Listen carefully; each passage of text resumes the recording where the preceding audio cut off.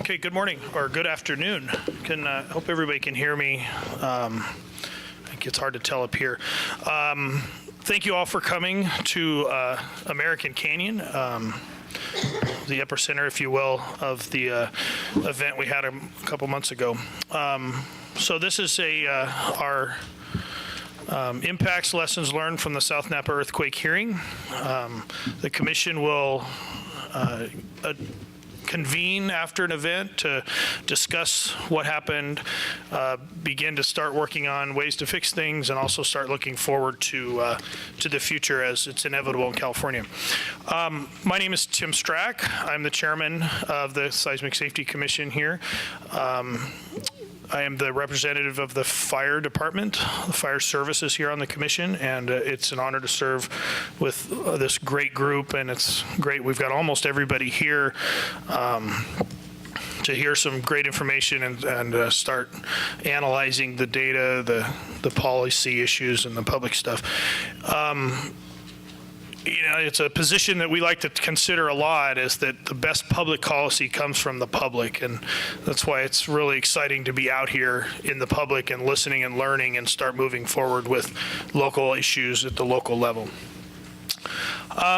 So a couple housekeeping things.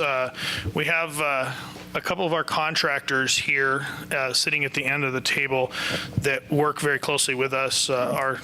I'm going to have them introduce themselves real quick.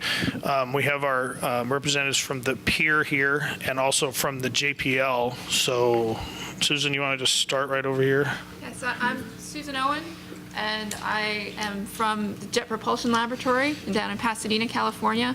I'm the principal investigator of ARIA project, and we'll be talking today about JPL's response to the Napa earthquake. And Frank. I'm Frank Webb. I'm from JPL as well. I'm the deputy manager for the Earth Science and Research Program Formulation Office at JPL. Hi, I'm Ronald Long. I'm the program manager for Solid Earth Science and Natural Hazards, also for JPL. Hi, I'm Steve Mahan. I'm the director of the Pacific Earthquake Engineering Research Center at the headquarters at the University of California at Berkeley. And I'm representing sort of a perspective of a number of engineering organizations, including PEER, EERI, GEAR, and maybe TICLI. And we'll try to provide an overall view of some of the engineering implications. Great, thank you. We're going to be doing a number of projects with these two groups, and they all are involved in some groundbreaking, pardon the metaphor, scientific methods of analyzing earthquakes. So they're here to really just look and watch and listen and take notes about things that we can move forward to help California be safer and more resilient. The commission will be taking the testimony, taking notes, and we'll be coming out with recommendations in probably 6 to 7 months, as we normally would do after an event of this size especially. So we're going to move right into the agenda here this afternoon. We have a number of speakers, many from local government, the scientific community, and the area around American Canyon and Napa. We do want to try to wrap up by 5. However, we want to be sure we get a very comprehensive and, if necessary, a discussion on the items that could be presented on the agenda. So we'll try to, if everybody could try to move through their presentations and not to rush, but cover it in a reasonable amount of time, and then there may be questions from the commissioners, even possibly from our scientific partners here at the table, and then we will move on to that. I need to pass it over to Karen here to do the roll call of the commissioners for the hearing.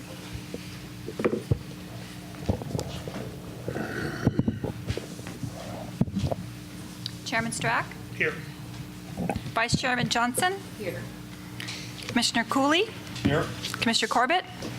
Commissioner Gardner? Here. Commissioner Goodwin? Commissioner Barosa? Commissioner Gallarducci? Mark Johnson for Mark Gallarducci. Commissioner Helwig? Here. Commissioner Knutson? Here. Commissioner Makari? Commissioner McGowan? Here. Commissioner Miyamoto? Here. Commissioner Whittem, Here. Commissioner Swice, Here. Commissioner Rabbit, Here. Commissioner Carbajal, Here. Commissioner Parkinson, Here. Commissioner Wheatley. Here. We have quorum. Excellent. Thank you, Karen. Okay, our first speaker is our host city's mayor, Leon Garcia, of here at American Canyon. And again, I'd like to thank Mayor Garcia for hosting us here today. It's an honor to come visit your city, your beautiful city, and hear what happened here at your local level. And so we're letting you lead off. Thank you very much, and please have a seat. Is this mic on? Yes. Very good. Thank you. Well, welcome to American Canyon. We're very happy to have you here, host you this afternoon for this event. I'd like to point out this is the formerly was the Gaia, now the Doubletree Hotel. And it was the first gold LEED certified hotel in Northern California. So we're very proud of that in American Canyon. We're a smaller community. If you've done our research on us, we're about 20,000 people. And we are the epicenter of the quake, as was identified by the seismologists. For the sake of not making too light of it, things were shaking up in American Canyon on August 24th. We did have some experience that affected our community as well. We had nearly every house received some sort of earthquake damage. We were fortunate in that a lot of the buildings are newer, and it was built to those earthquake standards, which sometimes people find difficult to deal with in terms of their costs. But then an event like this just points to the value of doing that. We had 55 homes receive a yellow tag. Mostly were severely damaged to the chimneys, an older section of town built in the 1950s, non-reinforced masonry chimneys. There was some water heater damage as well. In the months following the quake, staff conducted 475 home inspections, which is nearly 10% of all our single-family homes in the city. The inspections gave a peace of mind to the residents concerning the condition of their homes. As you can imagine, a lot of folks, they see a crack, they don't know if that's just cosmetic or the house is in danger of a greater issue. Also discovered numerous damage and replaced water heaters that needed attention. So it was an opportunity likewise to go around and educate community on that issue as well. Several businesses were damaged with broken water sprinkler pipes, displaced walls, and damaged storage tank footings. On the 24th, I ran around and contacted all the businesses in town that are on the highway. Other areas were on the industrial area were covered by other members. Found the biggest issue was the water sprinkler damage. Our local Walgreens pharmacy and InShape, which is a gymnasium in town. One of the matters that came up is we reviewed this issue last night at City Council meeting in our wrap-up. There needs to be some look at code requirements on how fire sprinklers are anchored to maybe address this issue of them breaking. That was a finding that was sent forward by our concerned group of folks in the city. Some businesses were closed for a few weeks while water damage was being repaired. City offered free building permits and inspections for residents making earthquake repairs to their homes. We also, as a city council, amended our community development block grant funds to provide lower income residents a maximum of $5,000 grant to repair earthquake damaged chimneys and retrofit mobile homes with earthquake foundation strapping. Additional community block grant funds provided low-income residents a deferred low-interest loan to repair earthquake damage. I think probably what our greatest effort applied to it beyond our city was to help our neighbors, given that we were not severely affected by it. And we sent teams, firefighter and public works to Napa to help with their situation. As you're aware, 5 mobile homes were burnt in Napa, and a great deal of work in terms of their public works repairing their water mains downtown. We sent our public works staff up there to assist them with that. So although it was not greatly felt in American Canyon compared to other communities, I wouldn't like the fact that some folks, including our own household, we lost many items within the house, but we came off relatively well. No one was transported to a hospital by ambulance. Nobody was red tagged out of their house. In our review of it last evening, and Might add, in a previous career, I implemented the quality assurance program in Napa State many years ago. So I always see this as an opportunity to review, while it's fresh in our mind, what worked well in our operations, what didn't work so well, and what's on our next time list in terms of things to accomplish. Overall, we were very satisfied with our response, reviewed by our Public Works and Fire Chief. We did not implement our operations center, emergency operations center, because we want to be able to free up staff to go to other communities to assist them.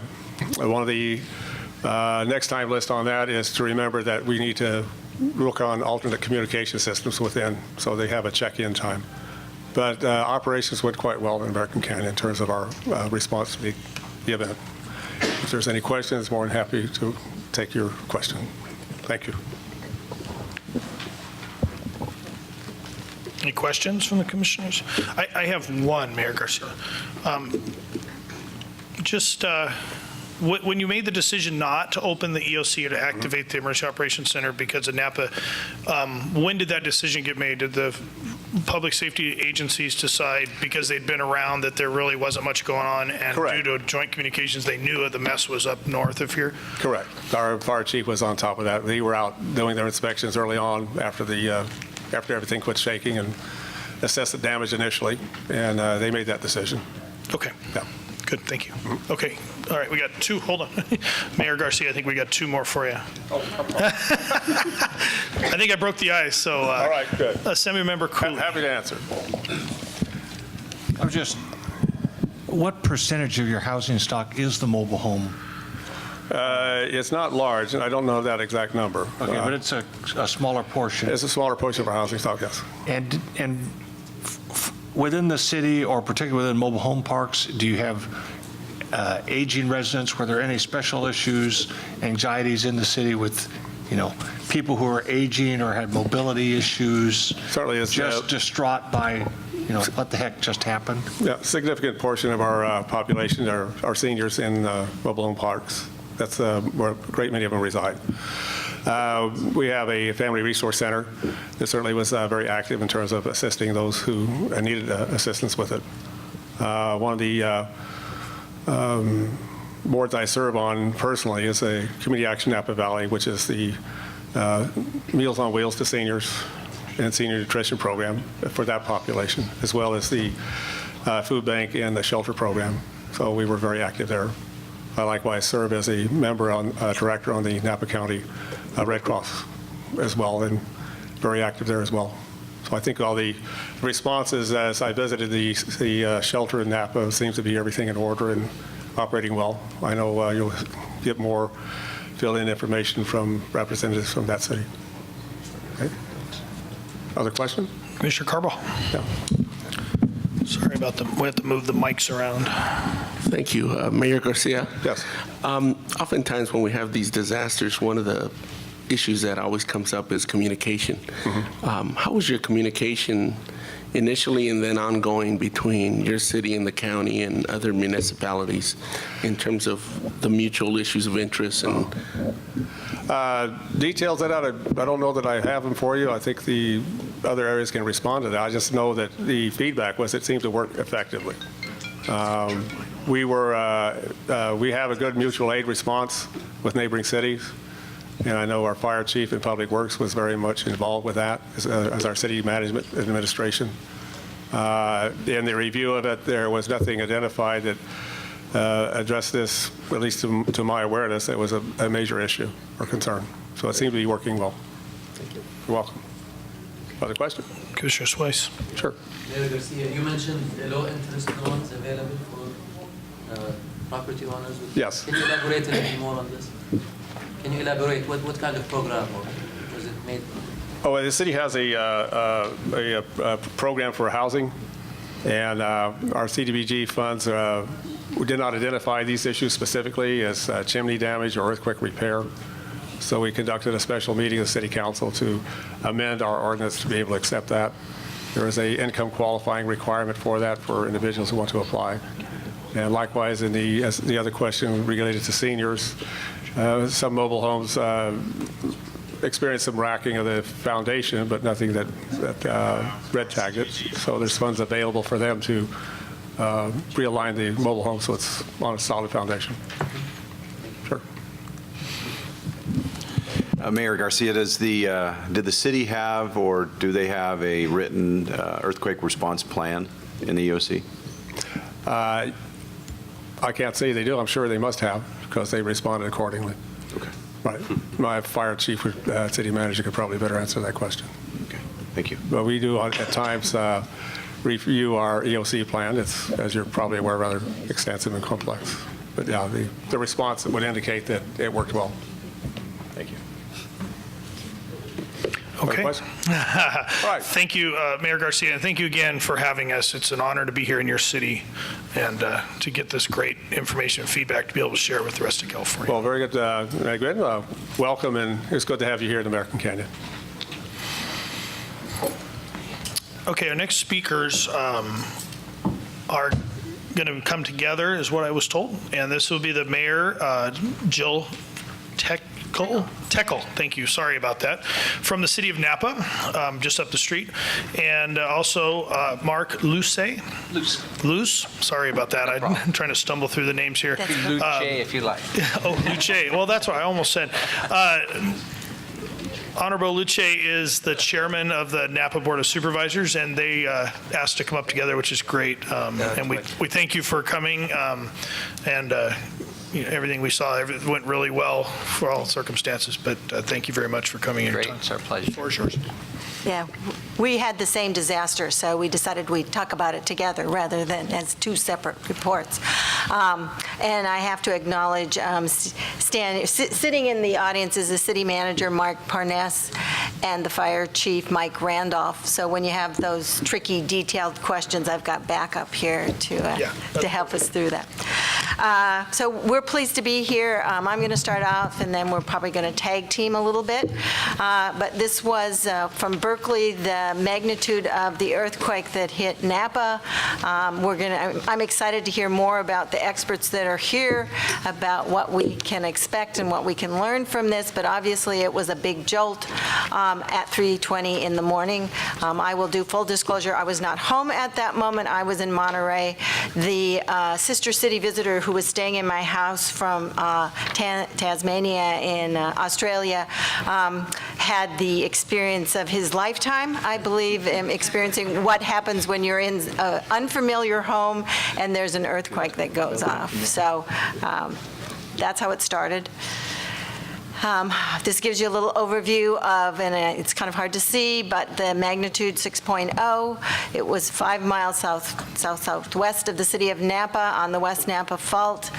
And we've seen a lot of new information. There are some underlying fractures that we have noted more since the earthquake has occurred. And Browns Valley, where I live, was one of those areas. It's got, like, all those red dots are all around my neighborhood.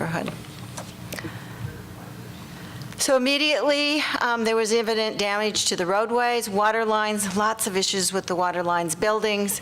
The Goodman Library, a historic building in downtown Napa, obviously had a lot of damage. We have a few downtown hotels, and the hotel guests were displaced due to the hotels being evacuated due to damages and water issues. 3 structure fires were caused by the broken gas lines. The worst at Napa Valley Mobile Home Park. Broken water lines led to 6 destroyed homes. So the fire chief is here, but when they went out, there wasn't immediately pressure to the water lines in order to put out the fires.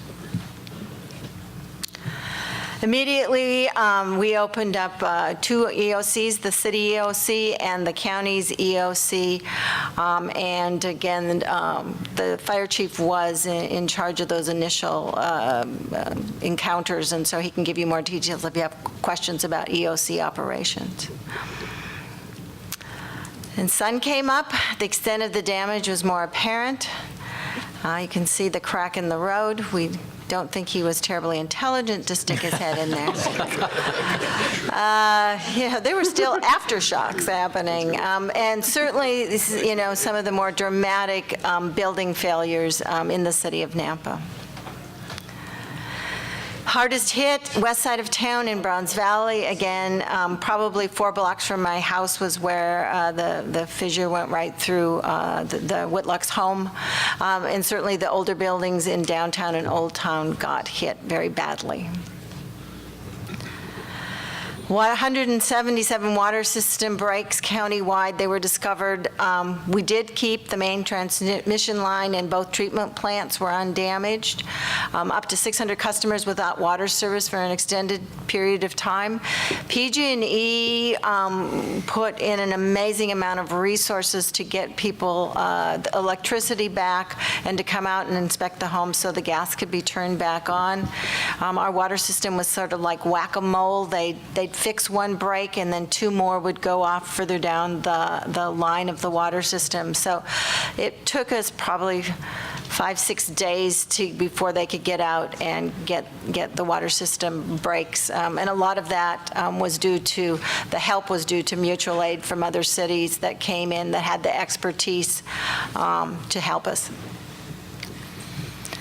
We did have damage to our B tank in Browns Valley. That tank is supposed to not be rumpled like that. It's supposed to cover the top. We've had to reduce the pressure in there, which means Browns Valley has reduced water pressure. At this point, I'm allowed to water my yard from 10 p.m. till 1 a.m. in order to have enough pressure in the system during the daylight hours for people to do showers and cooking. There were 283 injuries reported countywide. 234 patients were treated at the Queen of the Valley Hospital. 18 were admitted, 4 in critical. We had 1 fatality.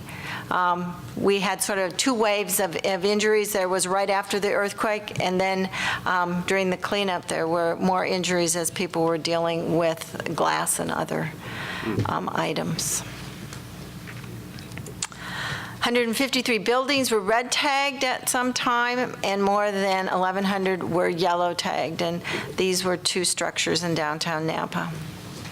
They still are 2 structures in downtown Napa. The downtown historic post office was damaged. The Napa Valley, or the Silver buildings were damaged. Affordable housing complex, the carport landed on all the cars that were there. So there was extensive damage to all those cars. And this is Mark begins. I get to take the baton here. So I'd like, before we start this, well, I guess we're going to start this video. So this gives you a little bit of the experience at 3:20 in the morning. This is our jail control center. Well, I guess this is one of the few places that we had some people awake at that time. And then the next one is also our jail intake area. I think what's interesting, if you look at the chairs on rollers as this thing progresses, it's interesting to see. It kind of tells you what's actually going on with the quake itself.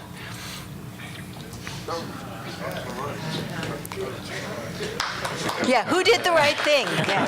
That was fast. I got to give her credit. And this is a little more of that story here. If you look, you can start to see those chairs still wobbling as the waves continue to move through the system. And she's not coming out either. So that was 3:20 in the morning, and I think everybody in Napa was counting themselves as blessed as a result, because if it had happened any other time of the day, it would have been far worse disaster. And it was actually a very nice evening. So as we went out and met our neighbors on the street, it was actually very heartwarming as we had people knocking on our door asking how we were doing.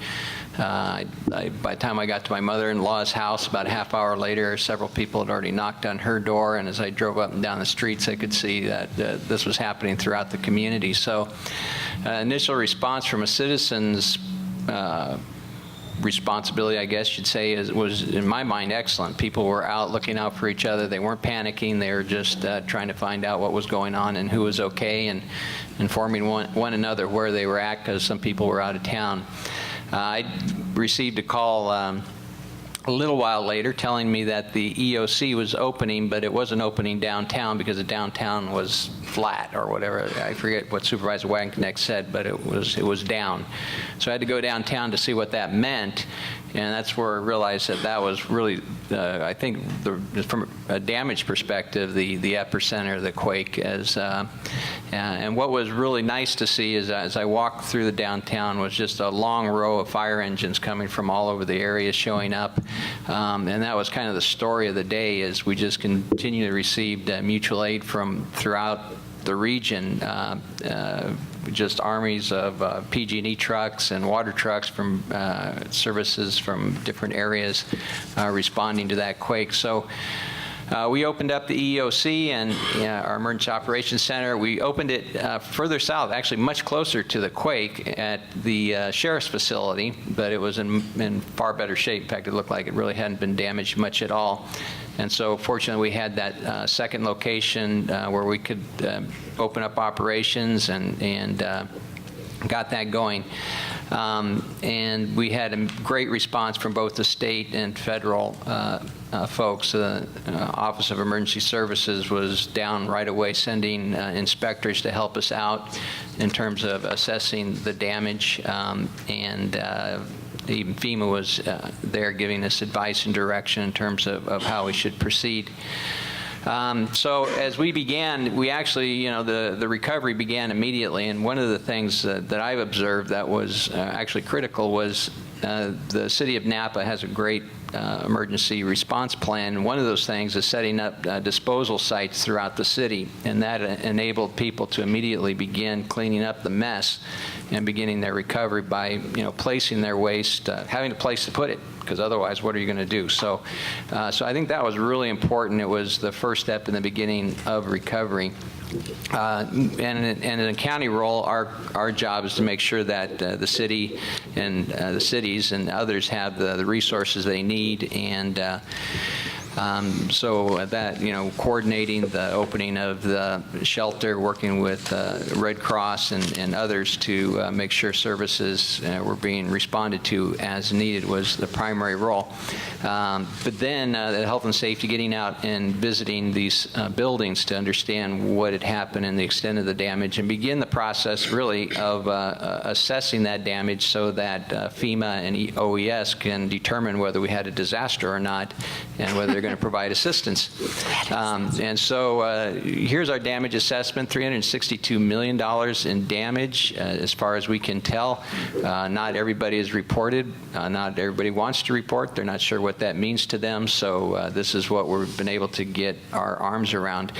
This shows you our historic courthouse, which probably it's insured. That's the good news. The bad news is you only get to claim the uninsured portion on your FEMA count. So it didn't really count much towards our FEMA request. So we've got about $15 to $30 million of damage to this historic courthouse, depending on what we decide to do. Again, the problem, I guess the benefit is that it is historic. It's probably, one of the issues, it may be cheaper to just bulldoze it and build a new facility at half the price, or try and retain the historic nature of it at twice the price. So those are the kinds of decisions we'll have to make in the near future. So one of our key jobs immediately was to assess what was safe, what could people go into, what had to be assist in the process of evaluating what had to be red tagged and yellow tagged. And so we saw that as job one, but we also understood we needed to eventually get to the point of doing those cost estimates for the process of recovery. So next. The wine industry, we let them know that we needed to do this. We needed them to report to us as best they could what their damages were, and so they were on top of it, and we got estimates of about $80 million of damage. Again, a week into it, there were people who hadn't even been to their warehouse to know what did or didn't happen. But so that's what we see. And the Trefethen winery is one of the more visible and more significantly damaged wineries. I guess we really haven't, I don't know if we've ever had this strong an earthquake in this area. We've had like about 100 years ago one down in Vallejo, but to the degree that I just think this is probably the hardest we've ever been hit in terms of strength of damage. The county seemed to be the target of this earthquake. Just essentially all of our key buildings were hit. Our administration building, our jail, the county courthouse, which you saw, our Health and Human Services campus. Many of the buildings were knocked off their foundations or damaged. We had 400 employees dislocated. That's about a third of our total employee population. And we had to continue to provide services. So we were really fortunate in that we were in the process of buying what's called the Day Lab facilities. It's a large campus that Day Lab sold us as they were moving out of town, which was unfortunate, but it was our good luck, and we were in the process of moving there, which allowed us to relocate a lot more employees than we would have otherwise been able to do. So that gave us some office space, and then when we had the district attorney and public defender set up in the library on card tables, it was, it's good for them to have that. But everybody had to get their work done, and the courts couldn't delay. There's cases that had decisions made by time certain, or there were consequences. So things just had to continue to move. We set up tents in front of the courthouse for probationers to show up and check in. So the process of government has to continue, and so through technology and getting things set up, we were able to do that. I think it was a fairly remarkable effort. What you're looking at is some of the damage in our county administration building, and one of the big lessons learned for me, and I think perhaps for you, is just the amount of water damage that occurred in these buildings from chiller lines, not just fire sprinklers. In fact, I think it was mostly chiller lines going to the rooftop chillers. But that not only did significant damage to the equipment and paperwork that it soaked, but it then created the situation where we had to remove everything due to mold. And so one of our buildings, the Carruthers building, is out of commission for at least 6 months, and we're still working on the administration building to get that cleaned up. So it's probably not a life safety issue, but it is definitely a recovery issue, and it may be a continuity of government issue if we hadn't been able to been in a good position to relocate as many employees as we were able to do. So it seems like we could have done a better job on water. And so here's another, this is where the board used to meet. And again, fortunately, we've found some other locations to do that. This is our library. This is actually before we've reordered things, and some damage to one of our Health and Human Services buildings. Road damage, so our public works director really had a job because he's out doing 10,000 things at once, of assessing roads, of trying to find locations for our employees to be relocated, assessing damage to our county buildings, and trying to figure out solutions to all of this. So he really did a yeoman's job.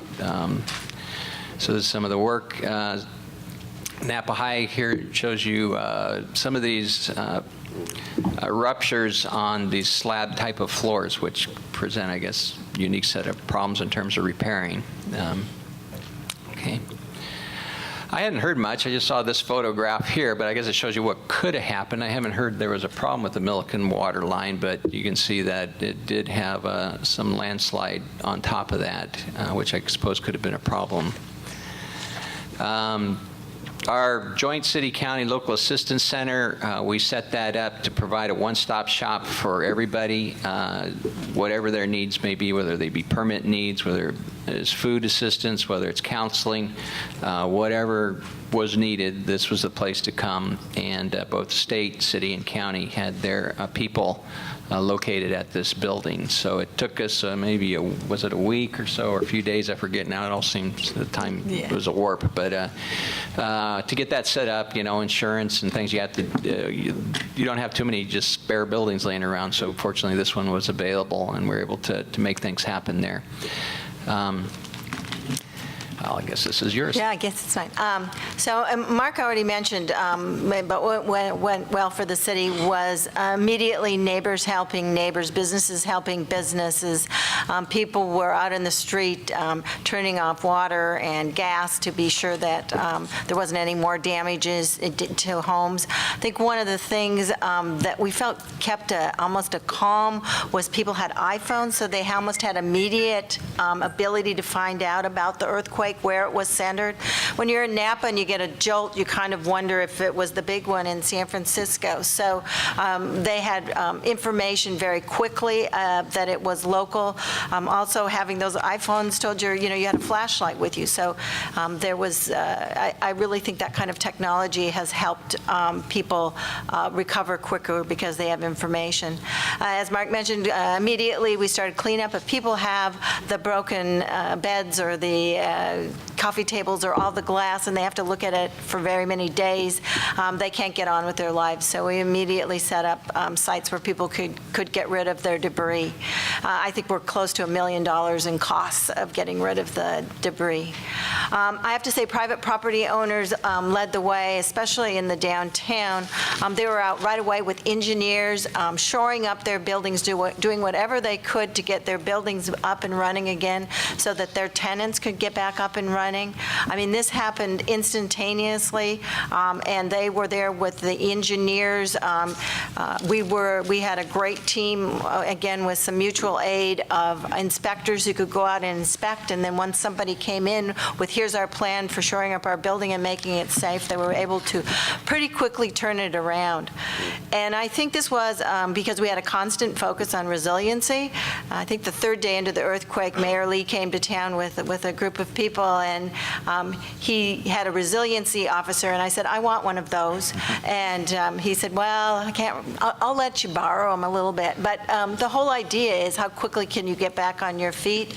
And so the whole idea was how quickly could we get people back in their businesses. The day of the earthquake, there were 2 restaurants open in downtown Napa. At this point, I think there's still 2 that are closed, but within a week or so, almost all of them were able to get back up and running, which was a goal. Being a resort area, you don't want the picture people have as what was on the 6 o'clock news of your community, so that was always on our mind. We also finding opportunity to encourage better preparedness. There's nothing like a disaster to have people focused on the things they need to have that they didn't have. So immediately we put an article out. This is in a magazine that comes out to every home. Talks about the South Napa quake. It's kind of cute. It says, once upon a time, people who lived in Napa thought earthquakes were someone else's problems, which was kind of true. We thought maybe we'd get a piece of somebody else's earthquake, but we wouldn't necessarily have our own. So we're doing everything we can to prepare people. Also on resiliency, part of this magazine was focused on the everyday heroes that came out during the earthquake. The building supply place that brought in plywood so people's windows could have plywood. The lady who owned the coffee shop who gave coffee to all the firefighters. It was the little things that happen in a community that can lead you, I think, forward quicker to recovery, or we just kept moving forward with people wanting to do what they could to help people. So I guess we'll reemphasize mobilization and disaster training certainly paid off. Napa with floods, we've had our experience in doing these EOC operations, but nonetheless, there's staff turnover over time, and so the players in this EOC were different than our flood, and so that continuous training and exercising needs to happen, and I think it really paid off, because I think I saw guys who used to be planners suddenly are directors of the EOC and doing their jobs the way they're supposed to be doing. So they obviously were well trained. Communication with the city, it was interesting to see the city-county role. The disaster really was in the city of Napa, and they were doing a great job of responding to reporters' questions and getting information out to the public. Our role was to provide assistance as they needed it, and we had occasional opportunities to talk to the public as well about what was going on in the rest of the county. But our role was to really interface and make sure that they had the assistance that they needed. And again, the coordination with the other agencies was just awesome. PG&E gets a lot of bad press a lot of times, but they really did a great job. I mean, they had an army of trucks out there and were responding immediately to, I think they had like 300 different trucks, I forget. But I mean, the guy from Alameda County, turned on my gas eventually, and so they really responded rapidly to this disaster. And Red Cross and others, and including the nonprofits stepping forward, the Napa Valley Community Foundation. Actually, it was the Vintners through the Napa Valley Community Foundation coming up with $10 million in assistance, which we're still trying to figure out exactly how it's going to be allocated, and I'll tell you why in a second. But anyway, so working with other agencies has been a joy, actually, to see how people have come together. So what makes us ask why? Because we haven't totally debriefed this disaster yet. But why did newer buildings and structures have failures? We had water pipe breaks, and you've heard that in some older buildings, but we had water pipe breaks in our new hotels that are downtown. We had a wall separation in 2006 mixed-use structure. So we're interested in getting more information about why. There was a bolt failure on the Coombs Street pedestrian bridge, which is about a year old, and the flood wall that's just being constructed, they saw some movement. So these are things that we still need to get more information on. We also want to find, did retrofitted older buildings perform as expected? I think some of us expected there'd be absolutely no damage to something that was retrofitted, and most of our retrofitted buildings are still standing. The damage was, for the most part, older bricks and blocks falling off the building. So those are more information that we want to get, because I think some people just thought it was retrofitted and nothing should happen at all to that building if it was properly retrofitted. So what could we improve? So I'm going to add to this before I go down this list. One of the continuity of government was, we were by the skin of our teeth, really, in terms of being able to do what we did. And one of the issues is our jail. It was yellow tagged, but it was on the edge, and the concern was that it was going to be red tagged, and suddenly we had to find new homes for 250 inmates and what that meant. And even as we move through the process of dealing with the jail and its yellow tag condition, which means only employees and no visitors, it presents significant challenges in terms of who the inmates are, their rights to representation, their rights to due process, and the reality of where you're at. And so, I don't know, there may need to be, I mean, again, we're dealing with it. We're just sort of skating through some pretty thin ice in terms of how we're getting there. If it had been any worse, I think we would have run into very significant issues with regard to what state law allows, constitutional rights, and what you're actually doing with these inmates. So I think that's a whole area that might take a little bit of review as to what happens in an earthquake. It would have been more substantial. We just would have had some broken rules, so to speak. And then I just think continuity of government in general. Okay, what happens when your facilities are all down? How are you providing those services that you need? So we were able to do that, but again, we were just very fortunate where we were at in terms of additional space that we had available. With regard to working with the agencies, one of the things, like it or not, the reality is that as soon as this earthquake is sort of assessed, your next question is, well, are we going to get any help? And so there's a process for getting that help, and it's to go out and do the economic assessment of what has happened. And For our public facilities, that was relatively easy to do because they were our facilities and we could go out and inspect them and come up with estimates. But the private sector was a bit of a challenge and continues to be a challenge. We went out and did the safety question of whether they should be in the building or not, and many of them are red tagged. Then getting cost estimates on those same facilities is very difficult. Many times there's no one home. You red tagged it, so you can't get in the building to look at actually what happened there. And so the thought is it might have been a good idea to do some of these cost estimates as we were going from day one. It's a nice idea. I'm not sure that's right, but that's the idea, is that would have eliminated some redundancy of having to go back and try and get these estimates. Now, the reality with FEMA, and you guys may be more aware of this than anybody, but is that they're not providing the assistance they used to. I think Hurricane Sandy put a big damper on their enthusiasm for responding to individual assistance in these type of events. The event we had about 10 years ago was about a quarter of the strength and about a quarter of the damage if you compare public infrastructure damage and just basically all of the measures of assessment. It's about the quarter of the damage, and we immediately got individual assistance, but I still haven't heard, I don't believe we've yet received an individual assistance declaration from the President yet. And of course, that's really critical to recovery. Earthquakes are different than floods and hurricanes. In a flood and a hurricane, you can walk down the street and you can see which buildings are standing, which ones aren't. With an earthquake, you look at a building, it can look perfectly fine from the outside, but then you go in and find out that the foundation has crumbled and you've got hundreds of thousands of dollars of damage. So it's a little bit trickier in a situation like that we just had in terms of assessing what the damage is.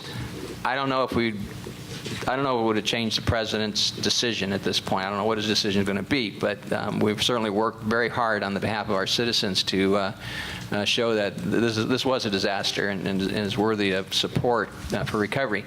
And I mentioned the contribution of our nonprofits. Everybody sort of depends on FEMA being here because FEMA does the screening in terms of who's eligible and who isn't, and then you can follow with the gap assistance as you need it. Without FEMA being here to do that eligibility determination, we've at this point are trying to figure out how we invent our own process of evaluation. So the delay in FEMA's decision to provide individual assistance is really delaying many people from at the state level and the local level from getting in and helping people out. So it's a bit of a challenge. Disaster training, training not only for the event but the recovery process as well. So I think we're thinking that all along. I think one of the things we wanted to message, which I think we did a pretty good job as we interviewed with CNN and Fox and everybody else, was that, hey, Napa's still open for business. The last thing you want is everybody to run and hide, and then our businesses not only have the damage they have to repair, but they have no business or no revenue to support that. So there was damage, but many of our businesses were still open. They had to clean up, but they were still open. Many of them were down, but only for days. And so we wanted to make it clear for visitors and others that you're still welcome to show up, and I think that went pretty well. Media communication, I guess, can always be improved, but I thought we did, and particularly the city, did a pretty good job of having regular issuing of releases that were available on Facebook and other places where you could see what was going on. Use of Nixle to get out information and other things. Now, this is, I guess, is always an issue. I thought we had a lot of great volunteer response initially, but they've got this huge labor force that wants to go to work. Is there a better way to use them? So maybe we should be thinking about something like that. And I think that means we're open for questions. I think we should not do that. Yeah, we have a very cute video, but but I think we should do questions because of time. Okay. Helen, Commissioner Knutson, and Commissioner Miyamoto. Okay. My question was, early on, you said something about you moved your EOC to a second location, and my question was that planned? I know you had to do it, but was it planned as a backup? Yes. Yes. So it was in your plan? Yes. Yeah. I think we've operated there before. and I know we talked about it ultimately as perhaps a better location for an EOC, but generally we operated out of the administration building, and that didn't, and it was a problem because a lot of the boxes that have everything in it, that was in the administration building, so we didn't have it when we went to the second location. Okay, thank you. That was a really nice presentation. I thought you guys did a really fantastic job to response and recovering. You know, it's just probably one of the best case studies out there, especially the way you communicate with the public and citizens. I think it's great. Now, a few comments I have. You mentioned about the new buildings, why the new structure is being damaged. And you mentioned about that why the existing building is being strengthening, being damaged. Well, because if you follow the building code, the current building code, intention is the saving lives. Right. So it doesn't really address the so-called resiliency components of it. But there are ways of doing it, and usually at the cost of, it's increase of cost is really nominal to make the actual buildings and structural system much more resilient. So that's something that I think as an engineer, so I'm an engineer, I think something we need to really talk about it, because if we do something, people think, well, engineers do something, must be earthquake-proof. Right. But such a thing really doesn't exist. We had that with the very visible building where that whole corner section fell down. Mm-hmm. Well, you could see the steel structures still up there from the retrofit, and it fell outward, not inward. So I had people telling, well, that was how it was supposed to. But there's a lot of people who thought that was terrible, but it didn't collapse. That was the point. Yeah, corner always fails, by the way. The comment about Heritage Courthouse. Now, how much damage you had on this? Quite bad? We're still assessing. So what I gave you was just early numbers, but there's actually 3 buildings under that building, and they've been built at different phases in time. And so the one that was on the damaged section is the oldest 1800s vintage type of building that has got a facade on it. So maybe it's just speculation because we haven't gotten a contractor's report yet, but the speculation is on the order of tens of millions to repair it, and if we're going to maintain the historic nature of it. And then the question becomes, yes, but will insurance cover that, or are they only going to cover the cost of replacement, which is something less? And so, those are the issues we got to deal with. I see. Because the obviously extent of a damage, that's going to be determined what cost of the repair, any Right. strengthening maybe look like. But usually, average speaking, for typical, say, yellow tag, the heritage buildings, I see the average of somewhere between the 10 to 40% plus minus of the replacement cost is the repairing cost. Well, I hope you're right. But again, it depends on, I never been in a court, in this particular course, I don't know. It just Right. depends on how bad inside damage is, really. Right. But I think you want to really, especially the heritage buildings, because that's a heritage, that's our culture and our history. I think we should do the best we can to preserve it, Well, exactly. Yeah, but hopefully there's some cost-effective means doing that. Same time, we have to do both, obviously. Now, you made interesting comments about damage assessment. You mentioned about, okay, this damage assessment's down to do red, yellow, green tag, but you That's actually a safety assessment. Yeah. And I guess that's part of the definitions are different between FEMA and OES in terms of what damage is and what it isn't, what's red and yellow, what's major, what's minor. And so there's really different sets of standards that you're trying to deal with at the same time. But you made interesting comments about that particular assessment. If there's more information that collected, like say extent of cost or so on. I think this meant to be this you probably you're using the ATC 20 type of a rapid assessment to see the safety assessment quickly. Right. But that's the whole purpose of it, is this quick rapid assessment. Exactly. Who should be in those buildings and who shouldn't. Fast, right? So public can see it if it's good or bad. But at the same time, rapid assessment can collect more information. That is so true about that. Especially the amount of debris may come out from it, extent, like a volume of damage maybe look like. I think that kind of things can really facilitate the recovery process much rapidly. So that may be something you may want to consider, that change the ATC 20, which you're using it, a little bit more robust form to address the recovery process. Right. Well, that's what we're thinking. That was one of our lessons learned, is that yeah, that if you're going to do damage assessment, you better do it while you're in the building because it's going to be difficult to get back in. So. And also, I saw that a lot of wine being lost out there. Yes. What a shame. Yeah, I can talk. Both Jill and I can talk about Napa Sanitation District as they had a large delivery of wine.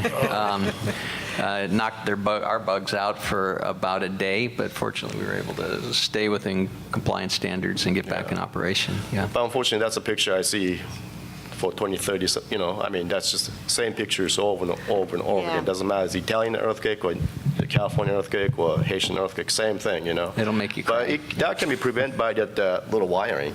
It doesn't really take that much, really, you know. So I think public communication would be key, and especially now. Like you said, you got a great point. If disaster happened, this is the best time to inform the public what they should do about it. 2 years from now, it'd be too late. You know.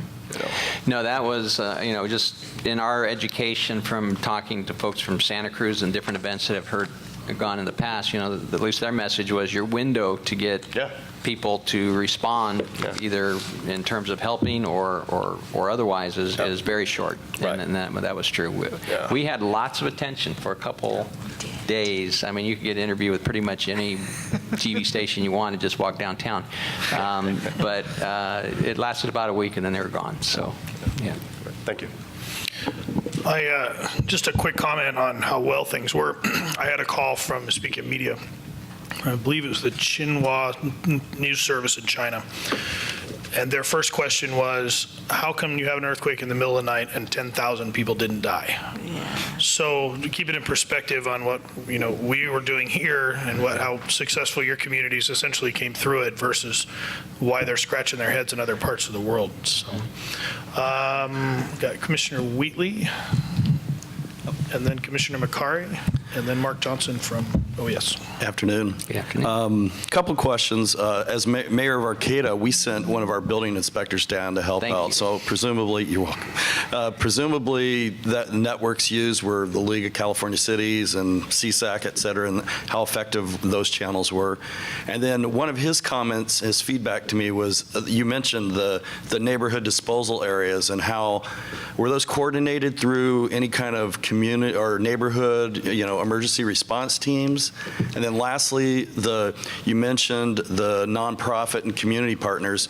So was that more on an ad hoc, and had they been engaged in any kind of the tabletop planning exercises, or might they be in the future? First of all, and thank you for sending the inspectors down. It really helped us get out in the field quickly. One of the things also we learned is when the disaster's localized, you can get a lot of mutual aid and you can recover quicker. If this had been a total Bay Area situation, we couldn't depend on getting that same kind of support as quickly. So that's kind of like, okay, you really do need to plan to be self-sufficient. At first, we used the school sites for refuge. They were closed for a couple days. And then we moved to more centralized locations. And again, communication was great. People got to know exactly where they could go and how they could get rid. One of the jokes was there sure were a lot of mattresses that got hurt during the earthquake, but we just wanted people to get rid of the things they needed to get rid of. And that, talking to her staff, because I also sit on various waste management organizations where Kevin reports, but it is part of your emergency response plan. So these sites are identified already in terms of where this is going to happen, so it can happen. Never let a good disaster go by. That's right. How about the nonprofits. We are really blessed by having a vintner organization that regularly raises money for nonprofit support, and so that I think they've got a foundation where they do have accumulated revenue, and so they just, they stepped forward and said, yeah, we want to help. Of course, we were communicating with them about their damage and everything else. So they were part of the story all along, but then they came forth with the contribution, and that was, of course, there's a lot of good things about it, but it does offer the opportunity to do things maybe on a larger scale, like a lot of these mobile homes that have been knocked off their foundation, maybe having one large contract to deal with that rather than trying to have 100 little contracts and different things like that. So they're looking at how to best approach this. But as we discussed with them the criteria for moving forward, again, they were kind of like, well, we need FEMA here telling us that this group is eligible or this person is eligible, because otherwise we don't want to spend all this time and money trying to do that. It could be very costly and really chew into what's available. But it was also a great leveraging opportunity because others came forward as well to provide funds for relief, and there are, yes, there are a lot of mobile homes that were hit. I mean, lots of, I forget what the number was, but it's in the hundreds, right? Yeah. I believe that mobile homes that were knocked off their foundations, and so those are the people that need help and that don't really have the resources to do anything. So. I guess I'm more thinking, you mentioned all the volunteers, people coming forward and wanting to help, how you use the community partners because government's kind of overwhelmed. We've got their hands full in the moment, but how they might be able to help guide the volunteer efforts. So I was going to, because Mike was down at the EOC, so how we partnered with the nonprofits? We have the nonprofits in the EOC within the first hour of the EOC opening. The Salvation Army served 7,000 meals the first 5 days. American Red Cross opened a shelter, and for a while there it was really scary. The state has responsibility for overseeing the mobile homes. We have 1,200 mobile homes in this city, and at one point the state that was doing inspections and said that they were going to red tag 80% of those structures, which meant we could have hundreds of people moved out, and they're mainly low-income folks who we weren't sure would have a place to go. So with having the Red Cross and the Salvation Army already up and running, we were able to get food trucks. We also were afraid people would go back into the homes even if they were red tagged. So putting food trucks out in the sites was very, very helpful. Having shelters available for them, and then working with OES and with others to get in and get those buildings back up and running so that they didn't have to remain unoccupied. All kinds of other support came from other nonprofits. We organized them separately and had a unit within the EOC that was communicating just with them and getting all those resources identified, lined up, so that when we needed something, we knew exactly where they were. So it worked very well. You reminded me to add one of the nice things about this earthquake. It was one of our storefronts, the windows had broken and the merchandise had fallen out onto the street. And so we had people going in and putting the merchandise back into the store. So it's sort of kind of typical of Napa, perhaps. Yes. We were asked about looting, and it was just the opposite. Yeah. Just for the record, name and title, where your position there is Napa. I just wanted to make sure we got it all in the record. That's right. I'm Mike Parness. I'm the city manager in Napa. Okay, excellent. I was Thank the you. director of emergency services during the EOC. I thought you'd recognize him. He was on TV for about a week. So. Thank you, Mike. I appreciate that. Amir. Yeah. So good afternoon. I have to agree with Commissioner Miyamoto. This was a very good presentation, and really could become a very good case study that should go out in the professional literature as to how response is adequately done. I have a couple of questions regarding one of the main topics that the media was talking about, these unreinforced masonry structures and state mandates for retrofitting. Perhaps in the issue of enforcement and compliance of the citizens, or even county and other local buildings, how, and also going along with the question or the statement you made that people saw buildings that were retrofit and still had damage in them, where we know that damage can continue to occur. The main idea there is to reduce the loss of life or injury, and that should be clearly stated. That I think a lot of the personal injury and the loss of life was minimized because of these retrofits. How far do you feel that in the region the compliance with the unreinforced masonry structure mandate is? Yeah, we had, after 2000, we had an earthquake, and we had renewed interest in looking at our unreinforced masonry.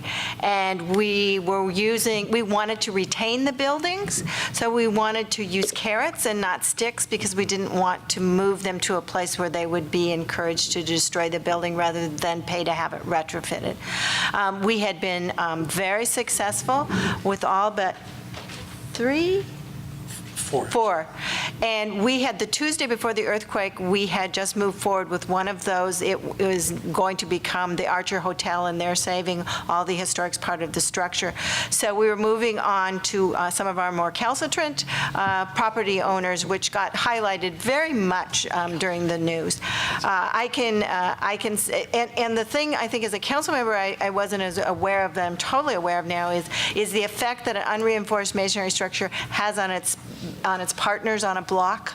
So if this person chooses to not be safe, he's doing himself damage, but when him not doing his part causes other buildings to be unsafe, that really moves us to action. Since the earthquake, we've had 2 closed sessions on this item, and the property owner is got a plan to bring his properties back into safety. So it's never waste a good disaster and bring Absolutely. people into compliance. But, we talked about, and I'm going to try and shame Mark into keeping the courthouse, but the private property owners that owned historic properties have across the board said, we love our buildings, we're going to bring them back, we're doing whatever we can, which is just a great feeling. To give you specifics, we had 43 unreinforced masonry buildings when the 2000 earthquake hit. We adopted an ordinance and mandated they be brought up to code. By 2009, we had 24 of those voluntarily. We provided incentives. We paid through redevelopment, we paid for the design and engineering and assisted with those. From 2009, when we started enforcement, we received compliance with all but 4 of those buildings. 3 of them are the ones you see on TV that were all adjacent to each other on one street. So we think we had pretty significant positive compliance voluntarily, and we're definitely getting full compliance as a result of the earthquake. Yeah, I think that all of this should receive additional media attention of the success of the mandate and the enforcement and the compliance of the citizens to something that perhaps is not obvious. It's going to be taking off the profit and probably a lot of cream from the profit, but in the end, it is to save lives and it is to be a good neighbor, as you mentioned, because other buildings nearby get affected, huh? Yeah, you got your attention. When you red tagged all the buildings around those buildings, yes we got a lot of folks came to City Council to talk to us about moving quickly. And now is the time to do it. I mean, it's health, life safety, but it's also recovery. A lot of buildings are standing that might not have been standing right now, and that means those businesses are open and doing business, and so it's a significant part of recovery. And if you can't do it after the earthquake because the money's not there. You've got to do it before the earthquake. And just to finalize, the good news of the earthquake, though, the river flows, have they continued on? What is the status of that? The creek goes. One of the creeks go through my backyard, and it rose a lot right at the earthquake. And I don't think it was water line breakage. It seemed to frack the whole area, so to speak, and a lot of water was released. I don't know how it continues to flow. But. I don't know. We got hail 2 weeks ago. It's like, so what's helps. happening? Thank you. Everything's about the earthquake. Yeah. Mark Johnson. the mayor brought up a good point that I was going to make about the resiliency and the exposed buildings that were probably red tagged, even though they didn't have damage, but because they were exposed to other structures that were damaged. We received a request from the USGS for specifics on the red tags within the communities, and we were referred to your building officials for that data. So if you got a request from USGS, it came through my office and down to you. So that's all I had. Tracy Johnson, Vice Chairman Johnson. Thank you. I think it wasn't. Okay, all right. I had a question about communications with your citizens. I'd like to know if you could say a little bit more about how it evolved over time immediately after the event. How did you communicate, and how did that evolve over, if you would, please? Yeah, it was kind of fluid, figuring out what opportunities we had. The electronic media certainly worked, so Facebook and email and Twitter worked. Much of the town was without electricity, so putting your message out by TV was not going to get to the folks. I was interviewed by Cheryl Jennings on Channel 7, and she said it was amazing how much information was able to be given out once we figured out Facebook was probably one of the better ways for us to get out information. The PIO said he could get his message out. He didn't have to get it filtered through reporters. So it actually is a nice way to do it, is to get your message out there directly to the community. Had we not had that ability, we would have gone to bullhorns or whatever we needed to do. I mean, it's interesting to say, okay, we had this, what will happen? Toward about the middle of the day when all the media came, the wavelengths were somewhat saturated, so communication became a little more difficult. So that's something to think about too, is when those big generators of airwaves come in and take what's there, they reduce your ability to make that direct communication with the people in town. So we had really, in a sense, two communication efforts, the county operating and the city, and so I can observe the city, and I thought they were excellent. Mike was regularly in front of the public in terms of the television, but that was also covered by radio, and is very concise in getting the kind of information that people wanted to hear, how many buildings were damaged, how many water lines still remain to be repaired, lots of factual information to know the status of how things were going. And I'm sure they had the same situation. Our public information officer was fielding lots of phone calls and allowing some of us electeds to give us a chance and get out there and respond to some of the questions. But again, a lot of what I learned actually was watching Mike on TV or listening to him on the radio to tell what the latest was. And then the information they put out on Facebook was also equally concise in terms of summarizing what was going on. Good. Thank you. So did you see the distinct difference in the damage, like a yellow and a red tag buildings for the either strength or not strengthened buildings? That's you have some like beyond my pay grade, so, Yeah. so probably if we... Yeah, I think a lot of the red tags were older construction.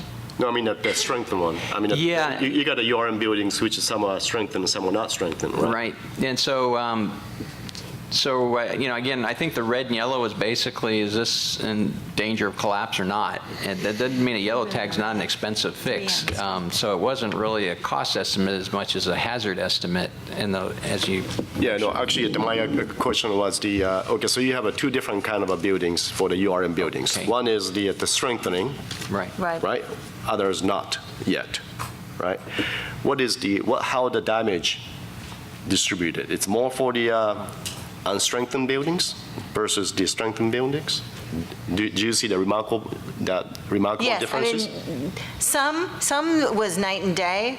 This one local builder came in, and he came into a structure. He just had it open maybe a couple weeks, the Vella Pizza, and he went in, and they totally redone it, and there was not, nothing was out of place. And he said to the building inspector that he fought with the whole time about it. He didn't want to do it, and he thought it was too expensive, and he said, Jill, he said, let me find that building inspector, I'm going to kiss him on the lips. So, you know, he's probably a great person to tell the story about investing in a building and have it come through just amazingly.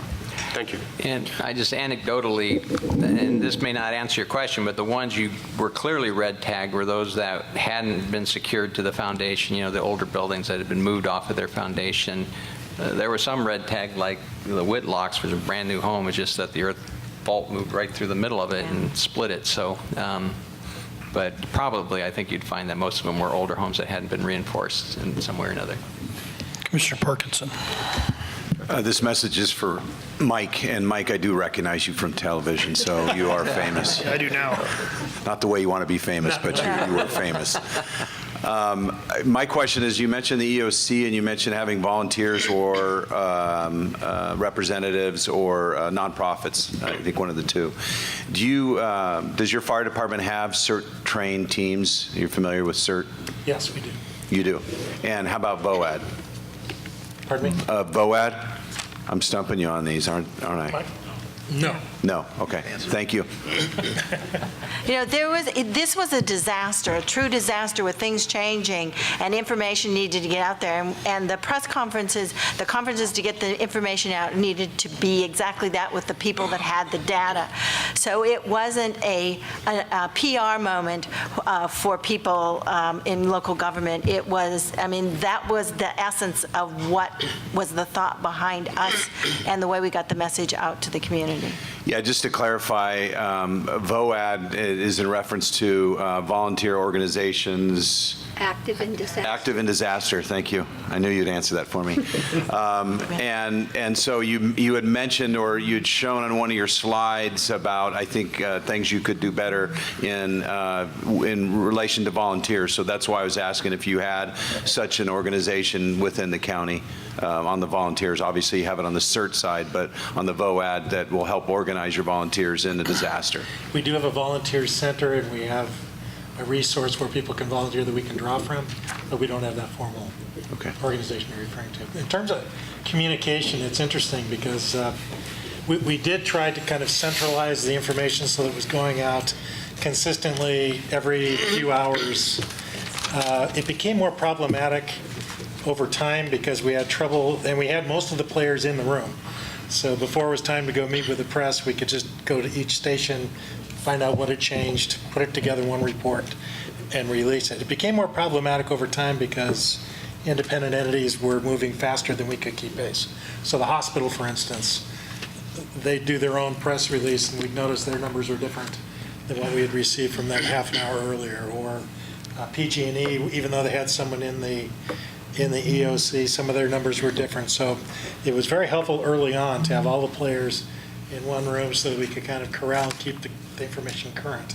But over time, there's a tendency for it to blossom out. But generally, I think it went very well. Just one follow-up that dawned on me, and I think communications was mentioned earlier. Did you have any communication failures within your police department, sheriff's office, fire department that posed any problem for you? No, actually worked very well. We had some sketchy telephone communications at certain times just because the systems were overwhelmed. We learned a couple things about redundancies in planning. We had some close calls. For instance, we had a backup dispatch center that we had identified in case ours ever became a problem. We didn't think that through in terms of all those facilities go through the same switching station. So, and when the electricity went out in the switching station, AT&T downtown, it cut off their power. They were on batteries. We weren't sure how long the batteries were going to work, and both of our dispatch centers were reliant on that system continuing to operate. So we worked very quickly with them, with OES, to make sure they had a backup generator that was brought in so that there was triple coverage. Worked fine. We were able to bring in, those are the kinds of things that we didn't think about. We think about how would we back up dispatch. We hadn't thought about the potential for losing a switching station. The same with the mobile homes. the thought never occurred to us that someone would come in from the outside and just shut down the mobile homes, and we could have hundreds and hundreds of people that we would have to take care of in a moment. We'd always thought it would build up over time, and we could build up our efforts. Those are the kinds of things I think we're looking at now to see how could we deal with that in the future. Thank you. Commissioner Rabbit.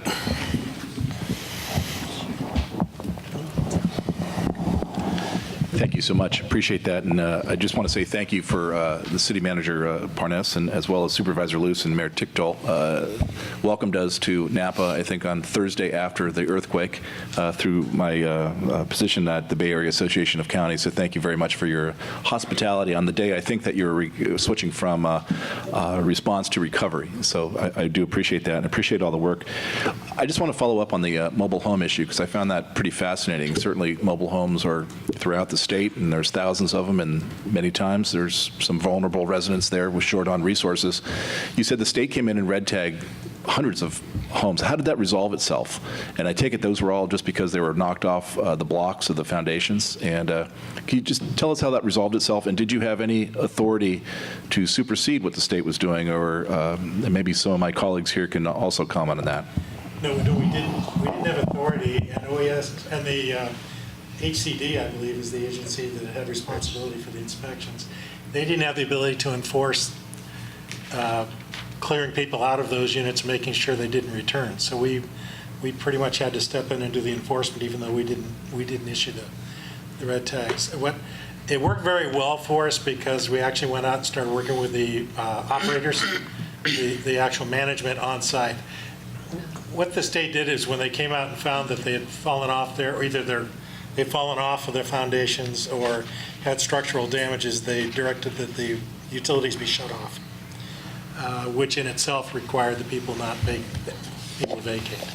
So it turned around fairly quickly. We were able to get people into facilities for the first couple days, and then very quickly, the people that were running those centers were getting the units back on their foundations and able to occupy within the first few days, with the exception of a few dozen of them where they were back up in line and running. So I personally was unaware that they were that fragile, that they could, many of them weren't secured the way they're required now to be tethered. They were simply sitting on top of pedestals. Now they're required to be tied down and tethered. You can see why. And at that moment, I was dealing with OES and had given them, they were part of the tour, I think, and they went, just tell us what you need and we'll take care of it. And I went, okay, Mike, they're taking care of it. So we had great support from OES, particularly on, we only have 4 or 5 building inspectors on duty. We had 60 that were out working within 2 days for weeks. Same with our water crews. We had crews, we went from, we repaired 153 water breaks in 5 days. That's our typical, that's how much we do in a year. We did it in 5 days, given the support we had from other communities that brought not only people, but their equipment into the city. Pretty remarkable. The mutual aid is what made it all work. Commissioner Carbajal. Thank you.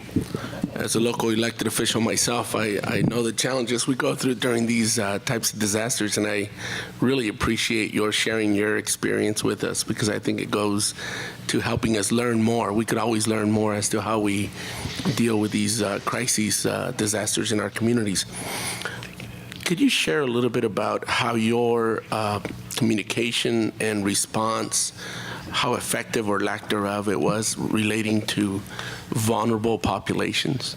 And in particular, I assume you guys have also a significant agriculture community, being that you have a lot of vineyards and what have you. How effective that Spanish or other language communication was, because oftentimes these are some of the challenges that all of our communities face, and I know it's always a learning experience as to whether we had good systems in place or resources or not, and how effective we were able to outreach to those individuals as well. we have a young Hispanic gentleman, Alfredo Pedrosa, who was recently elected to the city council. And he had a real connection with the Spanish language TV stations, and he really was the key communicator. We never really said, okay, here's going to be your key, but it turned out during the event that he had made those early on, made those connections, and they continued to feel very comfortable. So we were able to get, through that media, messages out very, very quickly and in their language. You raise a terrific point, however. 37% of our population are Latino, 23% are immigrant families. There's a significant hesitancy among that population to call government inspectors into their buildings for fear that they're going to be red tagged. They do not have the income to relocate. In some cases, they have overcrowding. In some cases, they simply don't trust regardless of their status. We believe there was heavy underreporting of damage, and so we were trying everything to try to get out into those neighborhoods and find damage and be invited in to document. So the mayor is correct. We tried all of the Spanish-speaking social service agencies, council members, others to communicate and to go out. We had our Spanish-speaking building inspectors out there trying to explain to people why it was in their best interest to participate. And we also made the argument with FEMA that we think that our numbers are, that we're going to find more and more damage, and a lot of it is underreported. And then once it starts raining and we start seeing the numbers, we'll see more damage, and particularly in those neighborhoods. It's a challenge. I can say I'm aware that we sent out Health and Human Service folks to go and just go door to door and interview and see how people were doing. I wish I could tell you more about what it was, but I know we made that effort in terms of what we learned. But I obviously trying to explain where we were at and what we were doing with folks. So, just to conclude, Mr. Chairman, and your senior populations or other vulnerable populations, did you guys have any challenges with those senior facilities, hospitals, or were those non-issues? I don't think there were any serious issues other than, anecdotally talking to family members who had seniors that were at the Meadows, some of the senior facilities, and just how much it rocked their body function, that for days they couldn't get their blood pressure back down. So it was, the excitement of the shake, created some other medical issues that had to be dealt with. I think the institutions did a great job, care facilities, those, for taking care of the people under their care. In the residential areas, what we found was that the neighbors were very aware of people that might need help, and they took it upon themselves to check on their welfare. And we received calls when people needed help, but almost only in 2 cases can I think where we found that somebody was in their building unable to get help, seniors that took a number of hours for us to find out and get to them.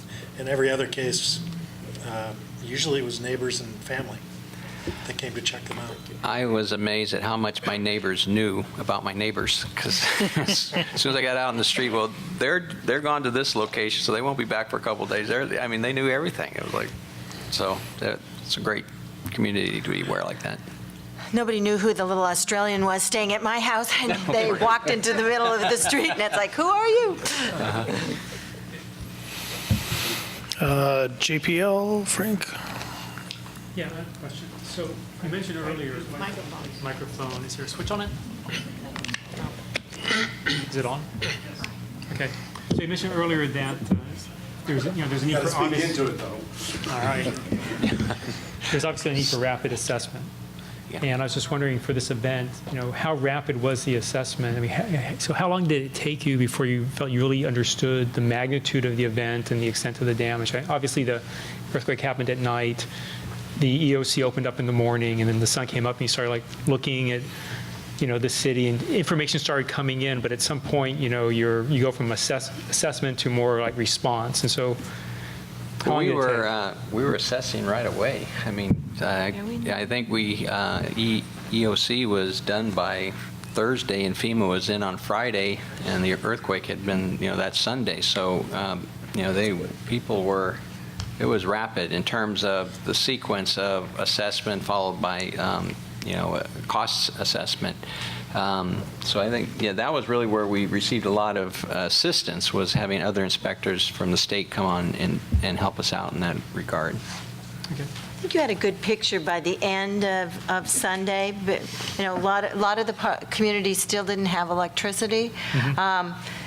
But PG&E got an awful lot of it back up. I think that was the scary part for people, thinking they would have to go through another night without that electricity. But I think we were able to go through and assess all the neighborhoods. It was big enough that we knew, Dave, from the first minute, we needed to bring in all resources.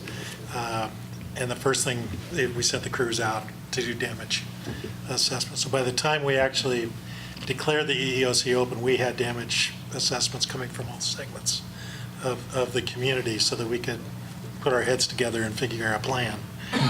It evolved tremendously over the next few days, but it didn't take long. And we had the fires immediately. So we had working fires going from the first minute. We knew the water system was in jeopardy, had been damaged in many locations. So it was pretty obvious. The downtown was harder to judge because we knew there were buildings that were damaged, but we didn't know the severity or whether they were stable and how safe they were. So we tried to shut down. We initially shut down all the streets until we could get in and take a look. But Yellow tape does not keep reporters out. Common sense doesn't seem to apply. Thank you. And Commissioner Goodwin. Good afternoon. I think, am I on here? I'll speak loudly. I want to thank you for having us and compliment you on your coordination and all you've done for your citizens and the region. I'm in a little bit of a unique situation. I'm a architect and building official, and I saw the information come out almost immediately as far as outreach and asking for inspectors. And to get down into the weeds a little bit, I'm just curious, and I think it would be good for others to hear how you coordinated what those inspectors would look at, because you were getting inspectors from all over the state, probably outside of the state, and who established that criteria? How'd you go about that?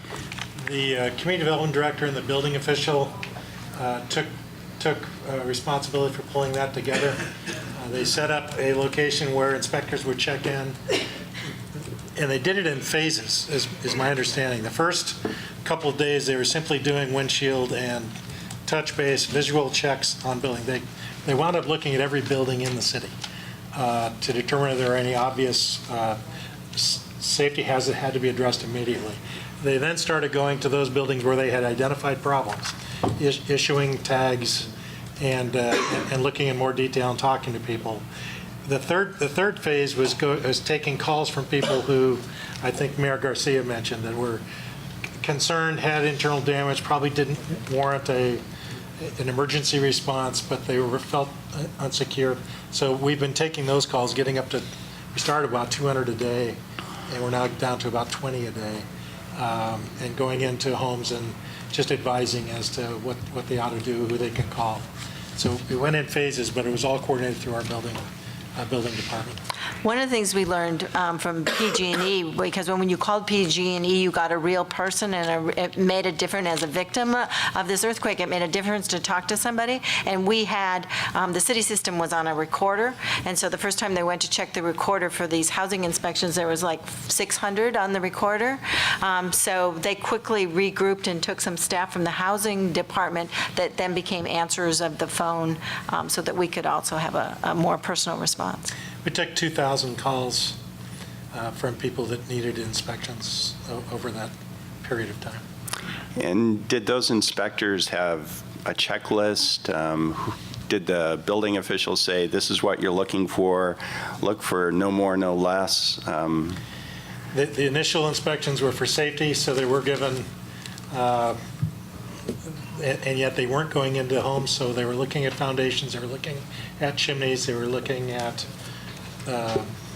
anything that was out of out of alignment and drawing conclusions about whether or not it was safe for people to be in those buildings. And then on each of the tags, they would write a note.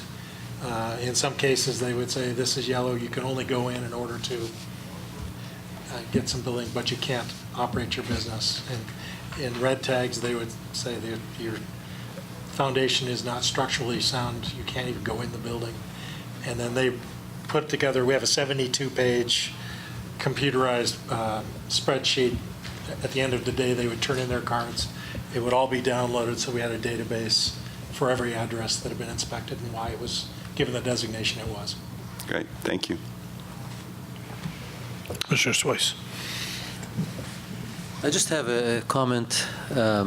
You mentioned that emergency preparedness helped a lot, and I want to agree with you. And just share an example from what we do in San Francisco.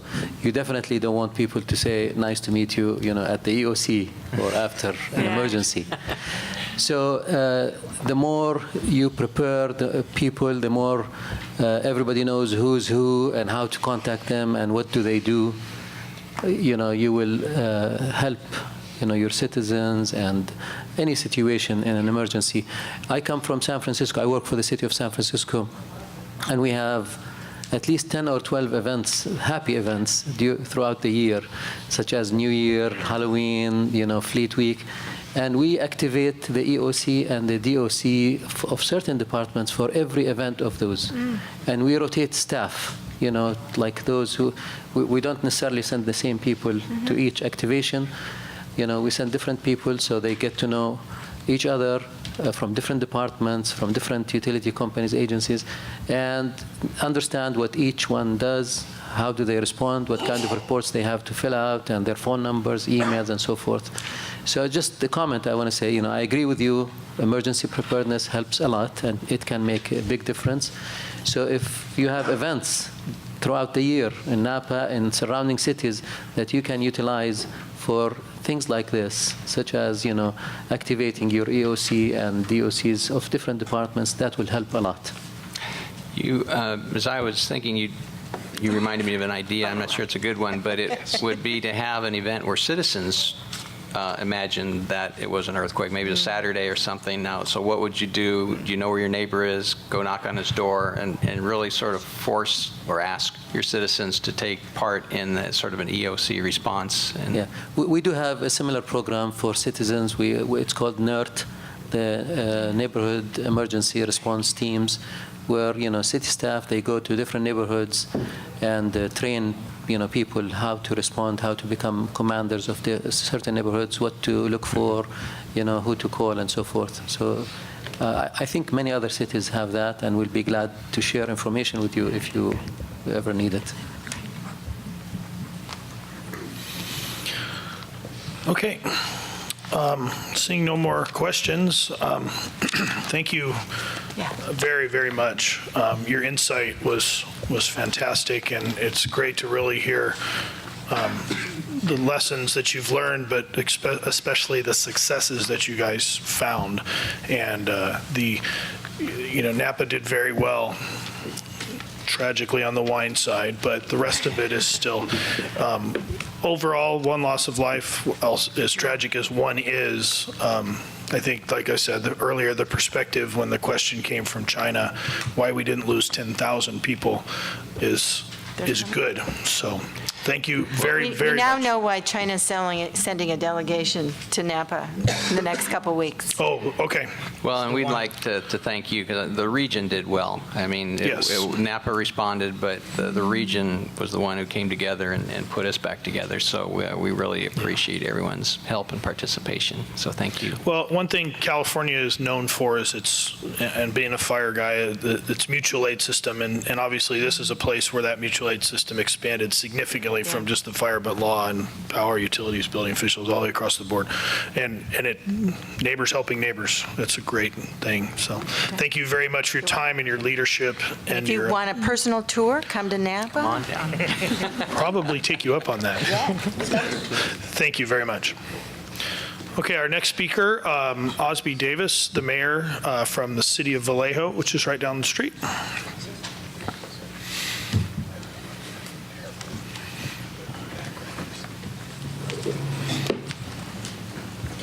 Welcome. Thank you. Good afternoon. I have with me my Fire Chief, Jack MacArthur. I'm going to start by just having a few brief comments, and I'm going to let him fill you in on the details, and then I'm going to close with some comments and some lessons learned. We did, in fact, open our Emergency Operations Center within an hour of the time of the earthquake, and when I arrived there approximately an hour after the earthquake, my fire chief and the police and public works were already there, already doing what they needed to do. It was a rewarding experience to watch how our plan took shape and immediately took place as they began to take care of the water leaks, the gas leaks, the other calls for services that were coming in immediately. It's also interesting to note that when it first occurred and I wanted to find out what was going on, I found out much faster on social media than I did on the television. There was nothing on television, but there was something already on social media, which says a lot about communications that we need to start implementing in terms of disaster responses. I do thank each of you for taking the time to come and for allowing us to share some of our experiences with you. I'm going to let my fire chief, Jack MacArthur, give you the details of what we did and some of the things that occurred while we were going through this process, and even now. So, Chief. Good afternoon. I'm going to change our presentation a little bit. We had the same earthquake that the city of Napa had, and I did write down your questions, and so I've got some of those, and I'll highlight those kind of things. The mayor's right. We were all in the EOC early in the morning. For those interested in emergency management, we rolled out our first incident action plan at around 8:30 that morning, and had a briefing, and the mayor was there, and so we had our incident objectives, and we knew what we were going to do, and we had our joint information center together at about that time. We're going to thank the city of Napa for doing all of our TV work for us. Yeah. So, and that actually, we could talk about that a little bit if you're interested, but it was a different way to communicate, and I think something that communities are going to have to learn. You're not always going to be the center of attention, and you're going to have to find other ways to communicate with your folks if the satellite trucks end up in somebody else's community, and I think we did a really good job of that. Our water structure took a beating. That was evidence not at any incidents caused by the earthquake, but as under the heading of life goes on, we had a 4-alarm fire the next night. And we had a 3-alarm fire that was not caused by the earthquake about in the morning after that. And one of those was one of the issues on the fire ground was reduced water supply because of damage to the underground system and changes that had to be made to turn off different in the grid, those kind of things. Those of you that know about that. 15 water line breaks. We can talk about, we had the same experience with the state EOC. We ordered resources that were well beyond fire. Right? We ordered the building inspectors. We also put in some orders for some folks to do damage assessment, which was very helpful. Folks who'd been and the state was able to send us folks that not only could just help out, but folks who had been through it before. I want to thank all the communities that sent some folks.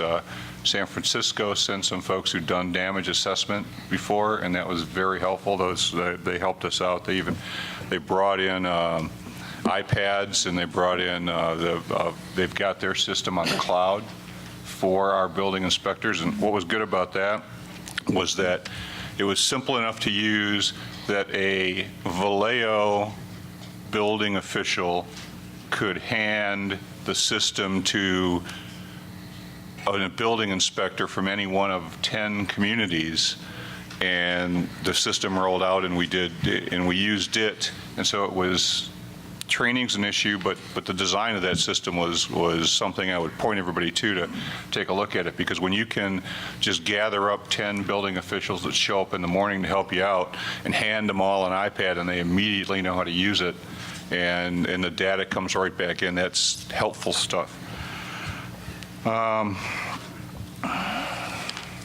The county stood up their EOC. They were there with us the whole time, got us all the resources that we needed, and helped get the message out to the folks that we had to get it out to. The press releases, what you heard about social media is true. That's really, other than we didn't get a lot of TV coverage.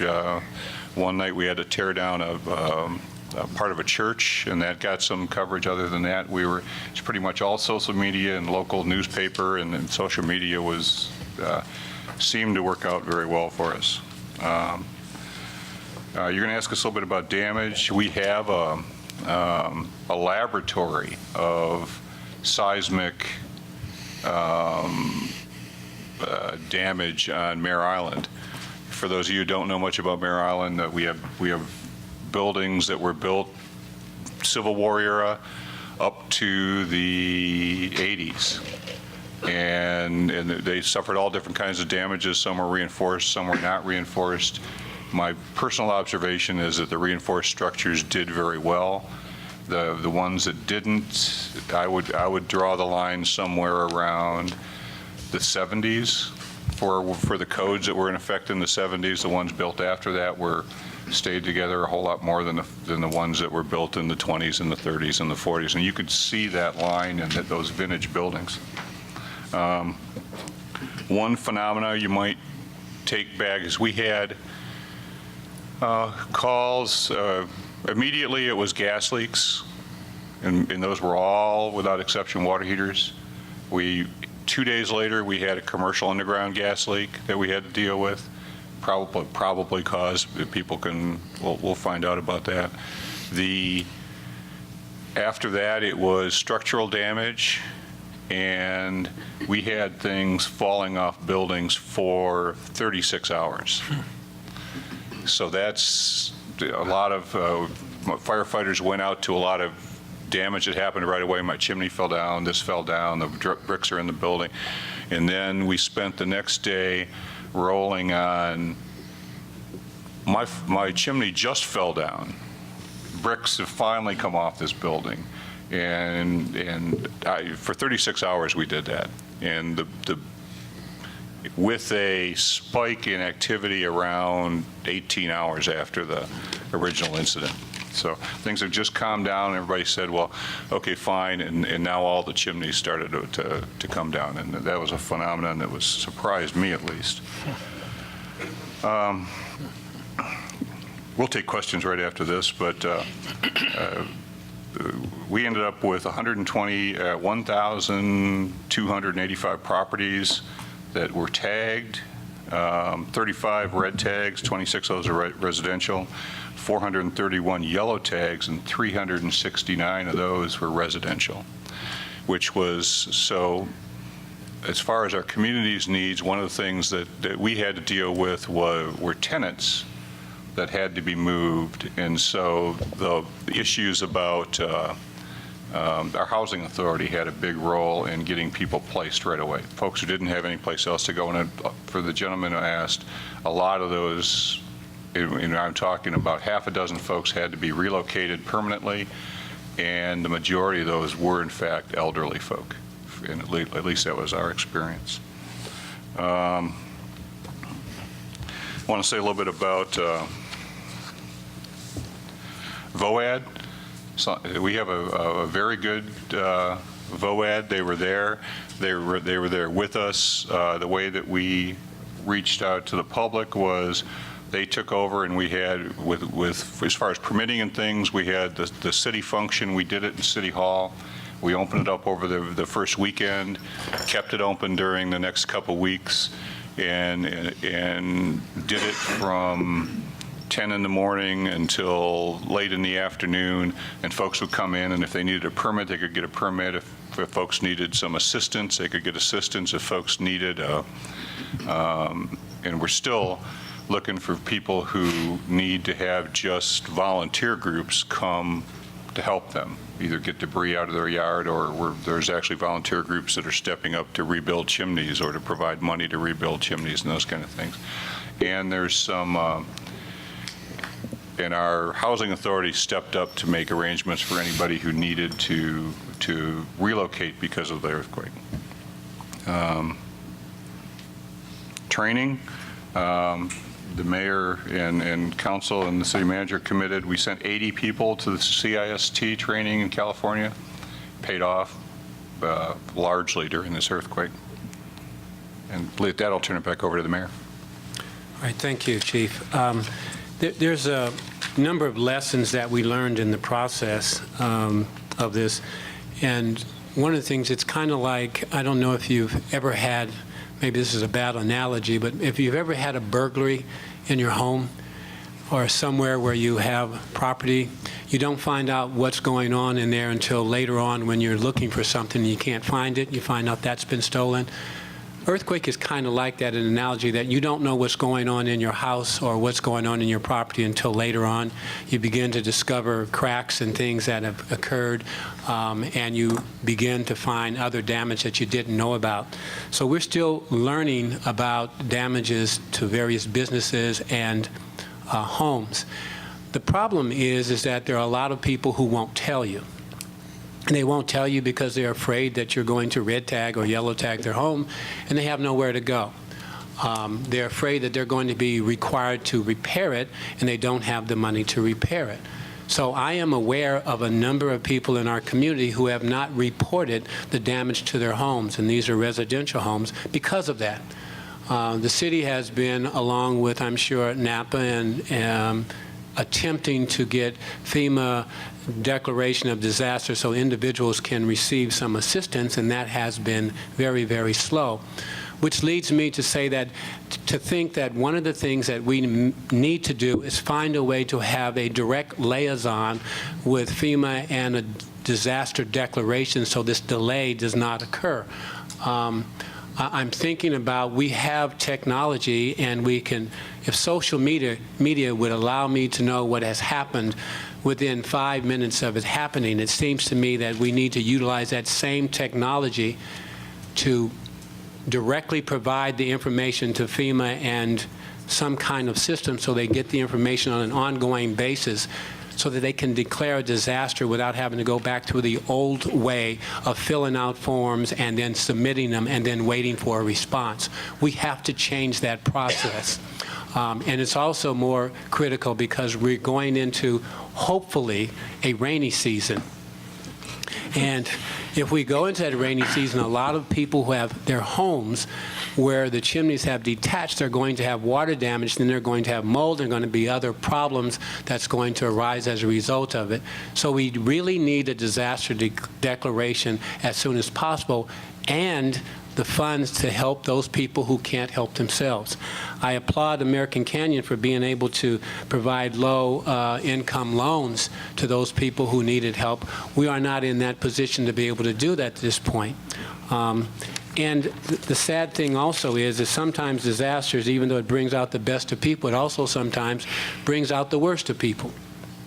Because we've had people going around knocking on doors of little old ladies and little old men and saying, well, we can fix your repairs right now and give us $10,000 and we'll make the repair. Well, if you don't have 10, how about 5? Or, and those kinds of things, those have actually been happening.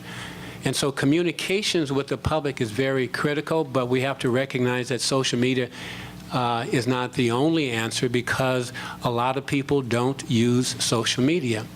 So we have to use all methods of communication, and I'm almost of the opinion that we're going to have to find a way to individually get to each house that may have been affected in a disaster, because otherwise you still end up with people who don't know what to do and who to talk to, and to avoid those kind of people who come out to take advantage of you in the middle of a disaster. We learned a number of things. Our preparedness, as the chief has said, really paid off. Our disaster training really paid off in this incident, and I was amazed at how everybody came in. I was amazed at how the local communities began to flood us with resources we didn't even have to ask. Surrounding cities and counties, even American Canyon sent people to our city to help when they were dealing with their own. And so it was a collaborative effort of everybody getting things done.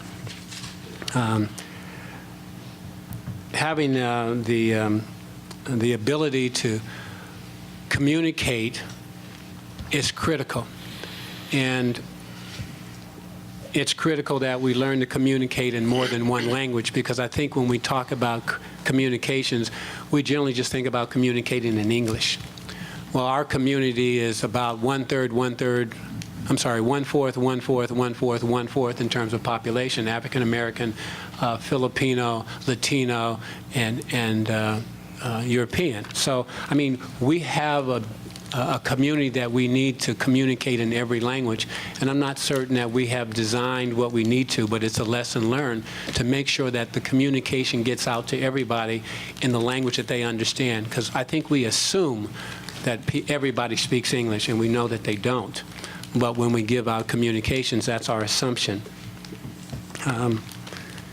The ability to access building inspection officers and to have them access buildings has been invaluable. And we've had, I think, as many as 35 building inspection officers that are from around the area that came in to help us to do the inspections on the various buildings. Vallejo has a lot of old buildings, and those old buildings are the ones that you would find the damage to, as opposed to the newer structures. And so it was very helpful for that. In terms of other lessons learned, I think what's really important is to recognize that when there is a disaster, we as human beings are resilient, and we come together immediately to try to help each other out. That's just the best of human nature. And we begin to collaborate in getting things done. I think we can learn that lesson as we go about governmental affairs on an everyday basis. If we can come together and collaborate in disasters, we have to learn to collaborate when there is not a disaster to minimize the effect of a disaster when it occurs.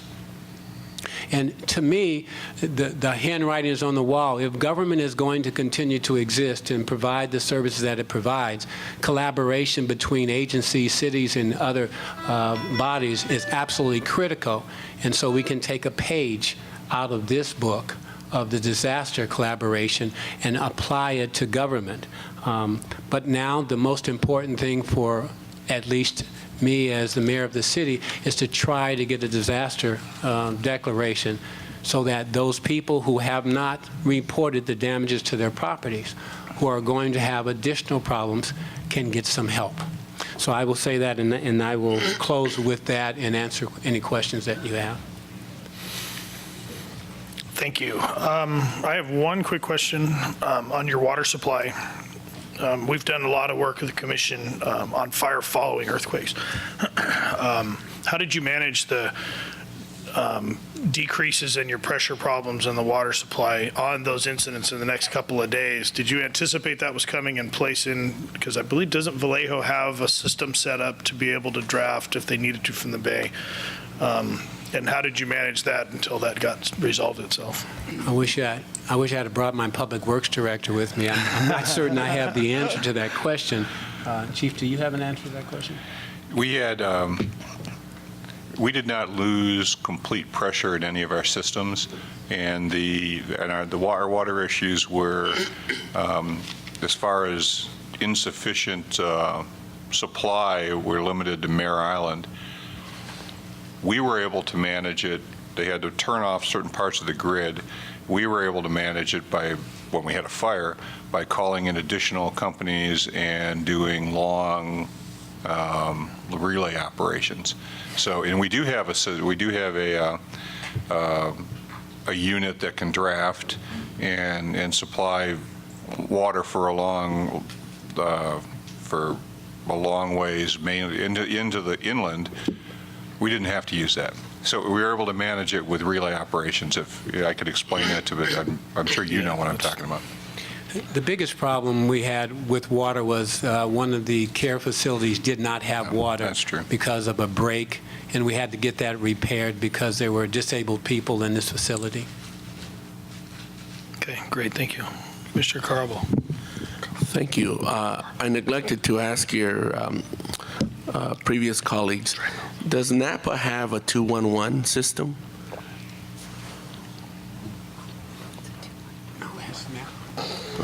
No, they do not. I'm seeing them shaking. Thank you. And I only ask because I know that in other areas where they've had disasters, 211 seems to work pretty well. And us in our region, we recently, we've had a system of 211, but it sort of has been funded at its minimum. And we recently had to make a choice whether to continue it or not. And one of the main reasons for us continuing the funding for it and to try to continue that collaboration was because of disasters. So I only asked to see if you guys had one so we could learn how it worked or not, but thank you very much. Any other questions from the commission? Okay. Oh, Assemblymember Cooley. Mayor, you mentioned the issue of rain. In the recent rains, did you have folks whose houses were suddenly leaking? Because that actually happened in Northridge. Southern California had a lot of homes with tile roofs, and it wasn't apparent till the rains came that the tile was leaking. So I'm just curious, we have had some rain. Have there been reports of leaks? We haven't had reports of leakage in homes at this point in time. Doesn't mean it didn't occur. I'm really of the opinion that it may have occurred, but again, I don't think people are going to tell us because they're concerned about having to be out of their home and not being able to repair it. Thank you for being here. Okay. Thank you very much for your time and your insight. We appreciate you, especially taking your time to come up here and share your successes with us and the commission. Thank you. Thank you. Okay, our next speaker, Commissioner, also Sonoma County Supervisor, 2nd District, David Rabbit.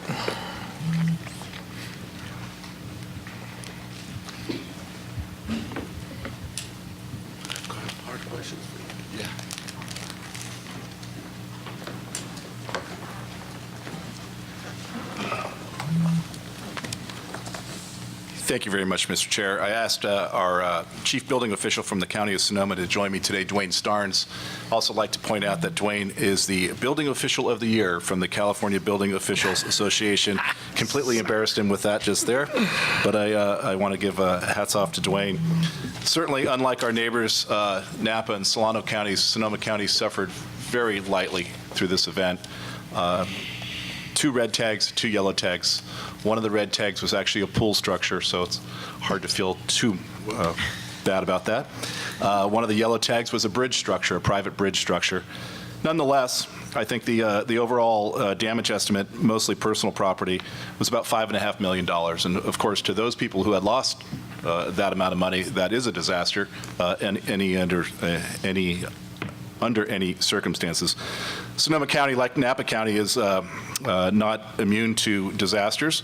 Most of our disasters are really around flooding, and the Russian River has had some infamous floods over the years, quite a few of them. My own home city of Petaluma, which is just about 30 miles northwest of here, has also been flooded a number of times since I've lived there. After the event, the earthquake, Sonoma County did open the Emergency Operations Center. I think we kind of did a quick assessment, determined that there was no public damage to the roads, bridges, infrastructure, buildings within Sonoma County, major buildings that we did with the drive-by.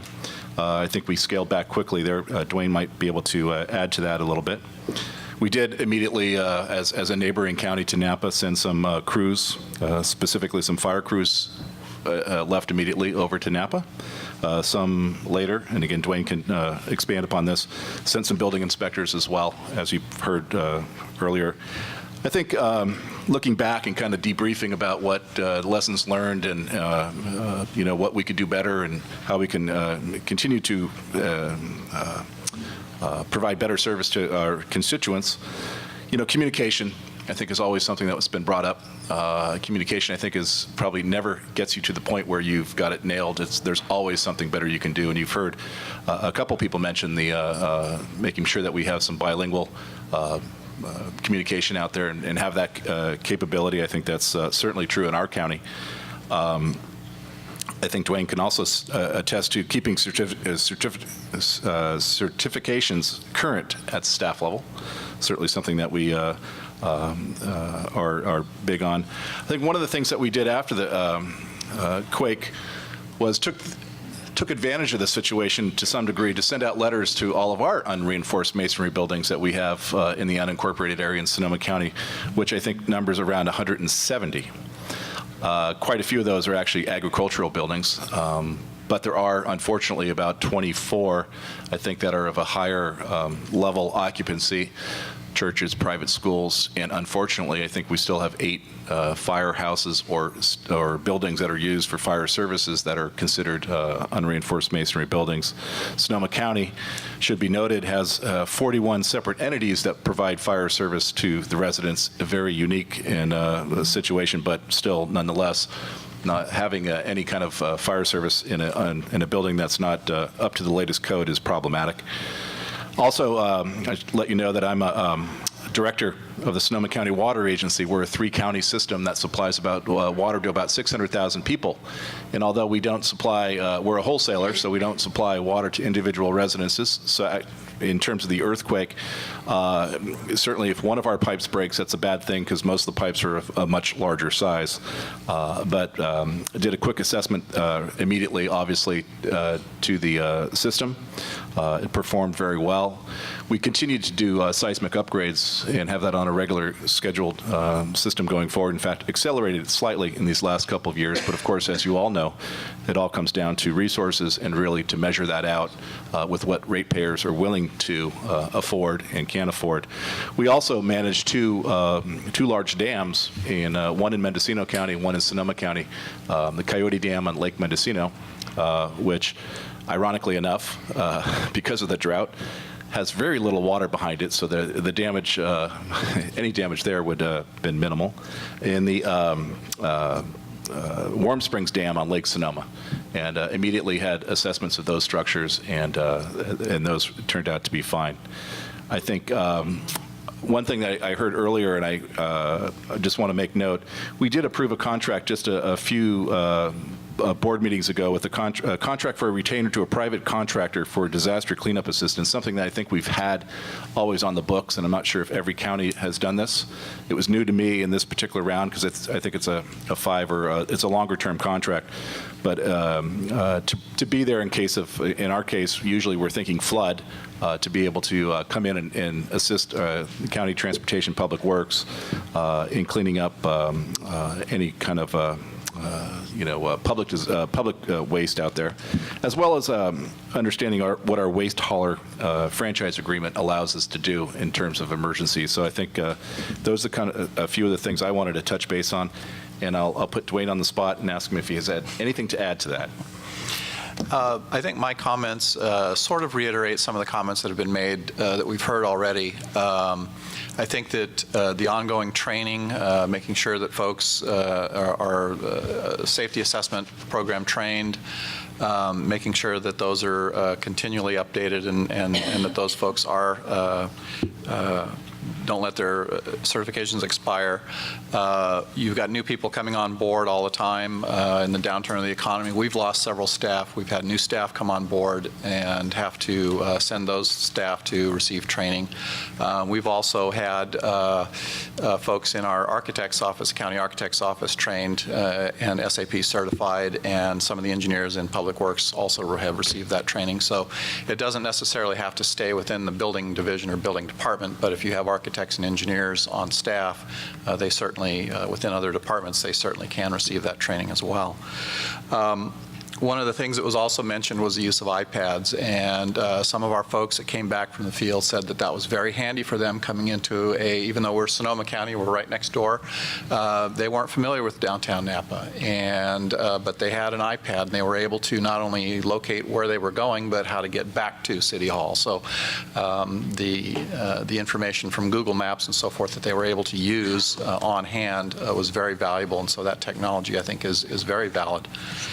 One of the things that, as far as a takeaway that we've thought about was some of our folks that went out said that there was a high number of Spanish-speaking folks that wanted information, but they weren't able to give them information.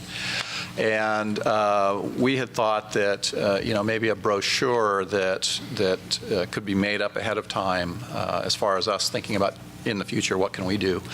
That would indicate things like, what is a red tag? What is a yellow tag? What does that mean for folks, whether in both languages, English and Spanish, so that people understand what those terms mean. Just some general terminologies and maybe some website locations where they can get information. If there's a hotline that's set up for the county of Napa or a county of Sonoma or the city of Santa Rosa, city of Napa, where can they go to get information? Not necessarily putting phone numbers because those tend to expire, but certainly websites, basic information about, I think it was brought up about contractors coming in saying, we'll fix your place for $10,000 or maybe $5,000, but information about licensed contractors, licensed design professionals, educating folks, giving them some basic information at the time inspectors are going out and doing these rapid evaluation safety assessments, handing them out a brochure that just covers some very basic information about earthquake and what the different red tags and yellow tags and green tags mean, and also what can they do. So I think that's basically all I have. And with that, certainly answer any questions that the Commission has. Yes. Any questions for our speakers? Okay. Thank you very much for your time. Appreciate your information.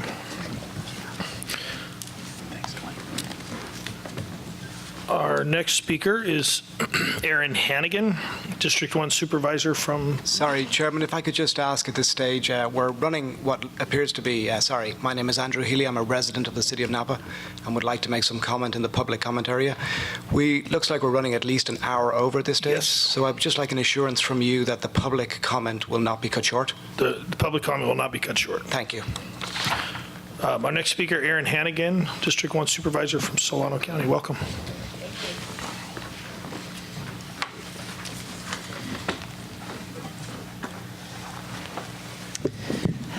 Thank you for inviting me here today. As was announced, I'm Aaron Hannigan. I represent District 1 in Solano County, and District 1 is from the Napa County border to Georgia Street in Vallejo. And that's primarily where the damage occurred as a result of the South Napa earthquake. So, and I really want to say ditto, because I think what has been discussed prior to myself and Don Ryan, who is with the county OES, is somewhat redundant. But there are a couple of things that I'd like to highlight that the city of Vallejo, I think, in their earnest effort to try and upstage the Napa report might have forgot. And prior to becoming a supervisor, I was on the city council for 5 years. And as you're all familiar with, the city of Vallejo went through very trying economic times, including bankruptcy. And we had filed for bankruptcy in May of 2008 and exited bankruptcy in 2011. So to say we're the underdog in this disaster is an understatement. We certainly are, and we are still economically challenged in terms of our ability to address the full needs of our citizenry and our community as it relates to maintaining streets and roads, having inspectors into buildings, and making sure that we don't have road construction going on and all that kind of stuff. So we do have some challenges in those manner. One of the things, though, while I was on the city Council has supported Measure B, which is a 1% sales tax for 10 years. And that's proven to be about $12 million per year from 2012 to 10 years, 2022.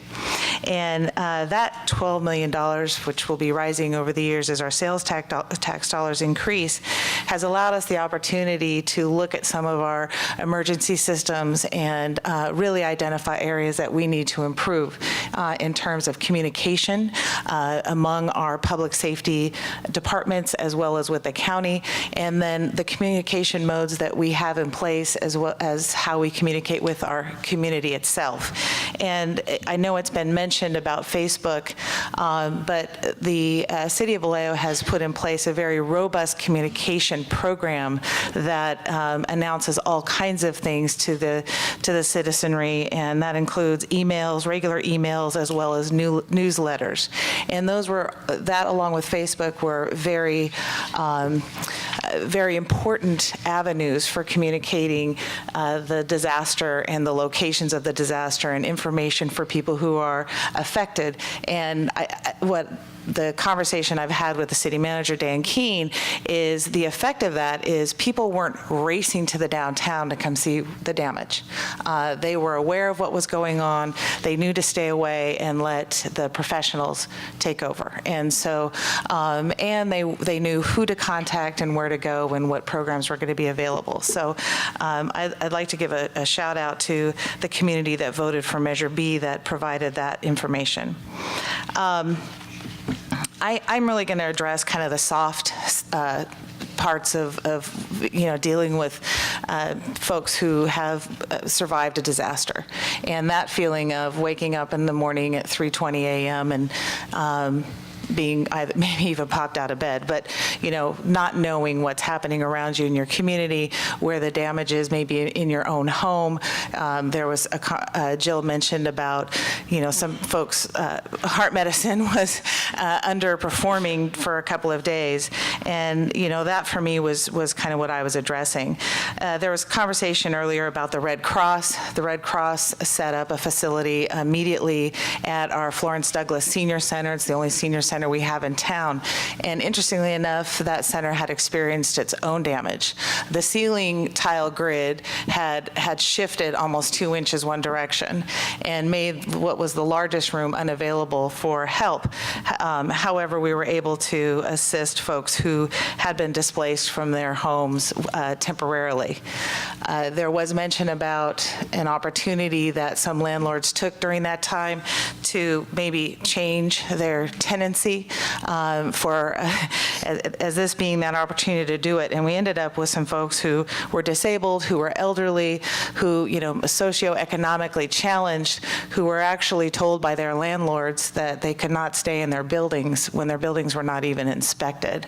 And so I pretty much camped down at the Red Cross and made sure that those folks had their buildings inspected, and if they were cleared, escorted them back, because it was more important that they had a roof over their head. They were certainly also fed at the Red Cross. The core of the damage in Vallejo was along Tennessee Street and Sonoma Boulevard and parts of Georgia Street. And that damage, as you've heard, was to buildings that were constructed any time before 1950. We're talking about chimneys, we're talking about plaster on walls, sub-ceiling tiles, as well as roofs, and then, of course, personal property damage. Interestingly enough, that's an area in the town that we have a high renters rate, tenancy, landlord, facilities, older buildings that have not been, that are lacking in repairs, or repairs that, may not be up to code. And so what we have are folks who are in a situation that it's going to be very challenging for them as we seek, as they look for funding to help either cap off their chimneys or do whatever minor repairs that they can to continue to reside in their facility. You've heard about underreported damage. Interestingly enough, I heard a comment about fire suppression systems. We had a large church which had been inspected. It was built probably after 1990. It did have a fire suppression system that created, they're estimating about $250,000 worth of damage to their property. And the initial inspection was, that's not earthquake damage. But in subsequent inspections, they've determined that it is. I also believe that underreported damage is going to be a problem.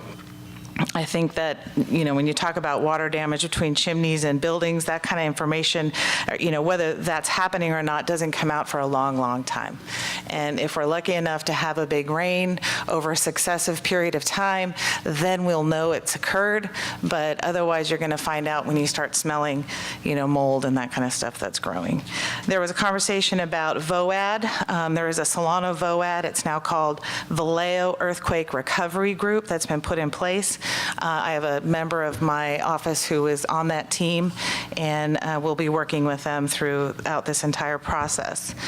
If I could talk about maybe this is a lesson learned or what I would term maybe a recommendation to the city of Vallejo, and that would be during the bankruptcy, which I mentioned earlier, we had put together a very robust neighborhood watch group because we had lost almost 40% of our police force, and we have over 300 neighborhood watch groups.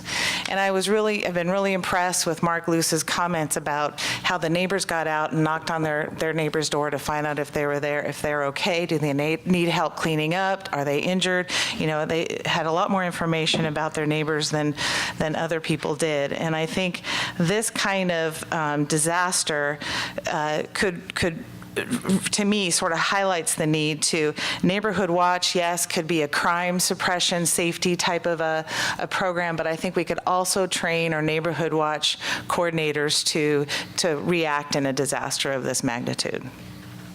We also have a Citizens on Patrol and a CERT community emergency response team that were not called into duty because, again, the damage in Vallejo was not as great as the extent of it, like in the city of Napa. But in the event that it would rise to that occasion, would be also two other groups that I would see being deployed. I can't say any more about needing an IA declaration. So, we have, it doesn't matter, $3,000, $4,000, $5,000. You can talk about red tag, yellow tag.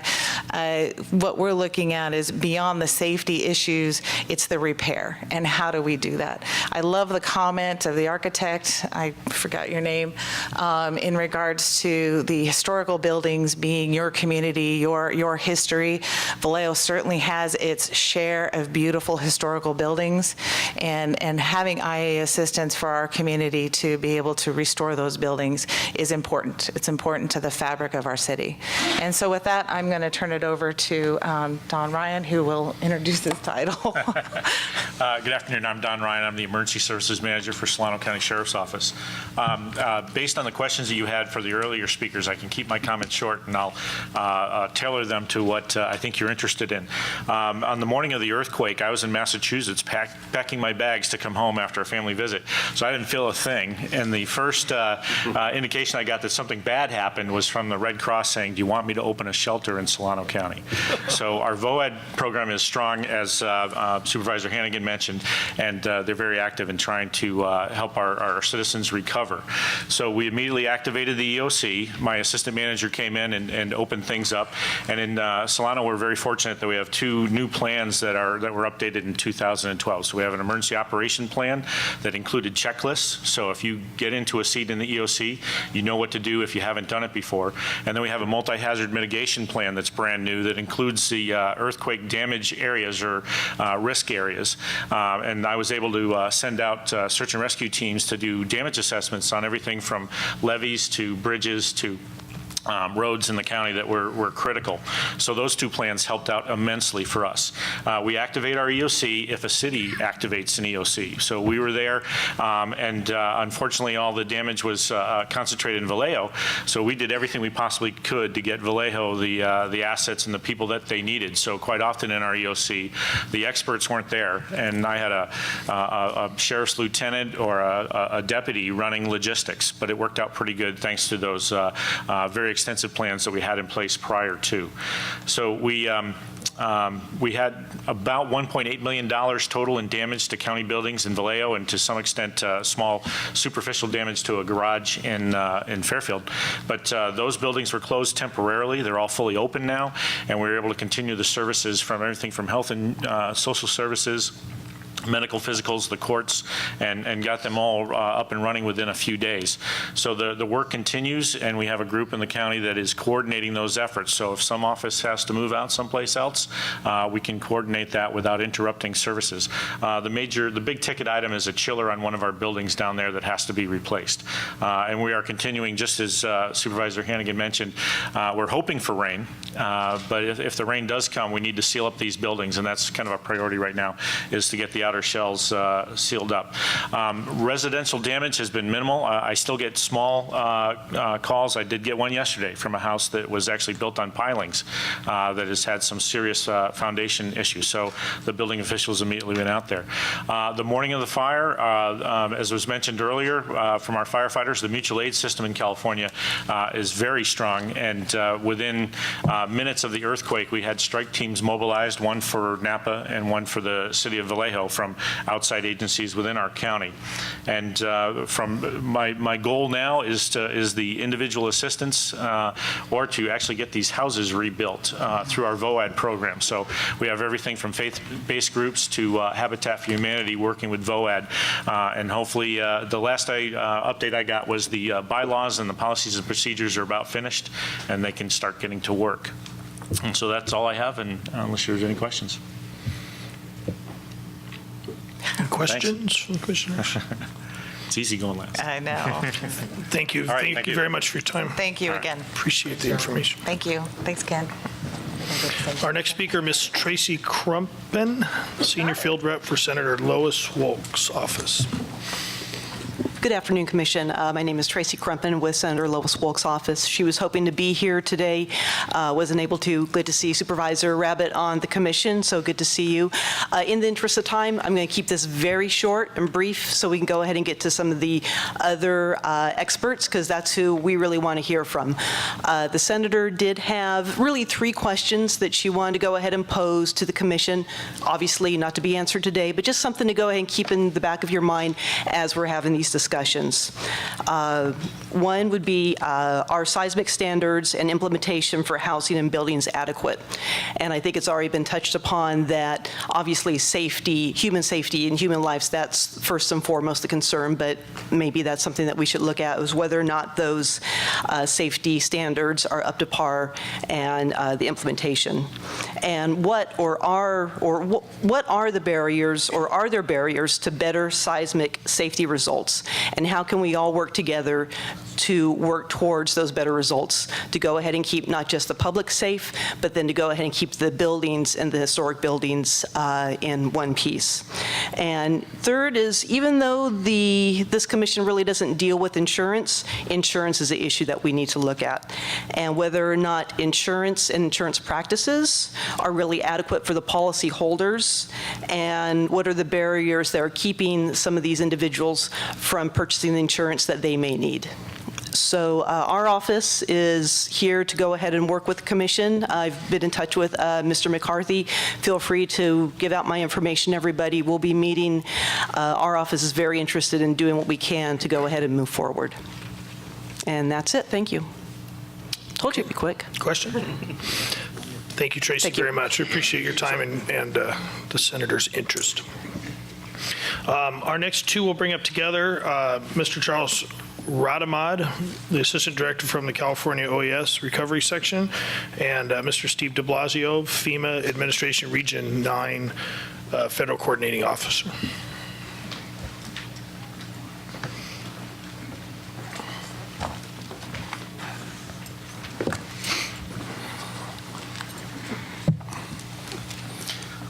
Good afternoon, and thanks for having us here today. Before I begin my presentation, I would like to thank all the first responders, and everyone who worked very hard and long hours to ensure the public safety is protected. Although it had been over a decade since this area has experienced an earthquake, similar earthquake, or stronger, it was very impressive how the local jurisdictions responded to an event of this magnitude. In response to the South Napa earthquake, the recovery section had deployed immediately many staff and managers to assist the affected counties. We sent safety inspectors. We over 60 of them. We deployed them through some kind of process that we have. We also send a debris removal specialist to assist the affected area with the debris plan and to ensure that the process is done properly. We also send inspectors who are specialized in public assistance and individual assistance. In addition to that, we also deployed individual assistance specialist who is very experienced and expert in donation management, volunteers, and coordinated the VOADs and faith-based organizations with the county and the cities. So immediately on the onset of the event, we realized that this disaster will require immediate assistance from the state and the feds.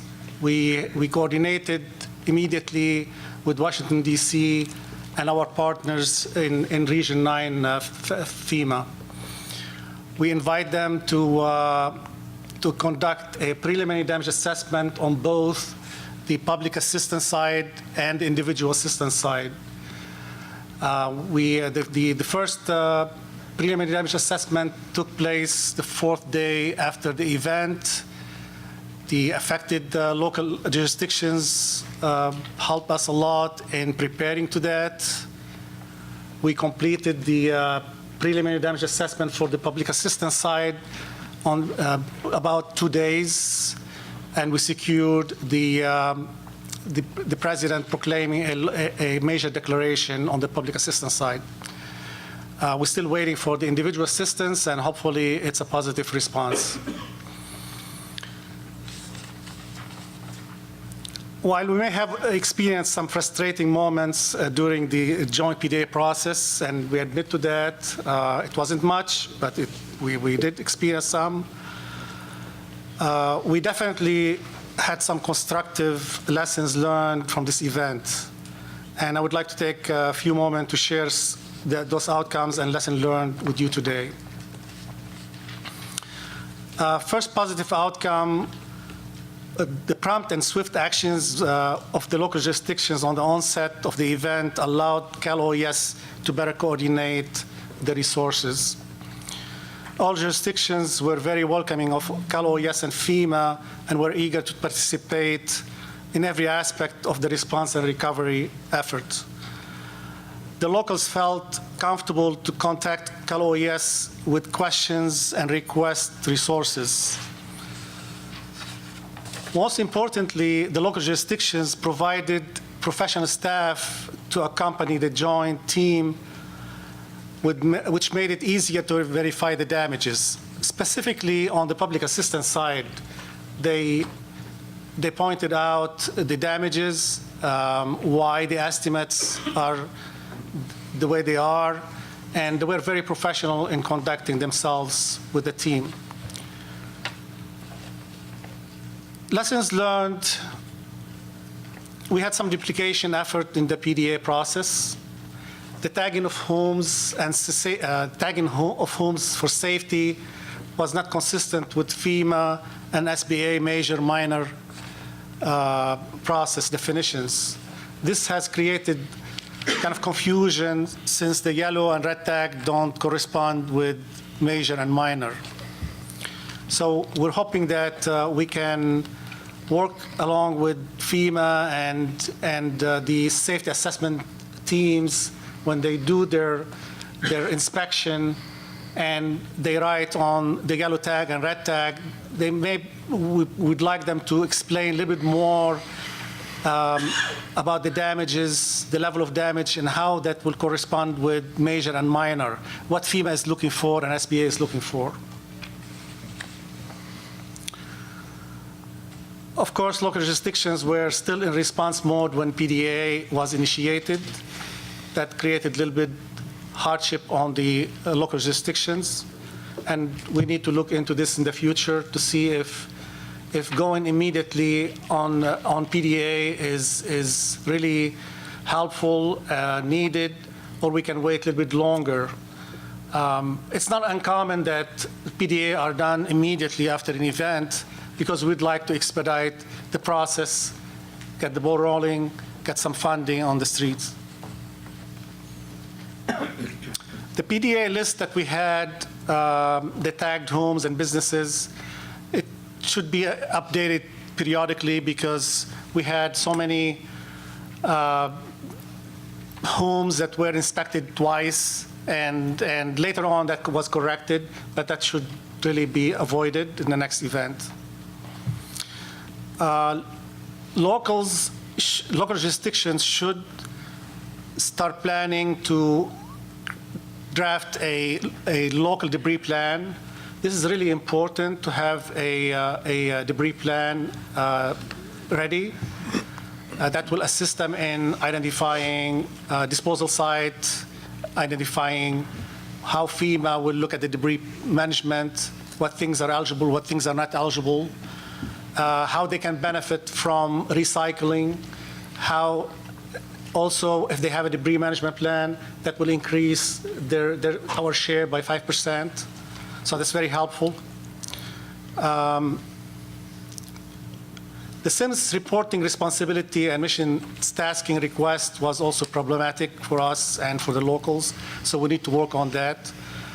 Understanding the insurance policies, that's very helpful because at the time when we were doing damage assessment, that was very problematic because we didn't know how much the insurance proceeds are and how can be deducted from the total damage, which is a requirement by FEMA.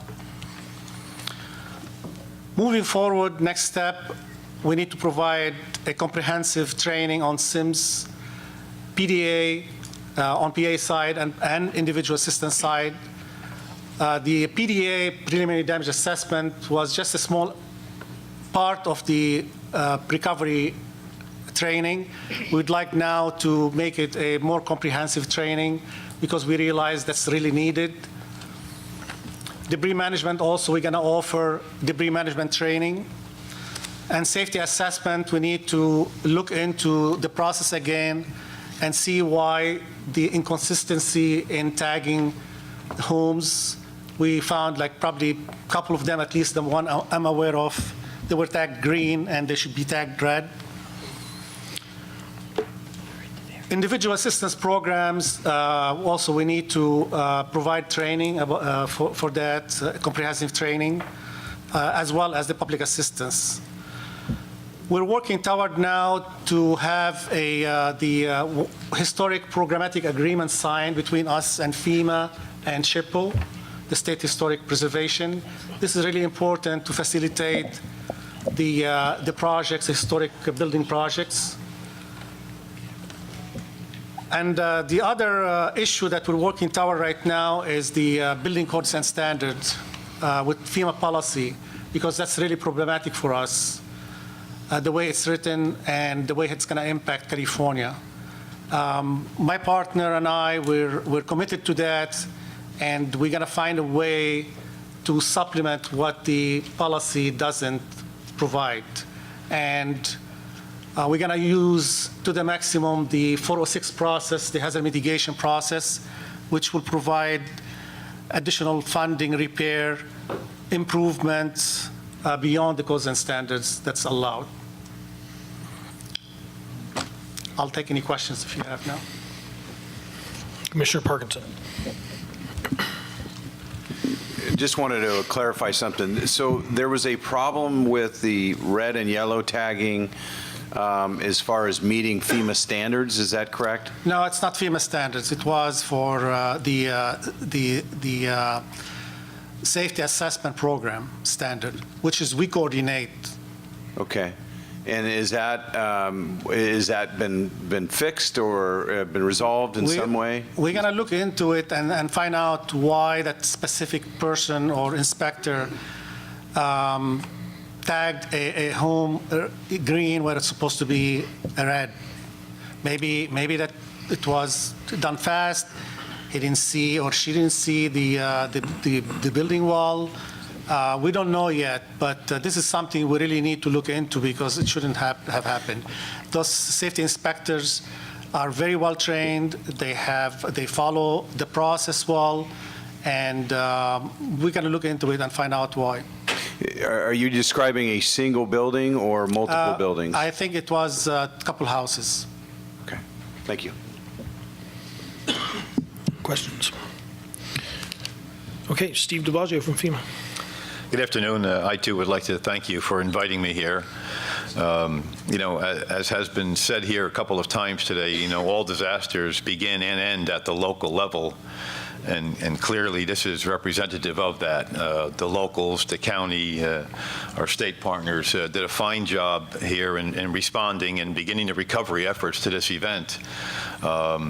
Needless to say, you know, FEMA is there to support in a response, and we were not called upon to do that.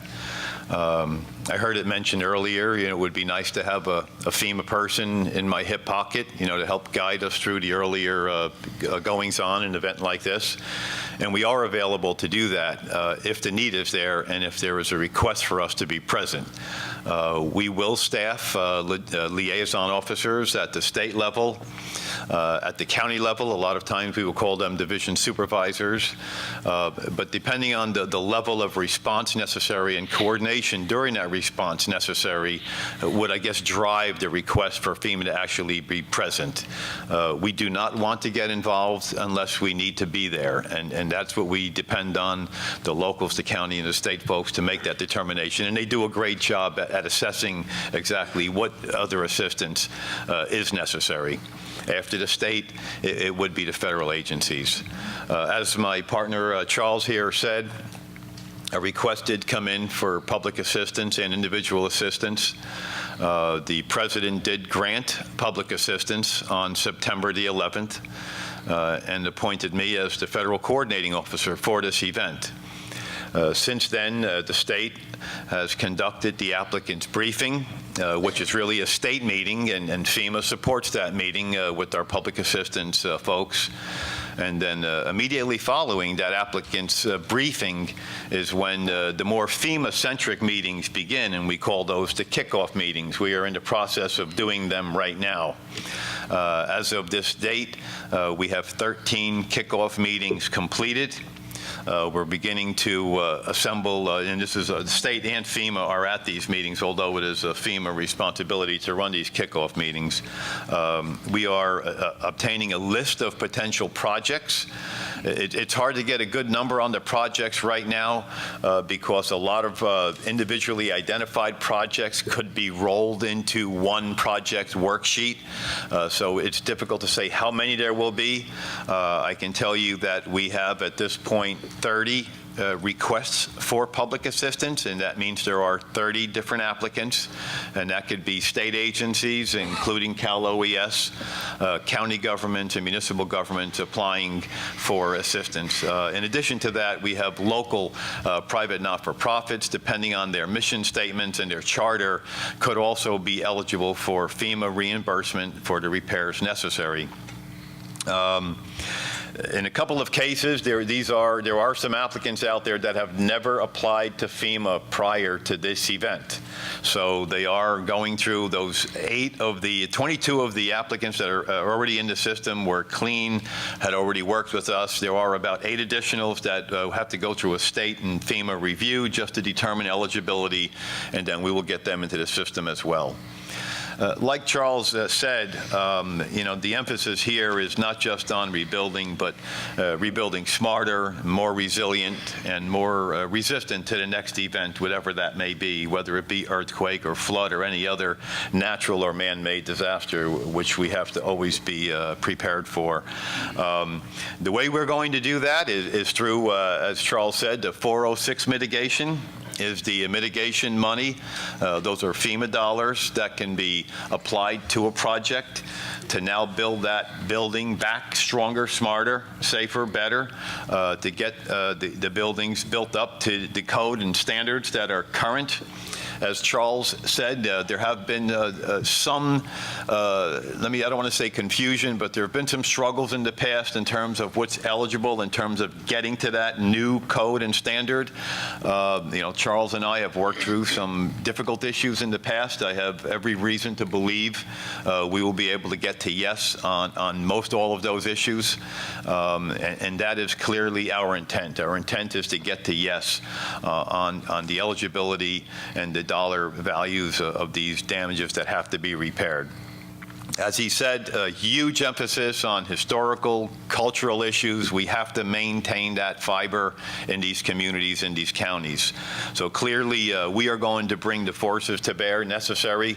We're going to bring in the architectural historians, the earthquake insurance law specialists to help us interpret some of these policies, which are very complicated, and make sure that the insurance companies do right by their insured, and we do right by our applicants.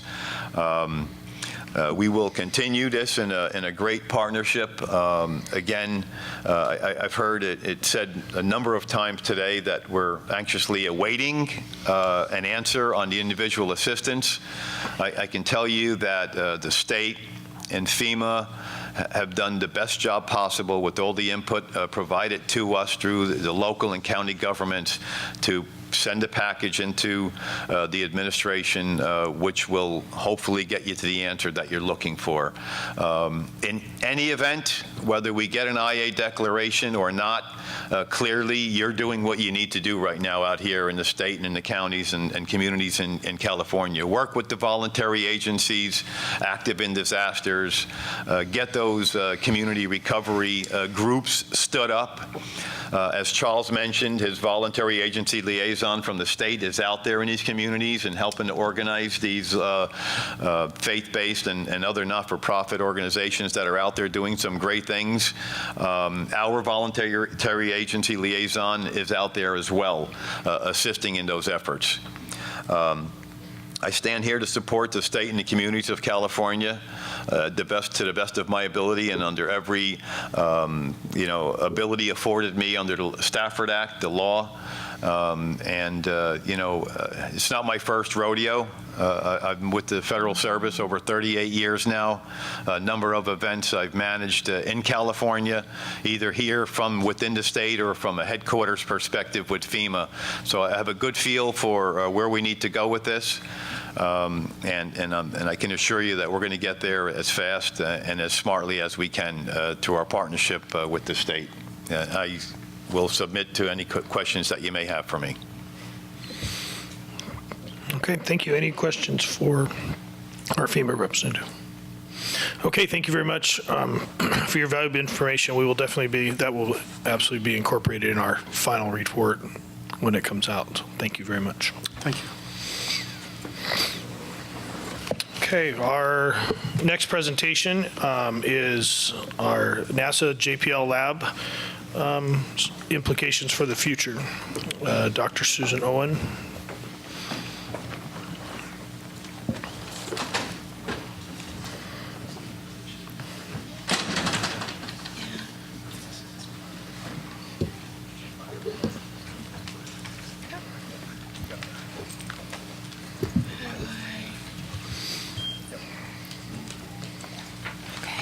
Is there a pointer?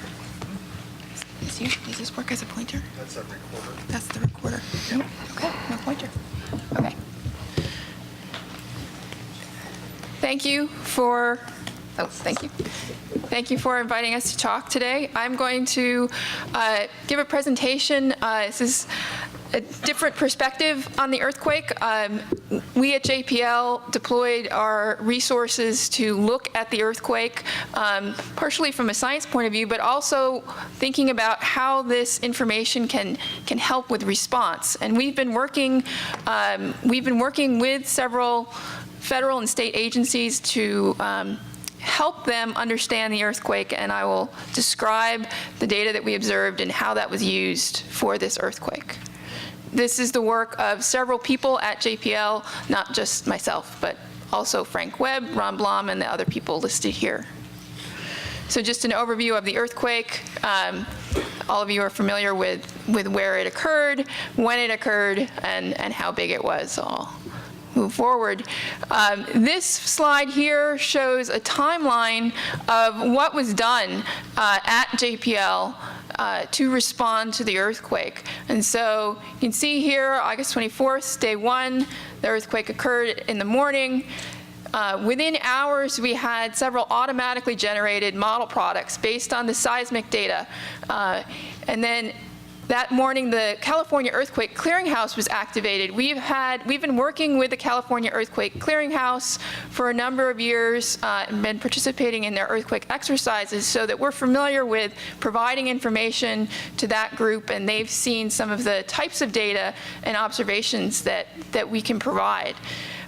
We worked with the GPS data in the area. This is global positioning system data to measure how much the earthquake changed the surface of the earth, how much it moved the ground. And that can help us understand how much the fault moved underneath the ground, generating a fault model. So this was within the first couple of days. We had our first space-based observation on day 3. The Italian Space Agency that we're working with collected its first image after the earthquake on day 3. We got the data within 12 hours or so after the observation. We're able to generate a result shortly after that, a few hours after that. And then at the end of the week, we were able to take an image of the Napa area with our airborne instrument, a UAVSAR. And so we had an image from UAVSAR a couple of days after that. So within the first week, we were able to get information from ground-based instruments, from GPS, from space-based radar, and from airborne observations. So I'm just going to go through in a little more detail the data products that we provided and how they were used. So this is an example of the model products that were generated on day 1 shortly after the earthquake and provided to the California Earthquake Clearinghouse. So this is a damage assessment based on the seismic data run through the HAZIS model to give a detailed estimate of where the damage was, and this can help with prompt allocation of resources. On day 2, we had actual observations of how much the ground had moved. So this helps us understand what happened in the earthquake, both at the surface and underneath the ground. So these yellow vectors here, these show the displacement, the movement at the GPS stations. So the GPS stations are the blue triangles. The color map underneath the yellow vectors shows a model estimate of how much the ground moved. And it's a little bit, it's an acquired taste to interpret this way of looking at the ground deformation, but it gives the ground motion in a lot of detail that the geologists like to see. And so if you look at these color bands here, it's kind of like looking at a topo map or a contour map, where one single blue band here indicates the same amount of ground motion. And then as you see the bands as they're dense, in the same way a topo map, if you see a lot of lines together, that indicates a steep gradient. Where you see lots of color bands tight together, that indicates that there's a lot of ground motion happening. So you see that close into the fault.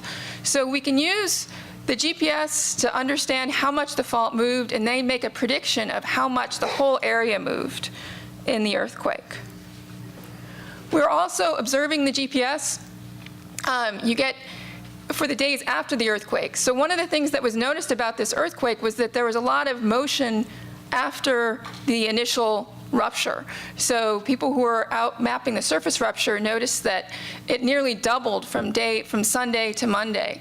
And so this is due to continued motion on the fault, and we can observe that with the GPS stations and continue to monitor that, so we have an idea of how much things are continuing to move after the earthquake, which might cause additional damage. This is not just due to aftershocks. This is actually due to creep on the fault.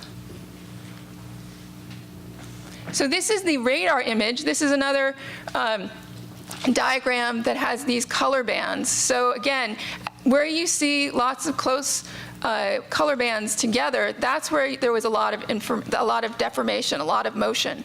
This area here, where it's sort of confused and jumbled, that's actually where we can't measure it very well, either because the ground was broken up too much or there was too much motion.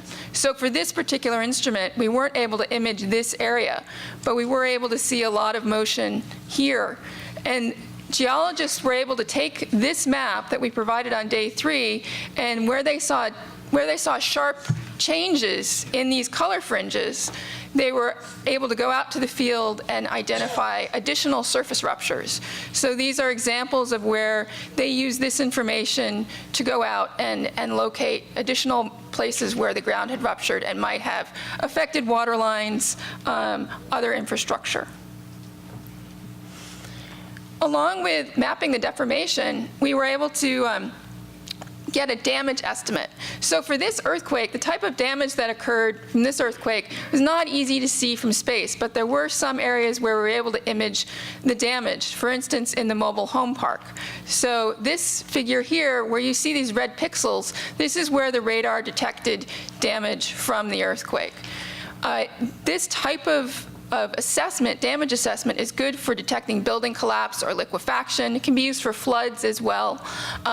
It doesn't necessarily see where wine barrels have fallen off and broken inside buildings, and it's not so good at seeing facade areas where the facade has changed because of the angle of the way the radar is looking. But for larger earthquakes, this can be useful, and we were able to detect some of the damage from this earthquake from space with this radar. Let me go back. This figure here shows the first image that we had from the airborne instrument, from UAVSAR. So this image here shows in greater detail where we see the surface faulting. And so this was deployed in rapid response to the earthquake. We talked with NASA headquarters and were able to reroute the plane from its observation plan to deploy it to Napa, where we had some pre-existing observations because we were looking at this area because we knew it was an active area for earthquakes. And so by Friday, they were flying over this region. I'm going to go to this next figure here, and it's a little hard to see, but there's black lines here where the surface fault rupture was mapped based on this UAVSAR imagery. And here's where these red dots indicate where the USGS geologists had mapped the offsets of the earthquake. So this is helpful for the scientists and the engineers and people in the field trying to understand where this fault had ruptured and what type of surface deformation was caused by the earthquake. Another way that this UAVSAR data is very helpful is in assessing the levees.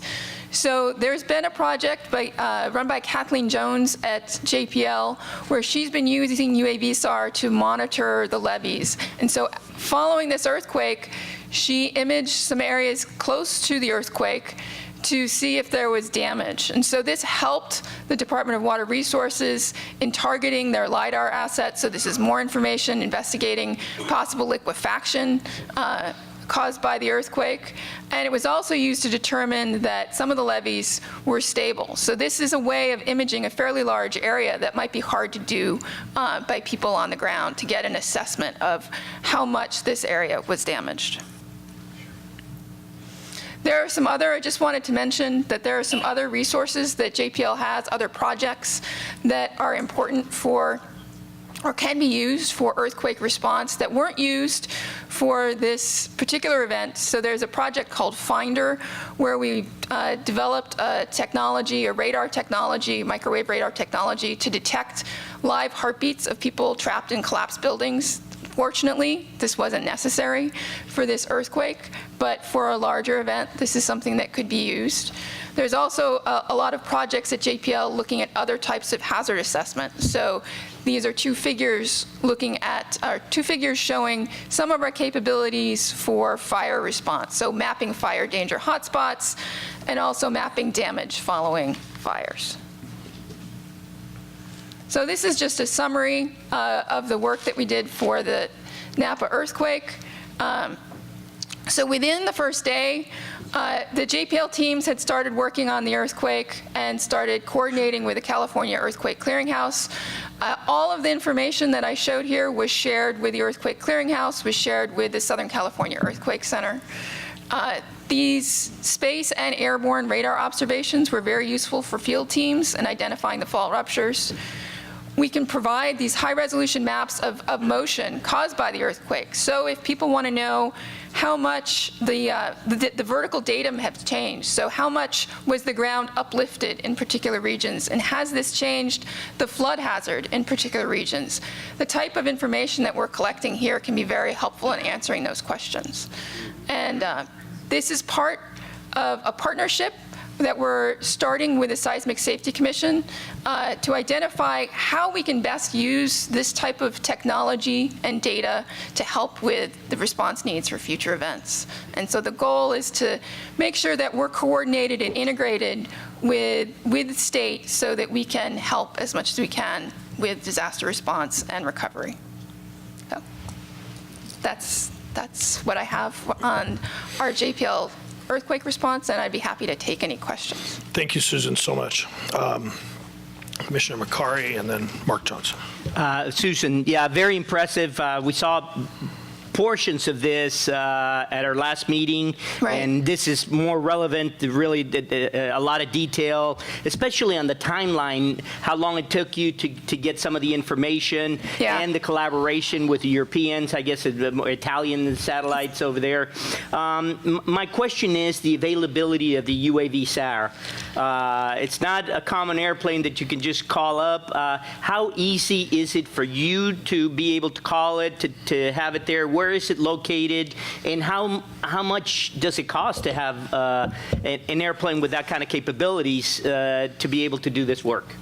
Well, I can answer your first question. I might defer to my colleagues for the cost because I don't have that on the top of my head. But UAV SAR, it's used globally, and so fortunately for us, for this event, it was within the state of California. Like I said, it was planned to go and observe elsewhere at the time of the earthquake. We can't plan for the earthquake in the observation schedule, but we were able to get it within a week. It is based in California, so it's always coming back to California. So chances are it's going to be here, more than just a few times a year. But there are times of the year when it's in Iceland or down in South America, and so it would take a little longer to get it back. Is it a JPL piece of equipment? It's a NASA piece of equipment. Yeah, it's a NASA piece of equipment. And I don't know if, Frank, do you want to speak to the cost or how much the UAV SAR program? Well, just to be clear, the UAV SAR is it's a NASA aircraft, so it's a G3, a Gulfstream 3, and the instrument was built at JPL over the last several years, and it's still being designed. I'm not sure if we built more than one, but I think it's on the order of the cost of the plane to get one of these, and the cost of the instrument is probably on the order of millions of dollars for the instrument. It's on the low ones, I think. But when we fly it for events like this, NASA is very interested in hazard response, and they, make it available for disasters such as this in the state and elsewhere because they want to do what they can to help the state of California and the country in responding. UAV SAR has been used in other situations as well around the country for response. I believe also for the Gulf oil spill, it was deployed for some oil slick monitoring, and has been employed probably some other times, I think, for the fires, the station fire in Pasadena, which Susan showed a picture of. So it's basically not a money exchange. It's kind of like needing computational time in a supercomputer. You apply, you make a proposal, and you get selected. You may not be charged for that. NASA is basically under, paying for these fees, but you have to request it and get approval to be able to use it. We have to, yes. So we have to request and get approval, and of course, like all agencies, there are budget constraints on everything, on their and they prioritize accordingly, within their budget. So, getting the plane in the air, I think the DWR, for some of the work they do on the levees, DWR actually funds some of that levee work at JPL and provides, resources to fly the planes and to actually do the analysis. But for hazard response and rapid response, NASA, it does its bit to help. Thank you. Art Johnson. My questions tag on Commissioner McCarty's questions, and just going back to provide just a brief summary of the Earthquake Clearinghouse.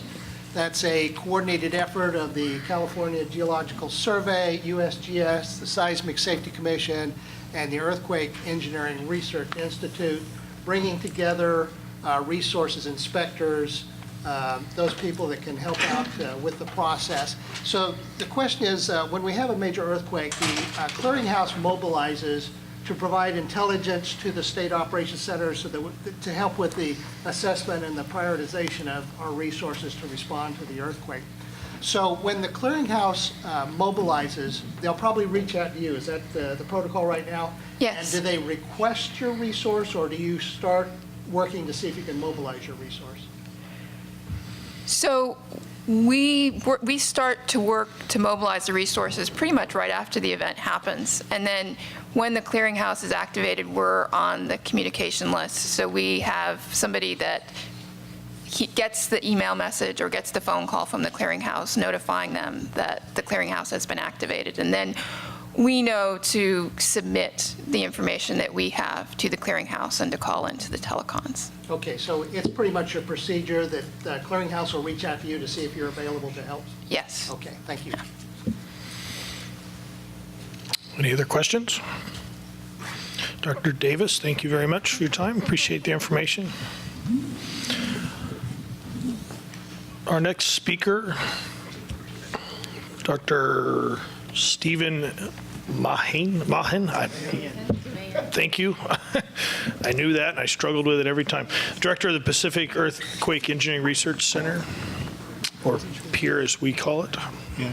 Thank you very much. It's a great pleasure to be here and to meet with the Commission one more time. I am particularly humbled by being here with the distinguished list of speakers who have already addressed you, who actually lived through the earthquakes that have occurred here and have demonstrated a great deal of professionalism, dedication, diligence, and agility in responding and living through the events of the last 6 weeks or so. So I'm a little bit, as I said, humble in sort of talking about something that other people have lived through. But there were a number of questions that people asked with regard to what the engineering implications of some of the, or interpretations of some of the things that they saw might be. And let's see if I can get my computer to remember that it's a computer here.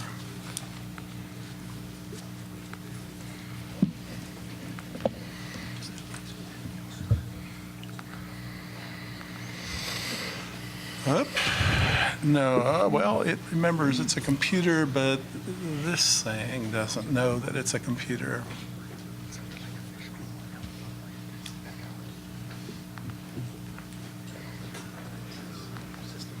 Yeah. There you go.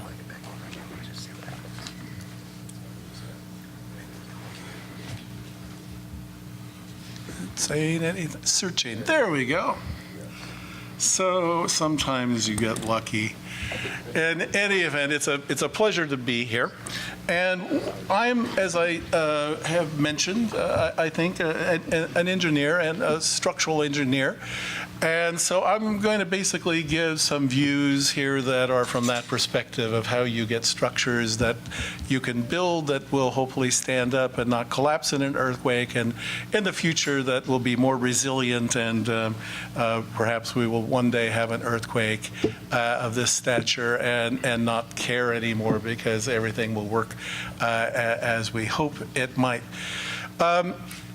I think there's a lot of people in the room who know far more about the earthquake than I know. But one of the things in terms of earthquake engineering is that we try to make things better and to improve performance. And the way to do that is to learn as much as we can from earthquakes as they occur. And so thanks really to the generosity and cooperation of the local officials and the citizens of Napa and surrounding areas, I think this has become one of the most well-documented earthquakes that we have seen certainly in the last several decades. And because of that, there is an opportunity to do some important things, both in terms of communicating with the public officials as to what are the consequences, what are the intents, what are the remedies associated with earthquake engineering.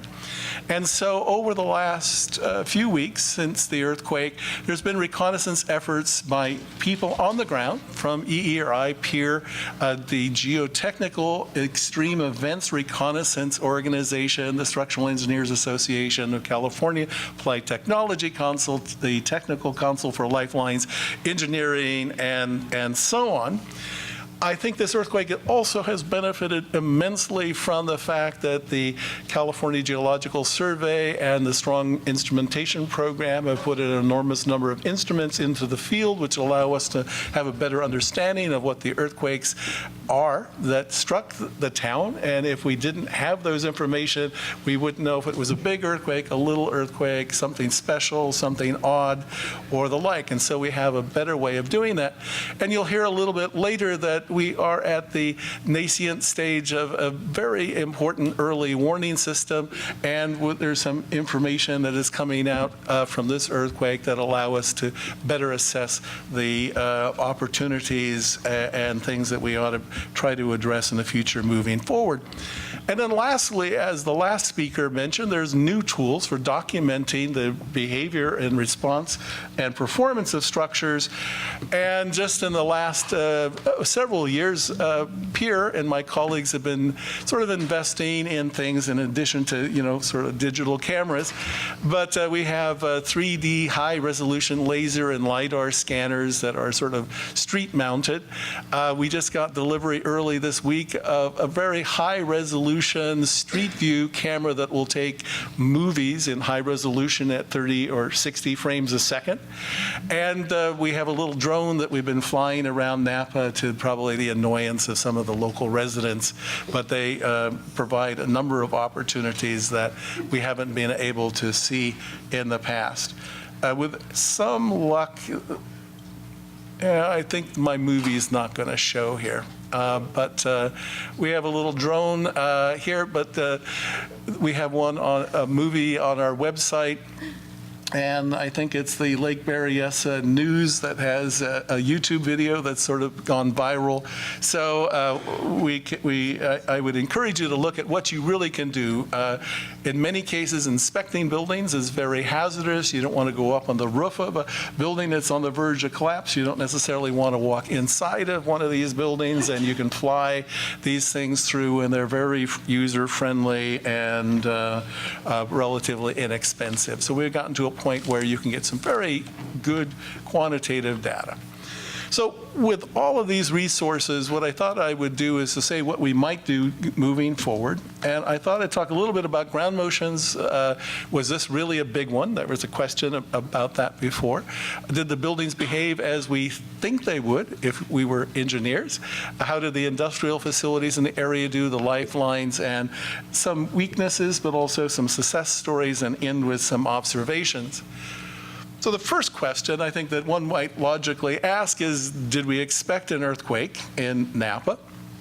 And an engineer would normally look at some of the maps that are available to see whether or not there are earthquake faults. And USGS prepared in around 2008 a new set of maps which show then on the western side of Napa Valley a very distinct set of interconnected faults, which are believed to be active. This was then not available in this level of detail before 2008, so it's logical that people built on top of the faults, but we shouldn't, because of the Alquist-Priola Special Studies Zone Act, build on these anymore. All right? So the next thing that an engineer would do would be to go to USGS and say, well, what kind of earthquakes might you have? And if you just go to their site and put the coordinates of, I think this is Napa Valley College, in there, all those little colored columns that stick up there are sort of representing probabilities of earthquakes happening near Napa Valley College. And you can see, because of all of the faults that are in that area, there's just lots of earthquakes that can happen almost anywhere. So coming towards you is the distance from the fault, and in the direction sort of parallel with the screen is the magnitude of the earthquake.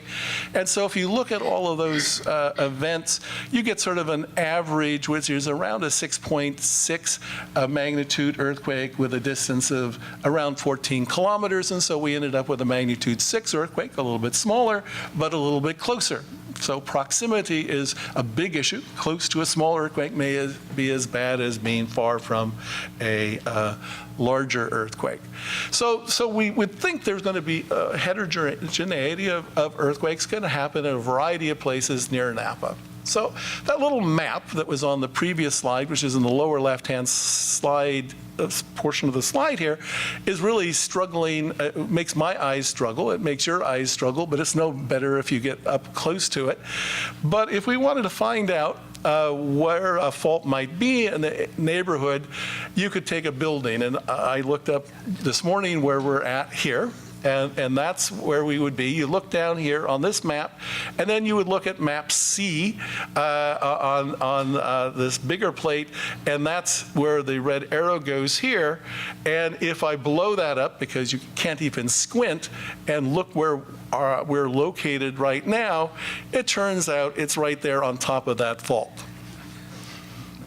Which I don't know if anybody knew. We were within 150 feet of the fault trace, but maybe so. But people now can do this, and you shouldn't get too clever, because there's a little red dash line, and then there's like a 1/4 of an inch and another dash line, so you can't just build between the two lines, because the fault is presumed to continue in that area. It just hasn't reached the surface, and so you have to stay away from those as well. So there's a potential for an earthquake in the area. So this is a shakecast map of the recent earthquake. And you can see that around Napa, there's an area that is red and yellow and so on, which is more heavily shaken. But if we go back, as was mentioned by a couple of the previous speakers, to 2000, there was a magnitude 5.1 earthquake north of Napa near Yountville. And it has a similar area, but it was described earlier as being about as 1/4 as strong, and maybe with as a 1/4 amount of the damage that we had. So we have information that there were past earthquakes here, as well as in other valleys nearby and in the Bay Area. An interesting thing is that the shakecast, if I take the map that is on the left-hand side that is sort of yellow and move it down to Berkeley or to the San Francisco Peninsula, in addition to, covering the 150 or 200,000 people in Napa Valley, I might have in San Francisco 750,000 people, or in the East Bay 750,000 people. And so the consequence of this earthquake was devastating for Napa, but it would be equally or far more devastating for a large urban area. And so it would be focused in a small area, but would affect far more people. Okay? So the question then, we did have an earthquake. How big was it? So as I said before, this California Geological Survey and the Strong Motion Instrumentation Program, USGS, and others have instruments out in the field. And you can see here, all those dots represent instruments that are actively recorded in near real time, and you can look the ground motions up within a few minutes of the earthquake. Sometimes faster than that. And if you look at this for the Napa area where the dots are red, the peak ground accelerations that you get tend to be somewhere between around 30% of the acceleration of gravity to 50% of the acceleration of gravity. And it really is hard to see here, but at the Carquinez Bridge, there is one pulse that goes up to 1 G, which means that it would be the force of jumping out of an airplane, or it's a large acceleration, but very narrow spike. So we're engineers or scientists are trying to figure out what that means and what causes it. So then, if we had this earthquake, is the motion that is recorded consistent with what we would expect based on our current engineering models? And so what I have plotted here is the pseudo-spectral acceleration, which is basically the force that you would have to apply to a structure to get the displacements that you would think the structure would go through during an earthquake. And the little black dots are recordings. The red line is what we would think it would be, and there's an error bound on there. And so basically, if we take a magnitude 6 earthquake and look at how the ground motion should change as you go away, basically as we're close, on the left-hand side of all the graphs, we're basically very close to what we would expect to see in an earthquake. So if we had a magnitude 6 earthquake, our models are pretty good for most of the frequency range and the like. For long periods, the ground motions are more severe, and as you get further away from the fault, the ground motions are a little bit smaller, but this is just one earthquake, and the curves are based on many earthquakes. So we'll take that into consideration. Engineers love a graph that is called a response spectra, and this is one here that is developed for the Main Street area of downtown Napa. And it consists of this solid black line, and that's what you would design a new building for if you were putting it down right in downtown Napa. And that building is expected not to collapse, but to have substantial damage. And this is the forces that it would have to be designed for if the structure didn't have any damage. But the current building code basically says you would design a structure such that it would only have a capacity of a half or a quarter or a sixth of that, assuming that the society would permit to have some structural damage in the structure. So this is what we're trying to target for design purposes in downtown Napa. The red lines are basically what downtown Napa got. And so if you're in the short period range, which was basically 1, 2, 3-story buildings, this is actually very close to the design level earthquake. So buildings are not supposed to collapse for this earthquake, so which is called a maximum considered earthquake. And so in that case, this is not the big earthquake, but it is what is the prototypical design level earthquake, like that. There's another way of looking at this, and this is the same earthquake plotted over here in sort of the purple line. And these dashed lines are the probability of that earthquake occurring at that site. And so this is a 50% probability in 50 years. This is a 20% probability in 50 years. So out in the longer period structures, so if this were in San Francisco and you had 10-story buildings or 5-story buildings, this earthquake would not be particularly severe. It would be something that you'd have a 20% probability of having during the life of the structure. But in the short period, the low-rise buildings would get something that would be on the order of 10% or 5% probability of occurrence in the life of the structure, let's say. So this is in downtown Napa, where there was a lot of damage to low-rise buildings.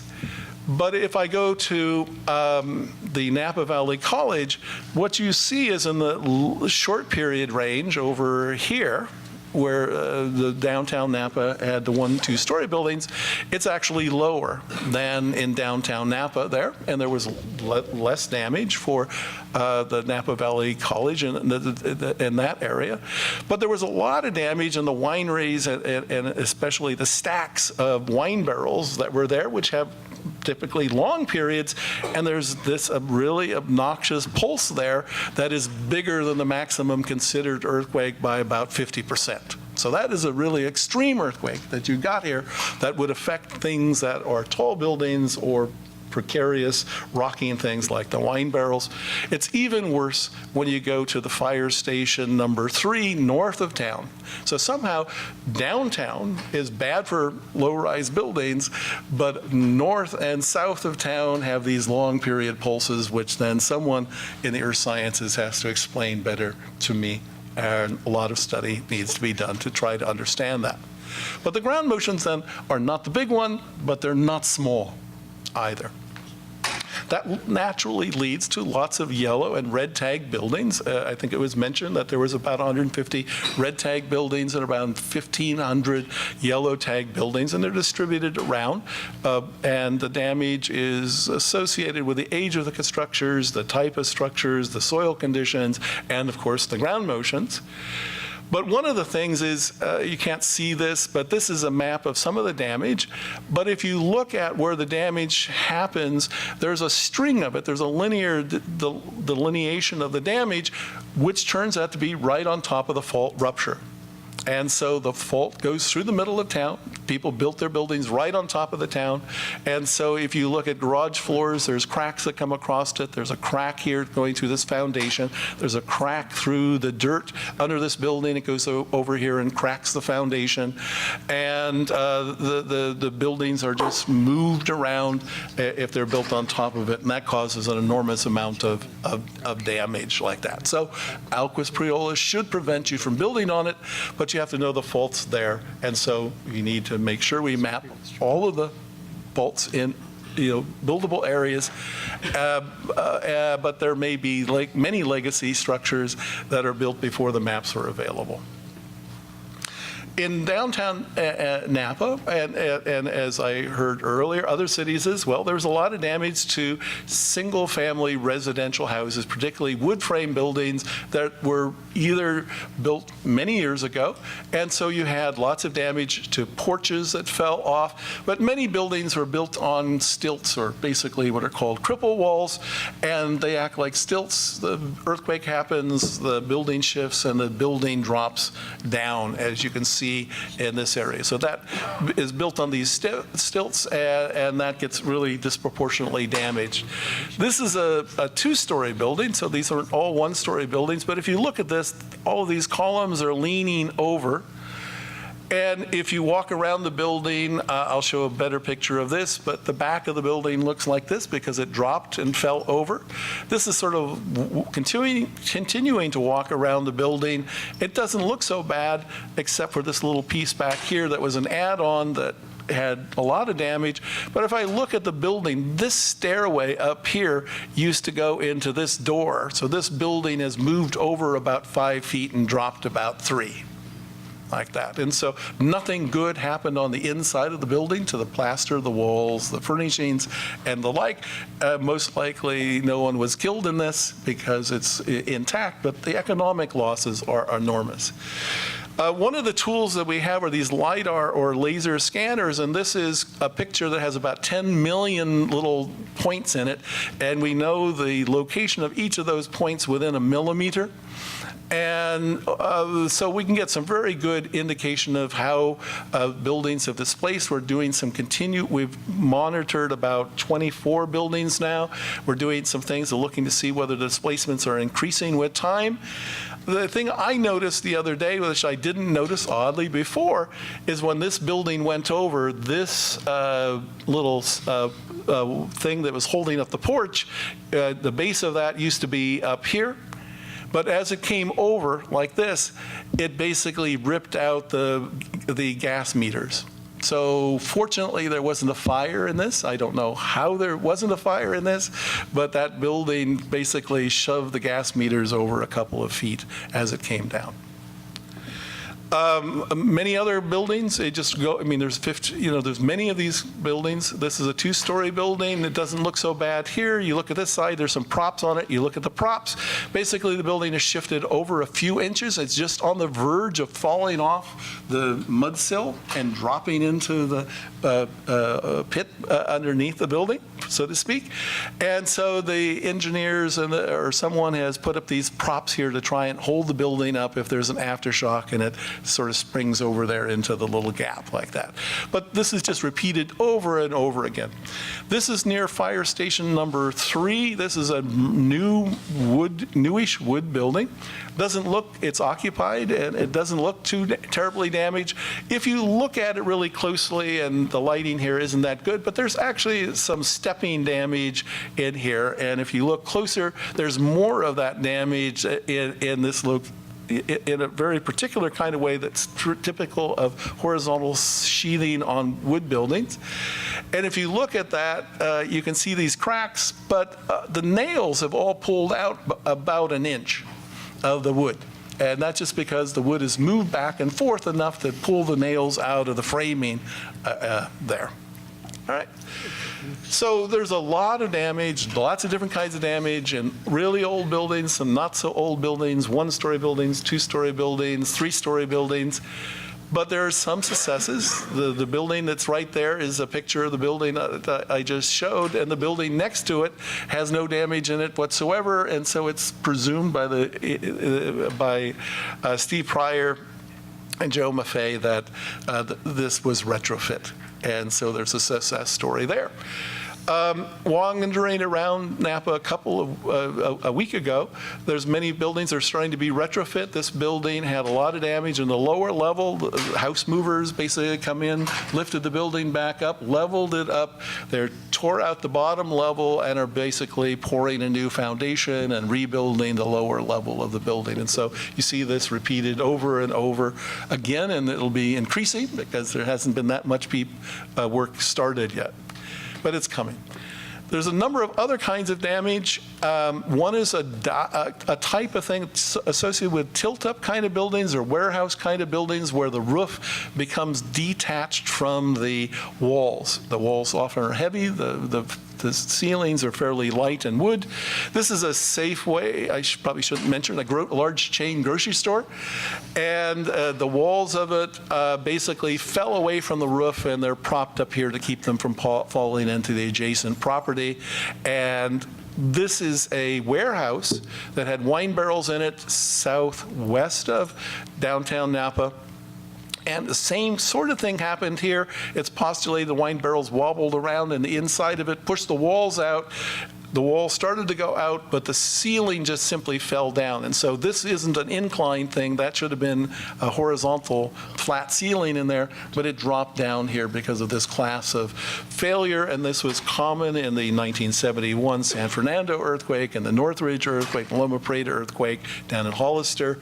And so this is, again, a type of recurring kind of issue. Mobile homes were mentioned before. Again, with the lighting here, this is one that's dropped down off of some concrete blocks and has moved over about 3 feet here. And it also is in a vicinity where a gas line did break, start a fire, and because of the water disruption, there was damage there. This is an attempt to get a picture of the Trefethen Winery again, which had some remarkable damage in it. Wine tanks had damage in them, but there was a lot of damage to warehouses that stored barrels of wine. There was a lot of economic losses. This is from a winery that a former neighbor of mine has. And he says that there's maybe $500,000 worth of loss of product here. I think that this is not going to work, but let's see if it works. Several years ago, Josh Morrow and Professor Nikos Makris did some tests of wine barrels at Berkeley, and we tested it, and they basically do this. They just fall down very easily like that. So I apologize for the videos not working. But again, by doing some research, we can try to figure out how to prevent this from happening, because this was at 3 o'clock in the morning. If this was at 3 o'clock in the afternoon on a work week, these barrels weigh, I believe, roughly 600 pounds. So they're not something that you can just push out of the way or deflect, and you can't run fast enough to get away from these things. So we might have a far different conversation today if the earthquake happened at a different time. Society depends on buildings, the built environment, but it depends also on the lifelines. Fortunately, I think that is a success story in many respects in the Napa area. The bridges, for the most part, that were state and private, county-owned, were often retrofit and generally did well. This is the State Route 37 on the Napa River. And there's one of the bays right there that looks like it's tilting, so there's been a lot of people inspecting it. This is, again, a point cloud thing. There's like 30 million little points in it. You can separate that out. You can measure whether it is vertical or not and how big the diameter of all the members are. And we have these little helicopters now that this is one from San Diego that we send out to inspect the bridge, and we have some now at Berkeley as well. There is a Napa slough bridge that had the greatest amount of damage. At the top of all of these piles, there's concrete spalling damage. At the base of many of them, there's concrete spalling damage. And this is a very typical kind of damage that was seen in the Loma Prieta earthquake and other earthquakes. But it's one of the few bridges that wasn't retrofit. A few miles away, there is one on Sonoma Creek that has all these little piles in here. And Caltrans came in and put this big beam in here and 4 really big columns in here. And there's no damage to this bridge whatsoever. And so the retrofits do work if you do proper engineering of it like that. Going below ground, lifelines didn't do so well because of the movement of the ground. And these slides are taken from Charlie Scawthorne, who is in the audience here. But there were something on the order of 160 water line breaks in the city. There was a large water storage tank called Montana B that had damage to the roof as the water was sloshing back and forth. And that's going to take maybe 6 months to repair, from what I understand. And the water pressure in that area of the city has been reduced in the meantime. But you have now very nice maps of where the earthquake fault rupturing, where the shaking was, where all the mains were, and then where the breaks were. So there's some good studies that can be done there. One of the things that Charlie pointed out was that 90% of the water mains in the city of Napa are more than 20 years old. The bulk of those, 44% of them, are made from cast iron. And if you come down and look at the damage rate for cast iron, the majority of those 75% of the water mains that broke are made from cast iron, with almost 1 break per mile of pipeline in there, giving you 123 breaks in cast iron pipes. Whereas if you have more modern ductile iron or steel pipes, the rate is maybe 1/7 or 1/10 of that rate. So there's some practical lessons here. And the importance of water for fighting fire and for drinking and recovery is something that would suggest that many communities should consider upgrading their water systems like that. The water was, though, put back into service, as was mentioned very quickly. More than 50% was put back in service within 5 days. About 90% of the water supply was back in service in about 2 weeks' time. So people were working very diligently.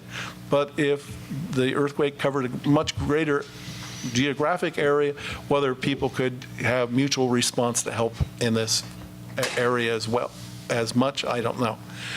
Electricity and gas worked pretty well. It appears that about 90% of the electric power was restored within about 20 hours. There's a small percentage that went out for up to, it looks like, two full days and maybe 3 days in some limited number of cases. But as was mentioned, PG&E stepped up and did that. Less natural gas damage than many people would have thought. The wastewater treatment facilities had breaks in the lines that they had, pipelines, especially where the fault ruptured. And as was mentioned before, the wine that went into the wastewater system disrupted the operations of the treatment plant for somewhere between 24 and 48 hours because the acid in the wine basically disabled the bacteria that are used to treat the effluent. Communications facilities were also mentioned. The AT&T facility had a piece of cladding fall off, land on a transformer, and so emergency generators had to be brought in to reinforce the battery power.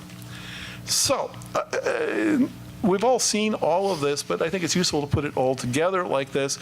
But it really serves as a reminder that earthquakes didn't go away just because the last one in the Bay Area was 25 years ago, or the last big one in Los Angeles was 20 years ago, didn't mean that they went on vacation to Tahiti on an indefinite vacation, but that we basically have to be prepared. This earthquake was a significant event, but it wasn't the big one. So, there were several comments that suggested that, well, if things were a little worse, the city might not have been able to respond as well because it would trigger having to find places for people living in a jail or people living in hospitals and old retirement facilities and the like. The other question I think that was brought up by others was, can these very successful emergency response efforts that were done in Napa be replicated if there were a big earthquake here, or if the earthquake just happened another 30 miles south of here in a more congested urban area? And then life safety, as many of the city managers and mayors mentioned, is paramount, but they're really concerned by the fact that there's so much damage. And so resilience and being able to recover quickly is really important and something that engineers need to focus on. And then many engineers did quite well. I think the earthquake provided a reminder that you should not build on an earthquake fault. So efforts to, map faults, complete mapping faults would be useful. We have reaffirmed that many types of buildings with known hazards are still hazardous, but I think this earthquake pointed out more than some previous earthquakes that falling hazards, where a building or part of a building can fall on one that's next to it, is an important thing. And it's also pointed out that all retrofits are not equal. That is, if I retrofit my building 20 years ago, it's not the same as retrofitting it last year. If I retrofit it for $15,000 versus $50,000, I'm not going to get the same performance, generally speaking. So we have to have a better understanding of what that means. Newer structures were shaken significantly, but not up to the level that they were designed to be shaken at. So most of the damage was in the non-structural components, and we see from many cases that the drifts and the damage to non-structural components become increasingly important to deal with. And then lastly, I think, lifelines have to have continued scrutiny and focus in upgrading to preserve the cities that they serve. The city cannot live without business. It can't live without housing. It can't live without public services. And so businesses like the wineries here are very important, but in talking with many of the people in downtown Napa, their paramount interest was getting back into operation and selling product, doing their commercial operations as quickly as possible. And then I think the question, that we all ask, is what happens if there's a bigger earthquake? So I think in the earth sciences, there's been great progress and better understanding of the types of earthquakes we might have, but we can see from what happened in Napa that the ground motions you get can vary within a half a mile of one place to another. Depends on the soil condition, the proximity to the fault rupture, and many other kinds of things. There's a question about aftershocks, and many people contacted me about, was it safe or prudent to start retrofitting inspecting a building? Was it safe to inspect a building after an earthquake? And given the earthquakes in Christchurch and New Zealand, where the earthquake basically was stalking the city, so it happened south of the city. Is it moving toward us here? There was an earthquake to the north. There's an earthquake to the south. Is it just bracketing Napa? I mean, not to be paranoid here for everybody, but aftershocks do happen, and those can be quite worse. And then lastly, from the engineering point of view, what are all these lessons that we learned from the structural performance such that we can improve our analysis methods, our design methods, retrofit methods, so we just don't fix every structure unnecessarily, or we waste money unnecessarily to try to improve the performance. So anyway, that's my presentation, so I appreciate your attention. Thank you very much. Any questions from the commission? Yes, Commissioner Whittam. Not so much a question, but a comment. It's interesting to me that through all of the discussion of damage, et cetera, nobody's talked about schools, and obviously I have a bone to pick there because as the state architect, my responsibility is schools, and I'm very happy to say that there was absolutely no structural damage in any of the schools, and no longer, quite frankly, are people questioning whether the Field Act is working.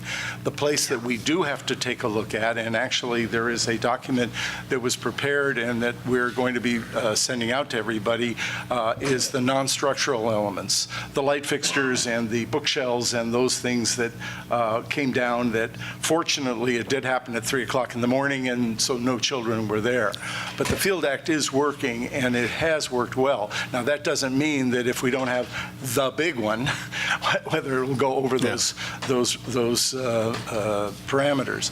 But we're really pleased about that, and it's very interesting to find that all of those folks that for many years have been saying, well, why are we spending so much money upgrading the school design, are now stepping back after Napa and saying, okay, it's worth it. Yeah. Now the question is whether we can get enough money to do it on the other buildings. That's really going to be an issue.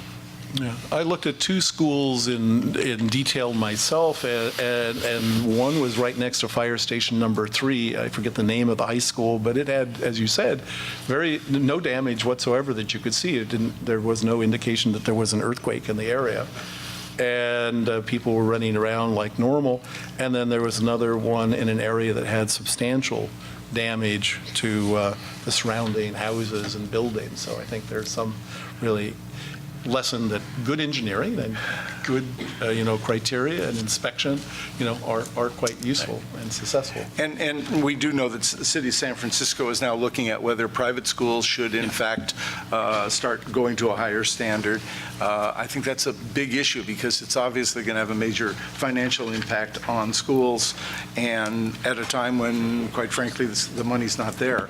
Somebody said earlier that was talking about the fact that should we raise the standards? Well, yes, we should, but right now the codes are designed, and Jim, you might want to speak to it, but codes are designed to save lives right now, not to maintain the buildings. If you want to go above that level, and if you in fact want to maintain a building that's going to live through the process, it's a more expensive item. We design to minimum standards. So it happens that DSA's minimum is higher than commercial standards, but it's set as a minimum standard of design, not as the best design, but the minimum standard. Enough preaching from DSA. I won't do it. Commissioner McCarry. Yeah, very good presentation, Dr. Mayhem. One of the issues that you stated as clearly as could be, do not build on top of a fault.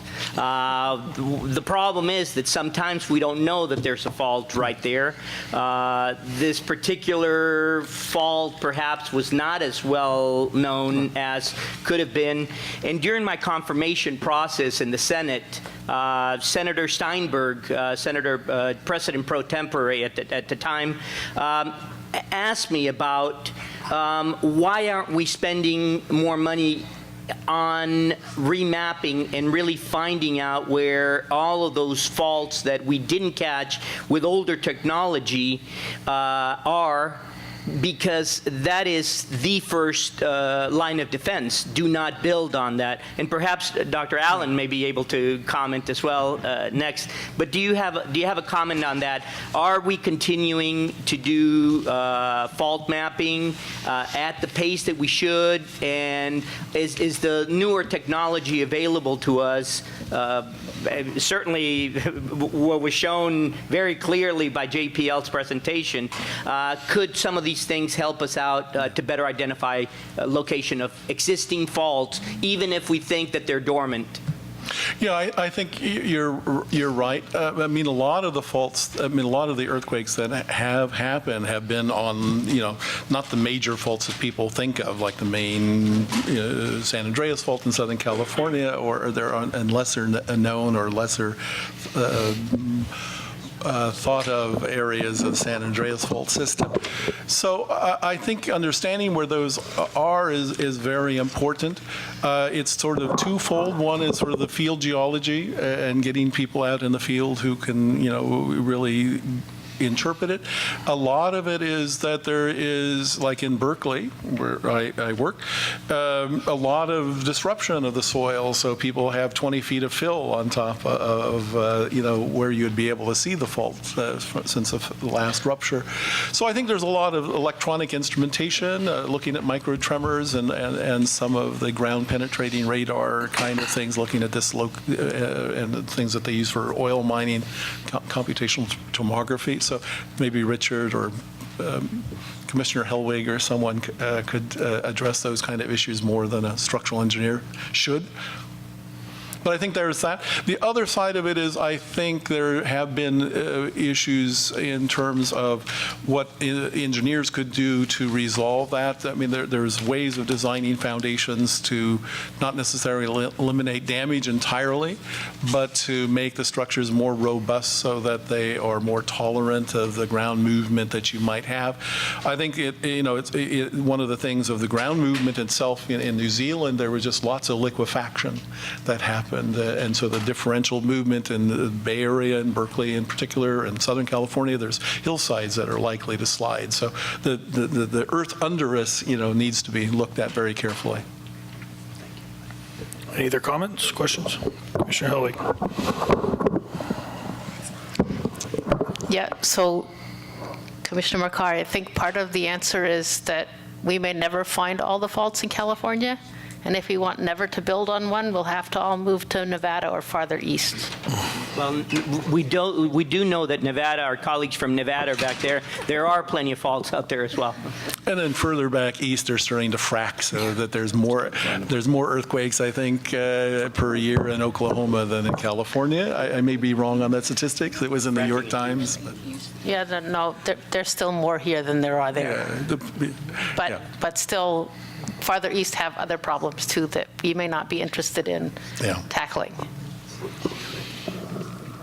Okay, Dr. Mann, thank you very much for your time and your excellent presentation. We're going to move to the performance of earthquake early warning systems. On the Napa earthquake, we have Dr. Richard Allen, Director of the UC Berkeley Seismological Lab, and Mr. Michael Price, the Chief Technical Officer of Seismic Warning Systems. Dr. Allen, you'll be up first.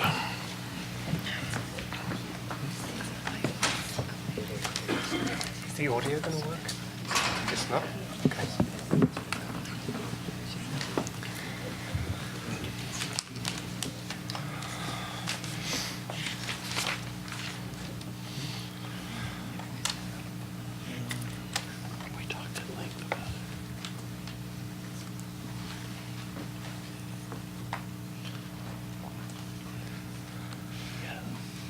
Well, thank you for the invitation to present here. I'm going to echo my colleagues' comments prior to me, how I consider myself to be an earthquake professional, but it's quite humbling to sit here this afternoon listening to what we've heard of people responding to the event, and I look forward also to hearing the public comments as well along those same lines. So my name is Richard Allen. I'm a professor at UC Berkeley. I'm director of the Berkeley Seismological Laboratory, but I'm here really representing a broader group, a group of folks that have been developing the Shake Alert Earthquake Early Warning System, what we call the Early Warning Development Team. And this is a group of people at Berkeley, at Caltech, at the University of Washington, at the U.S. Geologic Survey. And this is an effort funded largely by the Gordon and Betty Moore Foundation, but also, of course, by the U.S. Geologic Survey. So I just want to acknowledge that it's a much broader group that I'm representing. So I'm going to give you a quick overview of how the Shake Alert system performed in the Napa earthquake, and then I was asked to kind of give my view, my vision of how this could be rolled out to a public earthquake early warning system. So that's what I'm going to do, those two things. The first question is, what is earthquake early warning? I am not going to try and explain this to you myself. I'm going to have somebody much better do this for me, and that's Rachel Maddow, who described what earthquake early warning is in the aftermath of the Napa quake very succinctly. So I'm going to play you this 3-minute segment from MSNBC.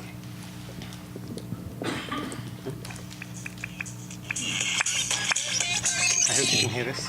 Very interesting. Digital communications travel at the speed of light.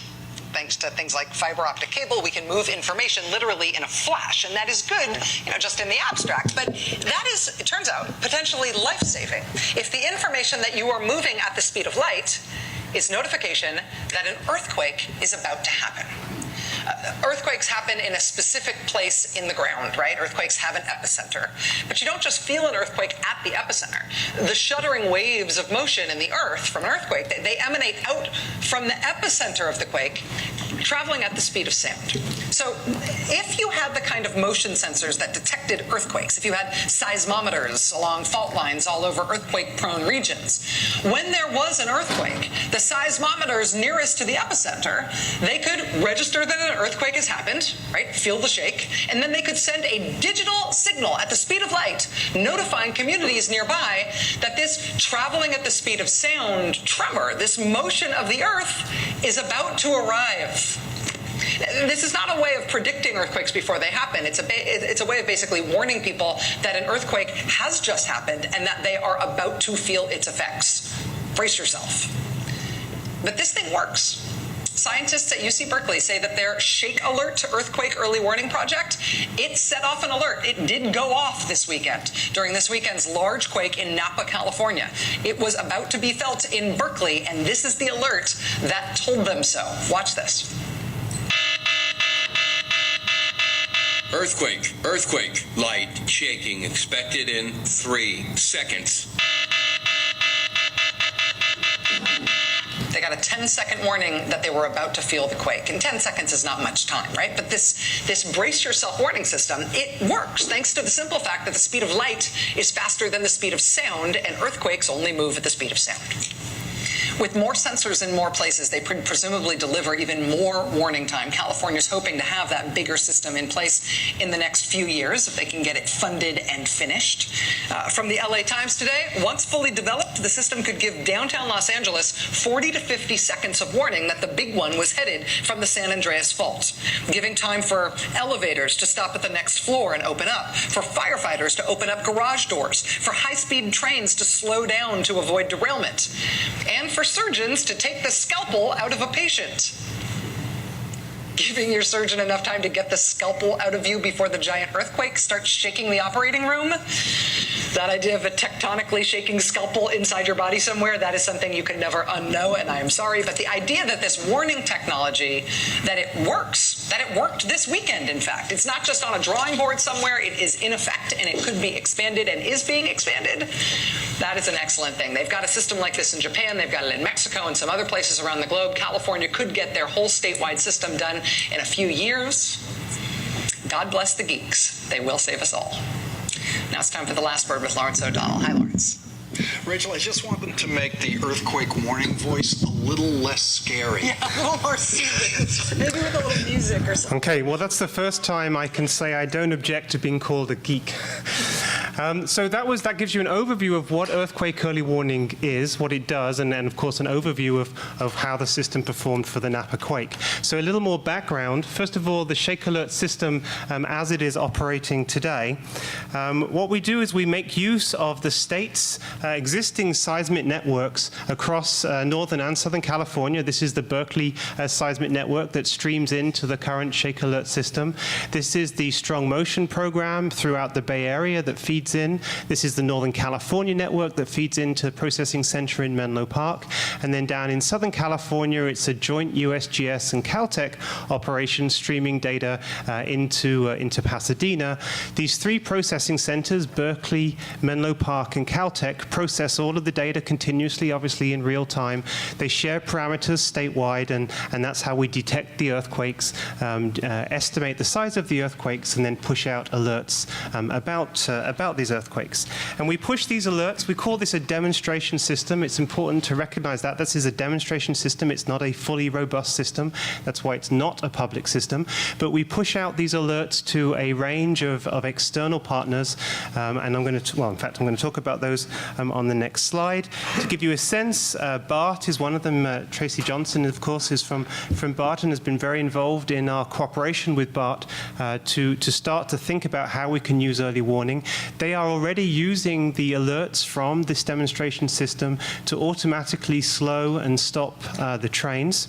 It's obvious, I think, why that is of interest to BART in terms of slowing the trains to reduce the likelihood of derailment during the course of an earthquake. But the other motivation here is that BART has gone through a major retrofit program with a view to being able to move people away from the damaged zones after an earthquake. However, if there are a number of trains that have been derailed during an earthquake, they won't be able to do that. So this is a twofold thing. It's about reducing the injuries initially during the quake and then allowing BART to provide that critical emergency response. The City of San Francisco has partnered with us early as well. They currently receive the alerts in the operations center on Turk Street. They've been talking about how they want to use this more broadly. The police center already gets it, the fire department. In fact, following this Napa quake, the city fire chief now has decided that she wants to put Shake Alert in every firehouse in San Francisco, so we're working with her to do that right now. Public Works, Public Health, the airports as well are very interested in starting to make use of this. Another of our early adopters in Northern California is Google. They have this in their crisis response center in Mountain View, sorry. And they're obviously thinking about how they can use it internally to reduce damage. But I'm sure that they're also thinking, of course, with the potentially rollout of a public system, how they might want to broadcast this more broadly. We also use it on the Berkeley campus. Right now, the police actually issue a code red notification to all users, all of the police departments, sorry, across campus. But other folks that are thinking about how they can use it includes people like the data center, hazmat groups, chemistry labs, things like that. I focused on these because these are some of the key ones in Northern California who received an alert in the Napa quake. But the group of users is ever expanding. In fact, I just approved Solano County to start getting the alerts as well. And so emergency response folks are getting these in their operations center. And then, of course, the private sector is getting these and starting to think about how they can use earthquake early warning to reduce the impact of future earthquakes. Okay, so for the Napa quake specifically, 3:20 in the morning on August the 24th, I'm going to show you the alert that they got at the 911 center in San Francisco on Turk Street.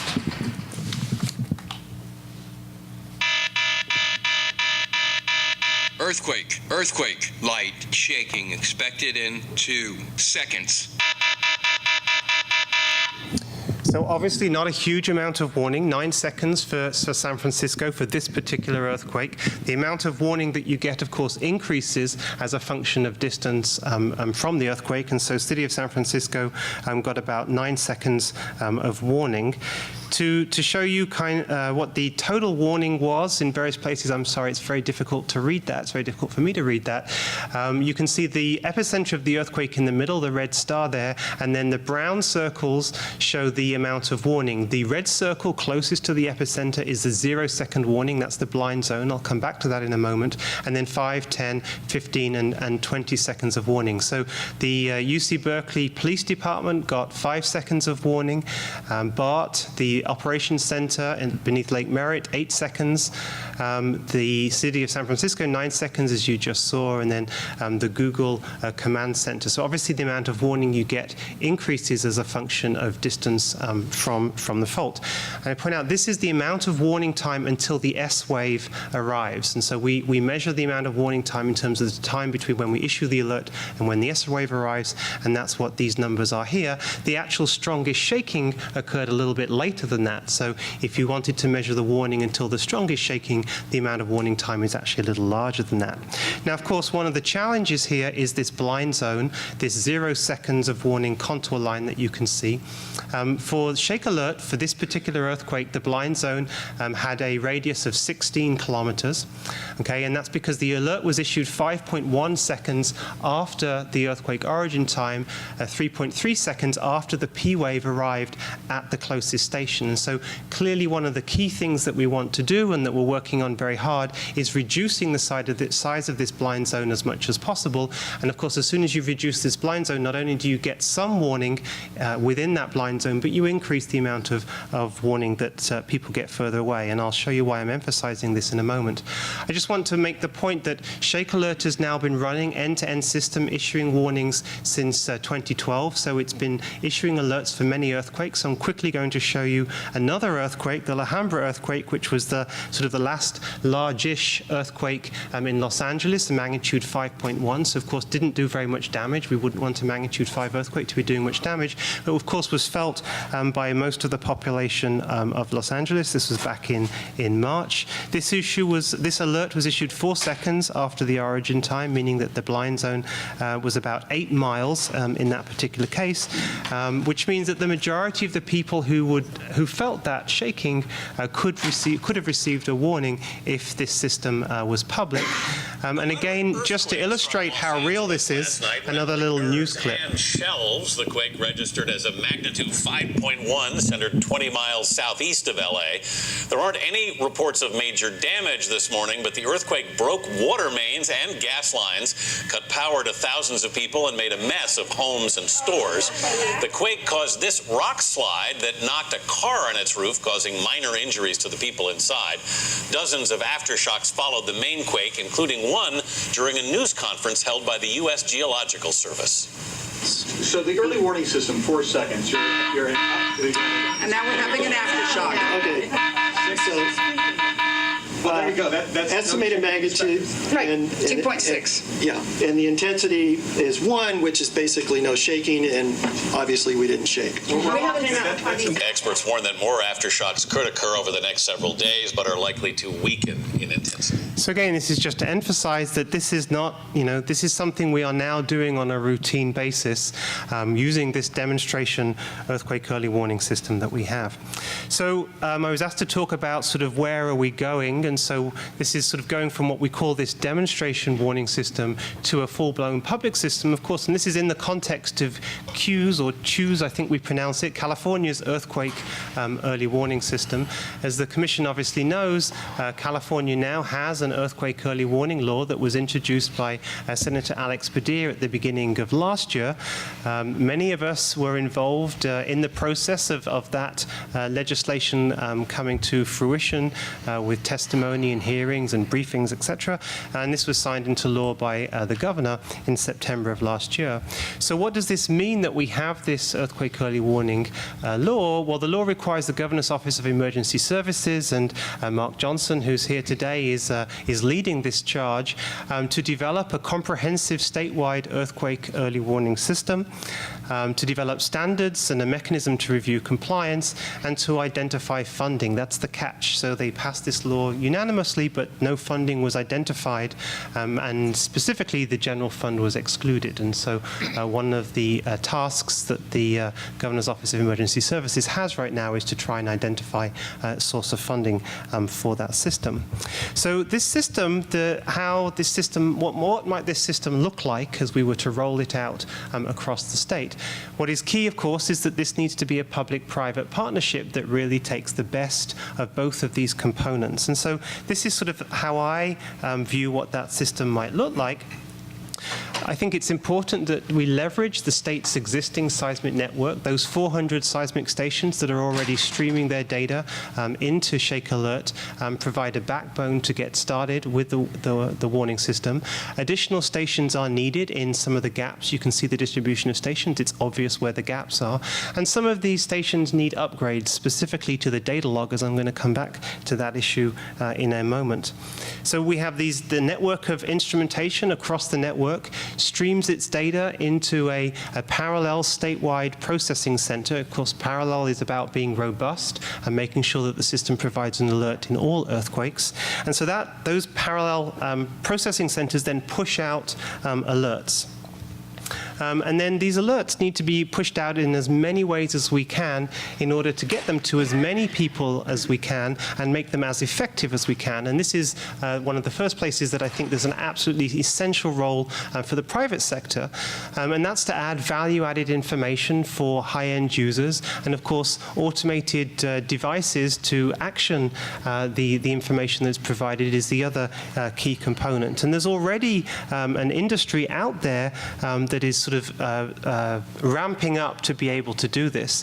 Ad hoc, Regroup, and Early Warning Labs are just 3 examples of companies that have already partnered with Shake Alert so that they can get ready to deliver these alerts to users in a broad sense, using a whole variety of apps, and then, of course, additional hardware to automate responses and things like that. The alerts, of course, should also be pushed out to whatever available public alerting means there are. iPause is the new system, the emergency alerting system, and so that would push it out to TV and radio and things like that. And then, of course, there's another very important role for the private sector here, and that's in terms of providing additional data to the system. Groups that already do this, PG&E, Trimble, Seismic Warning Systems, who are going to speak next, is perhaps another example of this. Calpine, these are all private sector groups that actually have instrumentation out in the field and are interested in participating in this earthquake early warning effort. Now, that data, of course, can feed into a centralized statewide system to improve that system, and that would obviously be a good thing. But in addition, of course, that data can be used to directly provide alerts to end users as desired by end users. And of course, that information can then also be integrated with the statewide system, and so you can have integrated alerts as well as sort of individualized alerts. And in fact, the best example of cost benefit that we have for earthquake early warning right now is the Okai chip manufacturer plant in Japan. And that was, in fact, exactly this kind of example where they integrated a nationwide system provided by the Japan Meteorological Agency with an on-site system that they put in their individual locations. So this piece here, the grade box, would be the public piece in this public-private partnership. And the cost of that is $80 million.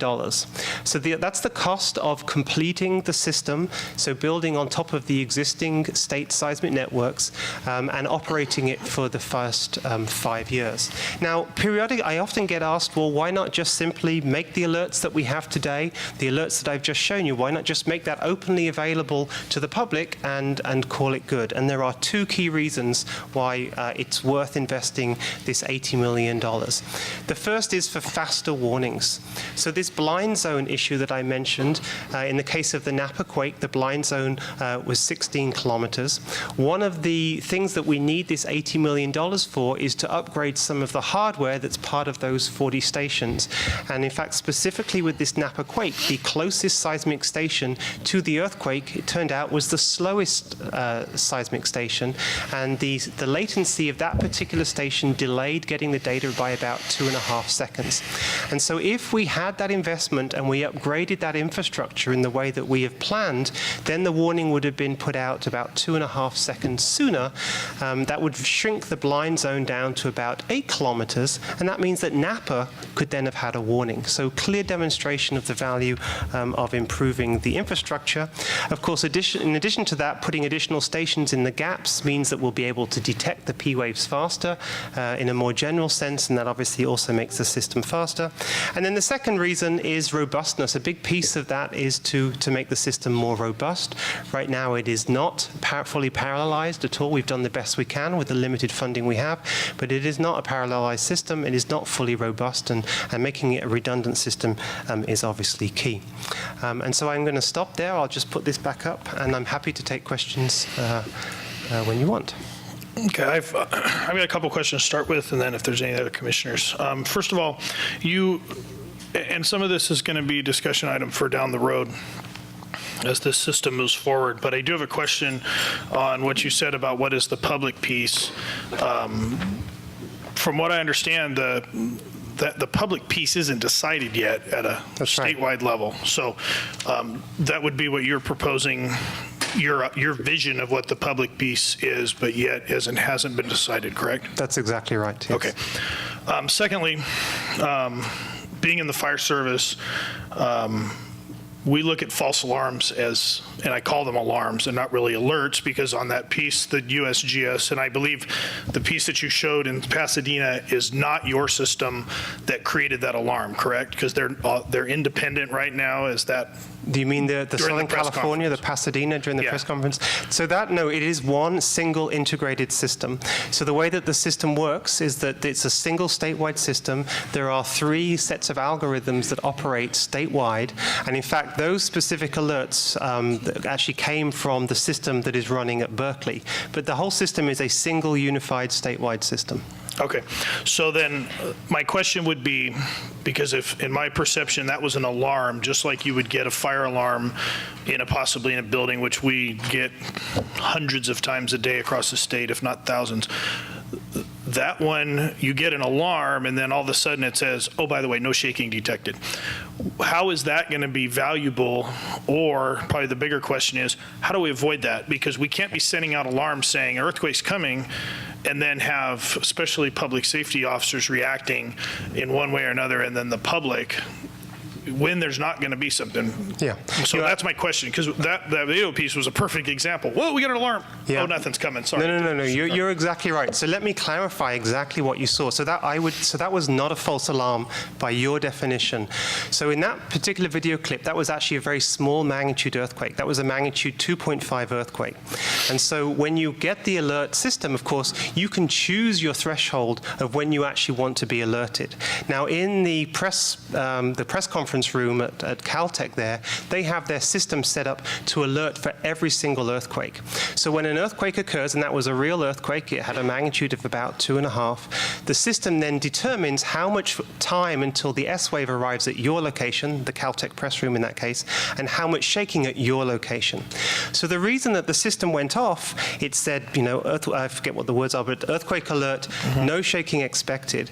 So it was because the system knew that there was no shaking coming. So you could choose to only be notified when you either expect to feel shaking or when you expect the shaking to cause some sort of damage. So the idea is that the system is detecting earthquakes above about magnitude 3, but it detects some magnitude 2.5 earthquakes all the time. But then, of course, you get to choose when you would get a warning. Now, in the case of a public warning system where we're pushing out a warning statewide to the public, we may well want to choose some of those thresholds. We being the CEWS, the California Earthquake Early Warning System that the USGS and Cal OES are defining right now. So for a public alert like that, there might be a threshold. But then for a sophisticated user, such as a fire department who understands this, they may choose to set their threshold themselves. And so I would imagine they wouldn't want to know about earthquakes that are occurring that don't cause any shaking, but they may want to know when there's going to be an earthquake that just feels shaking, even if it's not an earthquake that is expected to do damage. So that was not a false alarm. That was a choice of the user of how many alerts they want to get. Okay, so then what I see on that and what you've said is there's still a significant amount of policy discussion that has to be made with the governmental leaders, probably this group, on what and how the notifications are going to look like as they get rolled out. I mean, we kind of have a system that's close, that's obviously sending out alerts, that's fine, but we've got a big jump still between what we say is a system that works functionally and in the safety realm for society and the public, especially the public safety folks, because I know Commissioner Parkinson and I, being in law enforcement and fire, stuff like this makes us really nervous because how the public reacts to fire in a crowded theater, if you will, using that metaphor, is significant in the public arena. So that's my question. So in you will acknowledge that we do have a huge jump still to get to the point. Absolutely. I'm a seismologist. My job here is to detect earthquakes accurately and generate the alerts. Then how we use them is a whole additional domain that is something that as a group, I think as a community, an earthquake science community and an emergency response community, we really are starting to grapple with it. But it's very definitely a whole separate section. I completely agree. Can I just follow up on that for 1 second? So if we set the threshold to only alert when the ground was going to shake, what is the chance of error? So in other words, you've been using the system, and if you set it there, are we going to get false alarms without shaking? So let's use the Japan example, if I may, to answer this question. So in the case of Japan, their nationwide earthquake early warning system, they have defined a threshold. They want to issue an alert for all earthquakes that have an intensity greater than 5, and it's a different intensity scale to us, but that's a minor point. So then when they measure their false and missed alarms, what they do is they ask how many earthquakes caused ground shaking intensity greater than 5, for which they didn't issue an alert, how many caused ground shaking that was less than 5, and they did issue an alert. And what they find is that there is, and I can't remember the exact numbers, I apologize, but maybe over the course of some period of time, they issued 20 alerts, and there's one false alert, and there's one missed alert. And the one false alert will be a situation where they pushed out an alert, and they said the peak ground shaking intensity was 5, and in fact it was 4.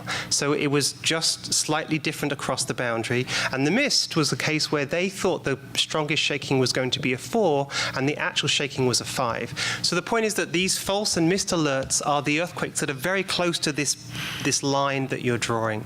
So when you draw this very clear line, there are inevitably going to be events that are just above or just below. And so you could ask, do you consider those to be false and missed alerts? And technically, absolutely they are. But of course, the actual prediction was very close to the actual observation. Thank you. Commissioner McCarry. Yeah, I'm originally from Mexico City, so we've been experiencing the early warning for some time. Now it's everybody carries their app in their phone. About 2 months ago, Governor Brown had a delegation go to Mexico, and among the things that were discussed was the early warning system. I was welcomed on Monday by an early warning that it was going to be an earthquake coming in. It was imminent. It was in the subduction zone where a lot of the strong motion occurs. It didn't materialize. Traffic came to a halt. Everybody panicked. People were running out of places. So false alerts and false alarms do cause a lot of panic, especially for my sister, for example. She just goes crazy when an earthquake occurs. But the next day, as we were getting ready to go and meet with Mexico's seismic experts, we were woken up by a good-sized shake. If people were in the 25-story building in the hotel, they certainly felt it. However, that region was in the volcanics zone that does not have the strong motion instrumentation, so there was no warning whatsoever. So what I'm trying to say is that I think that the early warning system has its applications for certain locations and for certain examples. I think that it is way too early to try to get the public too excited about Rachel Maddow's, there it is, we have it already solved, which was really in a way a little bit more sensational than it is. And it's going to have to be a policy decision. 80 million, 500 million, 3 billion, how safe do we want to be and how early do we want to be able to detect? Can we send things down there to see if there is going to be, at some point, the possibility of a rupture? That would be a precursor or an early alert, in my opinion. You mean a prediction? Yeah. Prediction, of them to occur. And I remember, I mean, in the late 70s, early 80s, B.T. Brady from the U.S. Geological Survey made predictions. He had all sorts of alerts. And no, it was way too early to make those kinds of things. No, I mean, let's not make any comparisons between early warning and earthquake prediction. These are two very different things. I do not foresee that we'll be predicting earthquakes for the foreseeable future. So I don't think we should be considering that. Earthquake early warning is something that we could do today, as we've demonstrated with these various earthquakes that I've shown you. But I completely agree with your comments about that this is no panacea for the earthquake problem, first of all. This does not solve the earthquake problem. And this particular approach, earthquake early warning, has its own challenges that come with it. There is no perfect system. I think anybody that tells you that there are no false alerts or will be no false alerts or no missed alerts, it's just simply not telling the truth. This is not a perfect system. Any system that's engineered is going to have problems. At the same time, I think we can work our way through the process of thinking about how to intelligently use this and what are the applications that make sense. And BART, I think, is a great example of that. That was one of the reasons, and so Tracy, please jump in whenever you want. But that was one of the reasons that we thought that BART might be interested, because of their automated control system, when they get an alert, they can slow and stop trains, and then they can start them up again. And our experience with BART was that actually BART was even more tolerant to the possibility of false alerts than we thought they would be. So that's one example of identifying what is an intelligent way to make use of this earthquake early warning information. If I may, for BART, it was a rather easy decision to participate in the pilot program because the consequences of a false positive were not so severe. It was something that BART riders experience every day. There'd be a slight slowdown, a halt in service, hold for a few minutes, and then off you go. So it was really a way for the agency to jump in and see, set an example, show others what is doable for us. Much easier for BART than it would be for PG&E, right? And so we were happy, that we've, I think, been working together for 3, 4, 5, quite a few years now. 6 years. And we look forward to, continuing the partnership as things, continue to improve. Commissioner Gardner. I think everybody agrees that an earthquake early warning system exists, and it's just a matter of money to get it to cover a broader area. We've kind of danced around it a little bit, but one of the areas that I think is most important is how do you use it once we have it? And that's the big policy discussion that has to happen. It's not a technical discussion. It's a how do you want to use this tool? And on the technical side, how do you write the algorithms that let you use it the way that you want to use it? But you really don't want to be shutting off gas meters in Oakland and Berkeley because of the Napa earthquake. You don't want to stop trains on the main line railroads because they block intersections and they're hard to start again, and all kinds of bad things happen. It becomes crew shift change and they can't move the train till they bring new people in. So we have to think that through really carefully, and I think that really is more of the question than is there a system or can we make a system that functions. It's how do we want it to function, and how do we plan that out. I think it's there's real value in different entities being able to be alerted at different levels of shaking. But particularly for the public side, things that go out to the public, if the public perceives things as a false alarm, they'll stop paying attention. A little boy who cried wolf. If the public perceives that they're getting an alert, and yes, there's an earthquake, but sort of a so what one, they'll stop paying attention. And if we miss one that does do damage, then that will be all of everybody's fault. You failed. So those are the kinds of things that I think we have to work on, and I really think it's the harder part. Finding the money is something we'll ultimately do. We as a state will find the $80 million, whatever the number is, and we'll get the system in place, but deciding how to use it best is, I think, the bigger challenge. Yeah, I completely agree with that. There's just one comment I'd like to add is that when you mentioned about deciding who should shut off their gas, I mean, as an example, I mean, what's important to recognize is with this sort of regional earthquake early warning approach, what you can essentially do is create a shake map, but before the shaking starts. So Steve Martin showed some shake maps from the Napa quake. So the whole idea behind a regional early warning system is that you essentially can calculate what that shake map might look like before the event. So you can estimate where the shaking is going to be strong and where it's not going to be strong. This is not just an on-off switch. This is not just a everybody gets warning or nobody gets warning. And so that obviously adds a lot of complexity when we come to think about how we push that alert out to the groups that you're talking about. It isn't a simple on-off switch. No, it's not. I think along those same veins, excuse me, we've got to be mindful of how we are communicating with the public, both in the policy side of the community and the science side of the community. We have policymakers sitting in this room probably who has hardly addressed this. It has not even come across their desk, and they go, whoa, hold on a second. We've got to be very careful, kind of in line with the unreinforced masonry problem.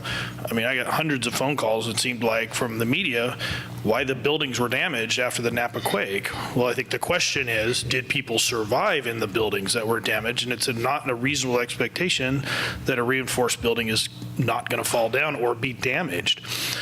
It's the same on early warning. I think we've got to be very careful as we move forward through this process that the policymakers are very involved representing the public on how these warnings are going to be rolled out, and assuring them that when we do media and talk about how this stuff is happening, that the public doesn't go, oh, well, we have early warning and I'm going to get a text on my phone, 10 minutes, well, 10 minutes, not reasonable, but, several seconds on an earthquake in the end of next year, because we have a deadline in the state that was imposed by the legislature to have early warning up and running. Yeah. So this is a much deeper, bigger, broader conversation that it's going to have many more people involved than the ones at this table. Frankly, if you're an elected member of anywhere in the government or state government in California, and probably our congressional delegation, this is going to cross their desks at some point in the very near future and to be toiled with for many years to come. Commissioner Hellwig. Yeah, I wanted to say, sort of in reply to what Commissioner Markari said, and pursuant to the rest of the discussion that's been going on, that yes, I understand that we're not ready for it yet, but if we, the scientists, don't talk about it in venues like this, and whenever chance we get, nobody's going to know that we need to discuss it before we can put it into place. And we're not going to get the money to do it, whatever it is, unless we keep waving the little flag that says there's this thing out here that we could do to make life perhaps somewhat safer in our earthquake country. And in that respect, yes, it's not ready. Yes, it's going to take a long time. Yes, there are a lot of policy decisions that need to be made, and we've been trying to encourage the people who need to weigh in on them so that we can actually have the discussion. I think it's really important for us to reach out and for Rachel Maddow to remind people that it's a possibility so that we can have the discussion that needs to happen before we make it and before the next big earthquake comes, so we have this in place before. Thank you. Commissioner Sweets? I think one component that maybe people don't think about of a system like this is awareness, preparedness, emergency preparedness, and education. People tend to think and focus on the technical aspect, the sensors, the computers, the signal, how it's going to be pushed. Okay, we got the signal. What do we do next? Whether it's 5 or 10 seconds or 15 seconds, there will be a program, procedures to educate people, students in schools, workers, first responders, about if you get a signal, what do you do?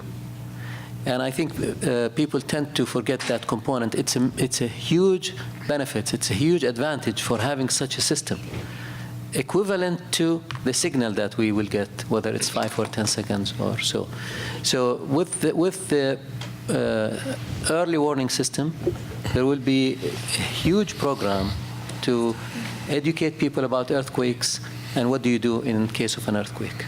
So wanted to mention this. I think that's absolutely right. And I would actually turn it around and turn this into a huge opportunity for education about the earthquake issue.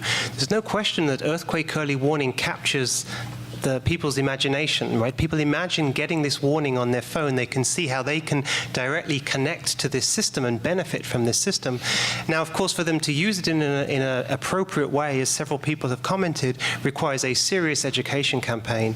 So we can use that interest in early warning, and when and if the state decides to roll out a public early warning system, the fact that we need that education campaign, the fact that people are interested in it, to not only educate them about early warning and how to make use of early warning, but about more broader issues when it comes to earthquakes, including all of the sort of structural building issues that we've been hearing about and responsibilities that we have for our own earthquake plans and the buildings that we live and work in. So I see that being a great synergy of being able to take that interest and turn it into broader education. Okay, before we take any more questions, I don't want to forget Michael Price is sitting here also with the seismic warning system that was up and activated during the Napa earthquake. And so let's hear from him on the performance of that system and what it was able to accomplish during the warning.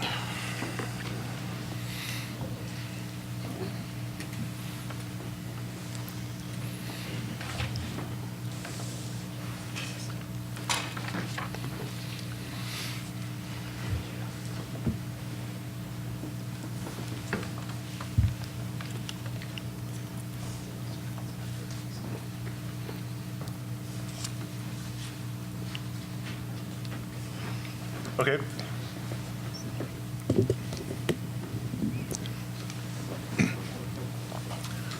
Thank you for letting me present to the Commission today. My name is Michael Price. I'm the Chief Technical Officer for Seismic Warning Systems. And I want to talk a little about our experience with earthquake warning during the Napa fault. With a little background, we started doing research in earthquake warning back in 1995 and produced first products in 2000. And we went out into the market and tried to sell earthquake warning to people, which in 2000 was hard to do because no one ever heard of earthquake warning and they had no idea what it was good for or even that it was possible. But we very quickly ran across a couple of applications which were very interesting, and I guess I call it the fire station app, the killer app of earthquake warning in early days. And the reason for this is in earthquakes, the fire stations rock back and forth. Their equipment bay doors are on, they raise up on rails with rollers, and the rollers pop out of the rails, and the doors jam, and they can't get the trucks out of the station after the earthquake.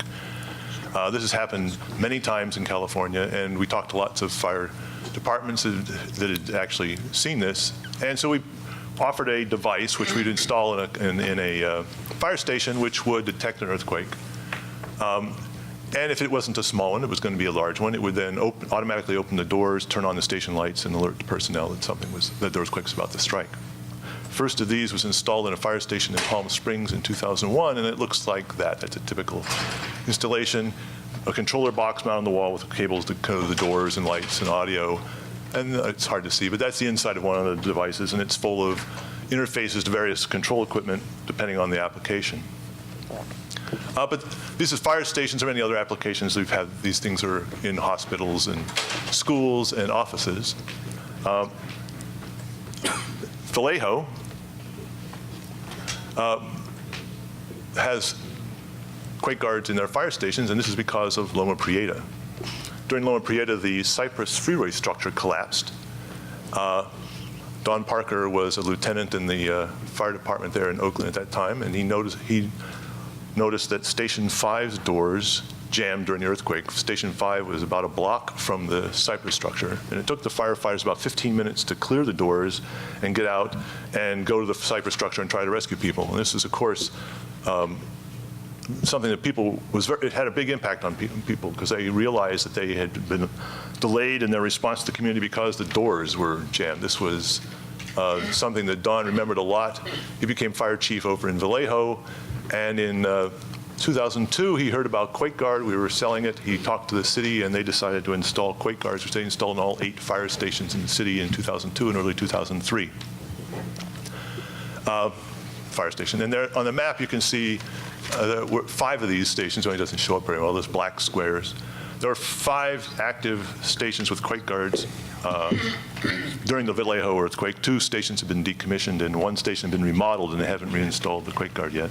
I'll talk a little about what happened during the Napa earthquake for these 5 stations. There's the epicenter faults. This is the stations are about 6 to 10 kilometers from the epicenter. And the way the system works is it detects a P wave, and I'm just going to animate this. This is a P wave arrive at the station. When it arrives, the station has sensors, and on the Quake Guard detects that there's some ground motion. It can distinguish between seismic ground motions and human-caused motions. It can also distinguish between what's going to be a large earthquake and a small earthquake. And if it's going to be a large earthquake, which for a fire station application typically means that it's going to have an intensity 5 on a Mercalli scale, which is about where things start to get interesting, then it triggers its actions. Then this S wave arrives, and in this, I'm just going to step through. The S wave arrived at each of the 5 stations, and it produced somewhere between 1.7 and 2.4 seconds of warning in Vallejo. And at each of these stations, the doors opened. An audio alert was produced to wake up the firefighters in this particular case. One station, the power failed just after the alert arrived. And this brings up a point about applications for earthquake warning. If you're going to have some activity that you want to start on a warning, you probably want to have some power backup if you want it to actually complete. In this case, the doors got slightly open and then the power dropped. But in the other stations, the door is open. There's also some fire stations that had Quake Guards in Albany and Berkeley. But down there, the intensity was slight, and so there was no alert on those stations, and it ignored the earthquakes being too small. Had we opened the doors, that would have been a false alarm, and we try to avoid false alarms. In the 13 years that the system has been in place, there haven't been any false alarms, and that may be just luck, but it is the performance we had. And of course, the false alarm doesn't cost much. You open up the doors, it doesn't really cost anything, but there's huge reputational damage, and this is early days in earthquake warning. And the last thing we want to do is have people learn that earthquake warning is like a fire alarm to be generally ignored because most of them are false. And so it's really critical in our view to make sure that we pay very close attention to the false alarm rate, or people are just going to ignore us, as mentioned. So here I put up the locations where buildings were red tagged.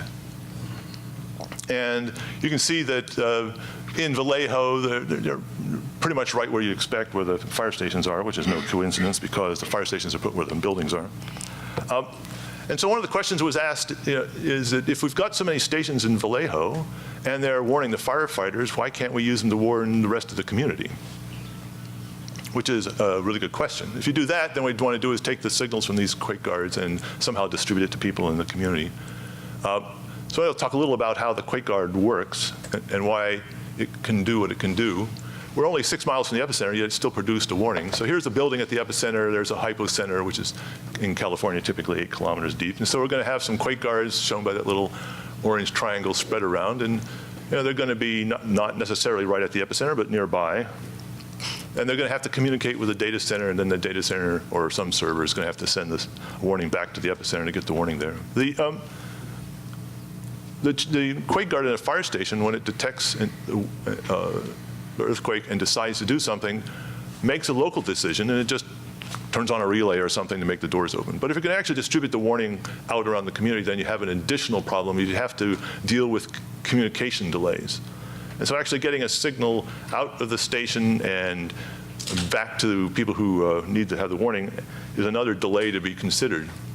And if we look at the budget to do this, it looks like this. If we want to warn people who are at the epicenter of an earthquake, we've got a second. From the arrival of the P wave at the surface to the time we deliver the earthquake warning to the epicenter, you've got 1 second. And so if we want to warn people everywhere in an earthquake, then that's the total system time budget. And this epicenter is in American Canyon, as we know, and it's not a very dense area around here. But if that epicenter was in Hayward, then there's a lot of people who are going to be right on top of the epicenter and very near it, and we want to give them a warning. And if we can, then what we can do is we can initiate actions before the S wave hits the surface or coincident with it. And there are lots of actions that can be done in a very short period of time, like shut off some power to avoid a fire being started. There's a lot of things you can do in data centers that are very fast and so on. So this shows in this particular case, it's about 300 milliseconds of warning at the epicenter. Quake guards were designed to provide this kind of warning. Typical quake guard can analyze a P wave and decide on whether or not to produce an action in typically 400 milliseconds. And so the rest of the time would be used up in communication out to some kind of a server and back to the data center, or back to the epicenter where people need to be warned. And there's not much going on in the data center because all it's doing is relaying the warning, because all the computation of P waves and all the analysis of whether or not this is a large earthquake or not is done in the station, so it's fully distributed. So the intention going forward is to build a network of quake guards. There'll be a number of them spread around, and the advantage here is you get an increased warning time over a standalone device. So this, if we were to have an array of quake guards, then the warning time can be increased. You can see in this particular case for a proposed layout of additional systems in this area, the warning time goes from, instead of 1.7 to 2.4, it's 2 to 3.5 or so. So it's not a huge increase right near the epicenter. The increase is greater the farther away you get. And the advantage is you're taking this ability to detect to produce an alert and provide a warning to regardless of where the epicenter is, to a region rather than just to a station or a facility in which the system is deployed. And so as we talk about, there's blind zones you can avoid by doing this. So the goal for the Quake Guard has always been to provide a warning that works everywhere, because we're selling this to people who are putting these in the facilities, and they don't know where their facility is with respect to any prospective earthquake, and we warrant our product, so it needs to work everywhere. So it was, from very early, we had to design a system fast enough to provide a warning. And our goal here is to increase resilience by actually having action. So the product has always been focused on applications. We talk about schools as an alert, but in a fire station we're controlling doors, and other places we're controlling valves and so on to take some action which will have an impact on the results of the earthquake. So with this idea of building a network of quake guards and distributing a warning around a region, we've approached a couple of areas here in California with the proposal for a partnership. Coachella Valley Association of Governments, which is down in Palm Springs, the Salton Sea area, and Imperial County agreed to partner with us on building a regional system, which involves placing quake guards in the area near along the faults and where we expect epicenters and a few other places in between, and then distributing a warning to public facilities there, in this case schools, fire and police stations, emergency operations centers, hospitals, water infrastructure facilities, and so on. And the way that works is that we raise private capital to build the system. We use revenue from selling products to commercial end users to pay for operations and maintenance going forward. And then we provide the warning to these public facilities for no ongoing cost to them. And they get then public warning in all these facilities, and of course, from the company's point of view, we're helping protect the public. Our model here is that if you want to protect people, you realize that wherever they are, they're someplace. They're at school or at church, or they're at a store, or they're at a restaurant, or they're in their place of work, or they're in a hotel. And that the people who own those places, the facility owners, are responsible for the people's safety when you're there. So that's why there are lighted exit lights and emergency lighting and fire alarms in this building, because the owner of the hotel is responsible for our safety while we're here. And so our view is we go to the facility owner and say, look, there's an earthquake warning system that you can install in your building, and you need to work with some emergency planners to understand what the best response to the warning is. But then if you had a warning in this building, you would start this meeting by saying, welcome, this building is equipped with earthquake warning. It sounds like this, and you just do a test of it. If during the course of this meeting you hear that sound, what you should do is crouch down next to your chair, put your hands over your head and protect yourself from falling objects, and don't move until the ground stops shaking. Now let's get on with the meeting. Or if this had been a banquet, there would be tables. They say, push your chair back, crawl into the tables, and hold on to the legs. Or if this was some kind of a home show, there'd be booths with vendors, and they'd sell you something else. And elsewhere in the hotel, they'd have an entirely different message if you're out in the swimming pool, or if you're in the kitchen, or you're in a restaurant, or in one of the guest rooms. The point is the facility owner has an interest in making sure that they can convey to you what you need to do when an alarm happens, and they can also provide the context in like this meeting that's most appropriate. And so by working with the facility owners, you can protect people wherever they happen to be, and that is the way to make earthquake warning effective. And so that's really the model that we've proposed for businesses and also for these regional partnerships.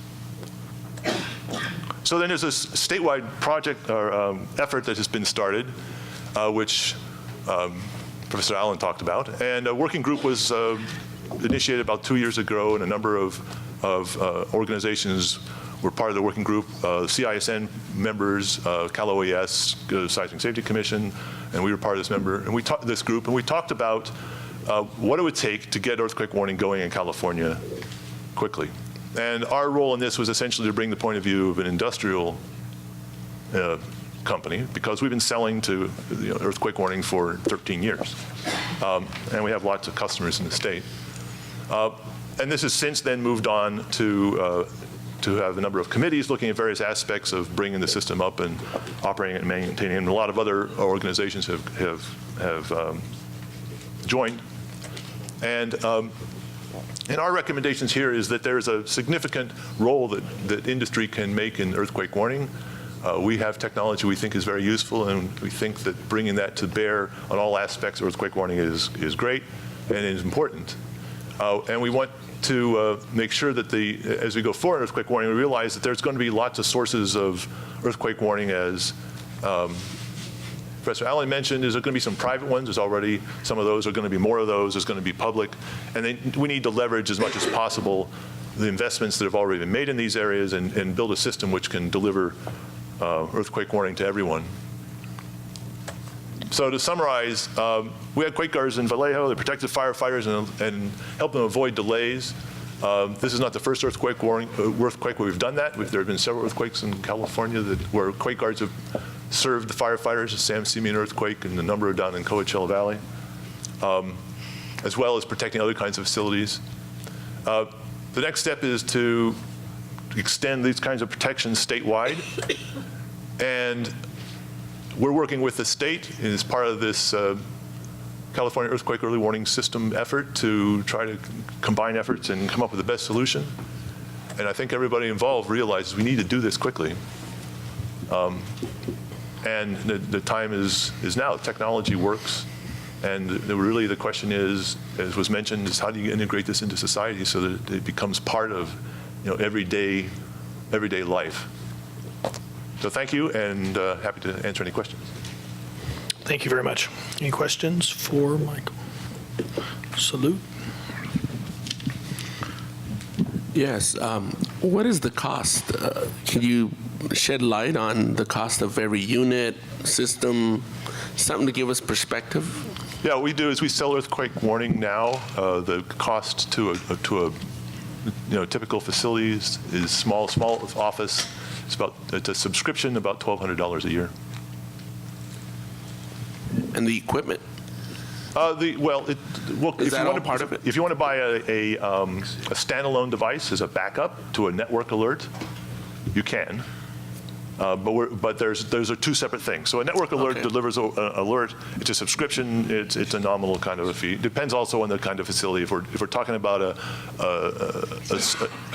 subscription for something to control industrial process, that's more expensive. But for a drop cover hold kind of audio alert in a facility like this, it's fairly inexpensive.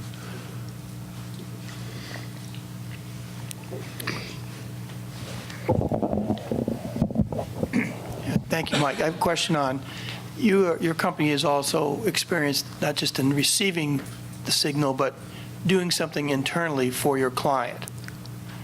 What is their reaction? What do you usually do? What are they asking for? You get the signal, and then how do you go about implementing that signal within a company to get it to have it to turn it into action, I guess. Excuse me, is what I'm trying to say. Well, what happens is that we work with a company to identify potential applications.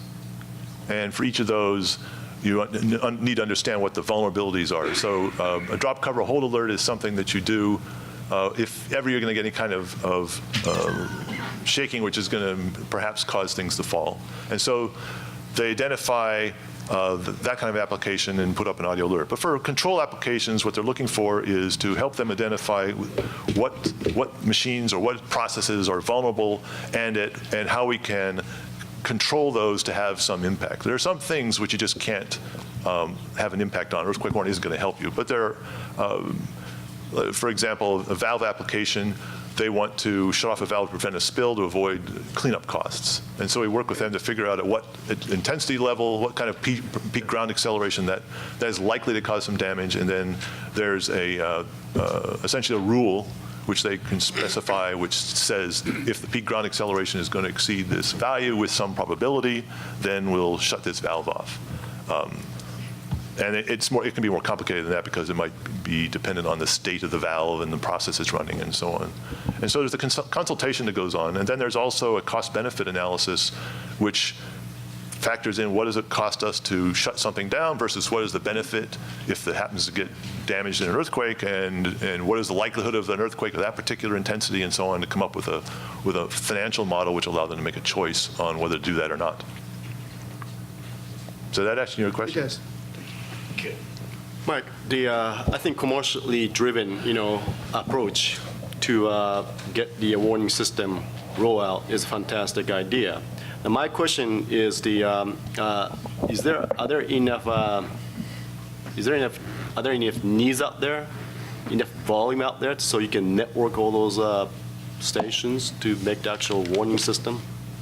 Not at the moment. We're in the process of. No, I mean, I know right now. I'm talking about future. Market needs. Well, so no, we're not. What we're not doing here is installing quake guards in customer sites and then using those to build a network. And there's a variety of reasons for that. But the biggest one is that generally, the people who are interested in earthquake warning are not necessarily located where it's most advantageous to have a sensor. And so what you have to want to do is you want to evaluate a region and decide how do you want to place the sensors to maximize the amount of warning that you can produce, given some assumptions of where earthquakes are likely to be. And then you want to go out and find locations to put sensors there. So the process is actually to stick sensors in the ground specifically and then use those sensors to produce an alert. Is there like a market for like a public and a private school? Would it be a really good one? I mean, Yeah, sure. Because distribution is pretty much. Yeah, anything which has good geographical description, school districts are a good example. Be a good place to put some sensors. Right, and so students can just duck on the table. Yeah. Before actually at the P-wave stage. Right. So what would it be? So do you have any discussion with the public school system about this? Oh, sure. Well, in the Coachella Valley, there are 3 public school districts, and all 3 of them are on the project. And we're going to be placing sensors in a few of the schools because they happen to be well located, but not all of them. And so generally speaking, what happens is that we'll pick a particular school site and say that's appropriate for a sensor, and then we'll put one there. And then we put a server somewhere in the school district.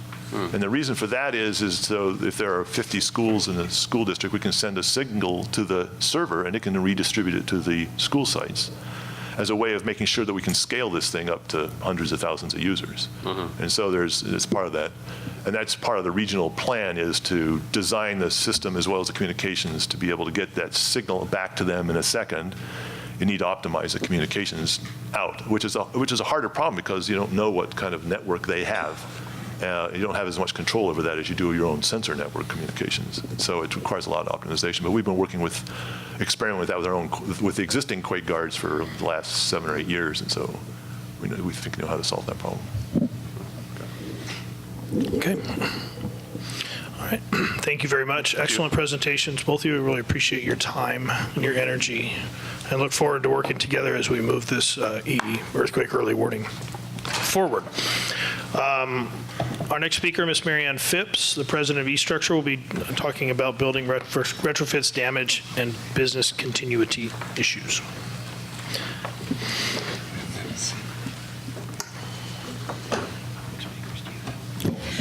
Thank you, Mr. Chairman, commissioners. I'm delighted to be here, and I am very grateful that you're still here and applaud your stamina, and grateful that there's still people in the audience. So I'm here as a structural engineer, a practicing structural engineer.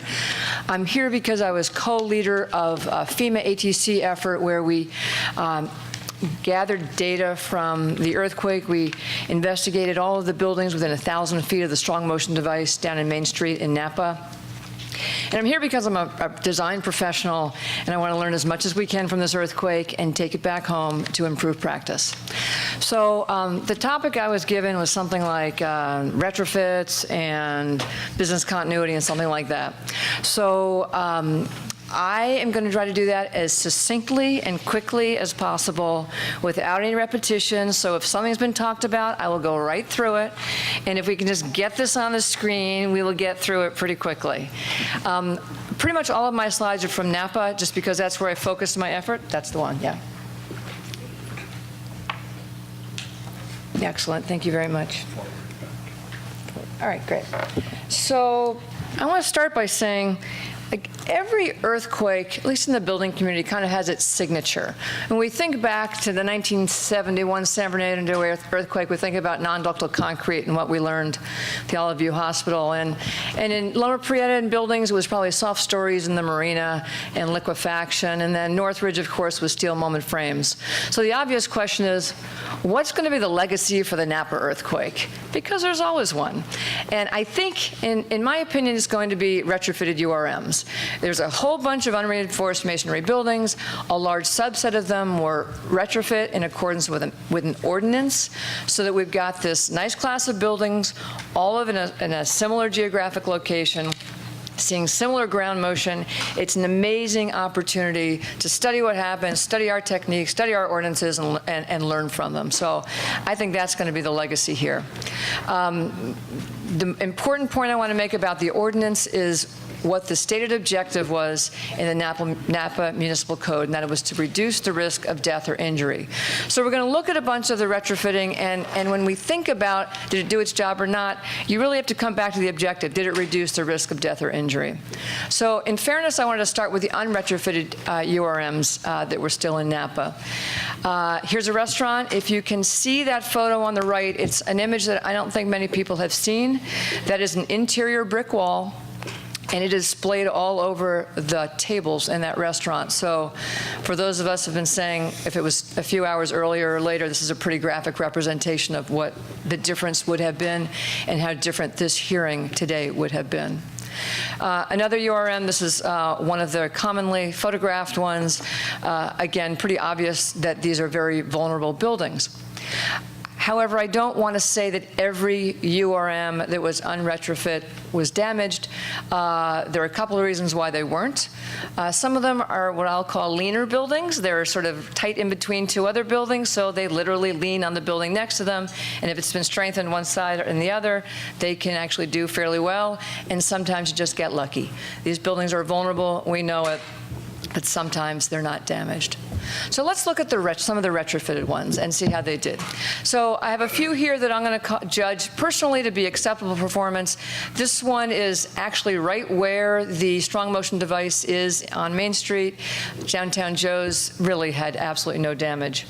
The Bounty Hunter restaurant, they retrofit the building, had a little bit of movement of the parapet, no stones, no brick lost. They're doing some repair measures, put a canopy over the entrance. It was back in operation very quickly. Good performance. Chop House, a beautiful stone building, a beautiful retrofit. It lost a few stones from the parapet, both at the front and the rear. Again, the purpose was to reduce the risk to earthquakes. These buildings didn't collapse. They protected life, and they reduced the potential life loss significantly. I think they were all pretty good performers. Then you have the Vintners Collective down the street. I'll step up and say it was pretty bad performance for a retrofit building. I'm told that the walls were 20-inch thick stone, and I'm told that the anchors went in about 10 inches. So there's a whole lot of stone on the outside of this building that was not tied back to the floors of the roof, and this is the kind of performance you get. This is sort of the poster child for the earthquake. That's a busy corner, that's a lot of brick. And that steel and those anchors did not fully engage the masonry on the outside of that building, and it did not perform in accordance with the way I think anybody would have expected or wanted it to.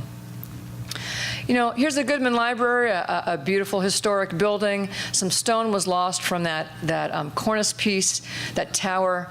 I'm told that the engineer of record for the retrofit had planned and requested to take that off, strengthen it, and put it back, and that was not done. I don't know whether it was cost, I don't know whether it was historic stuff, but I just add that as a little bit of information about that.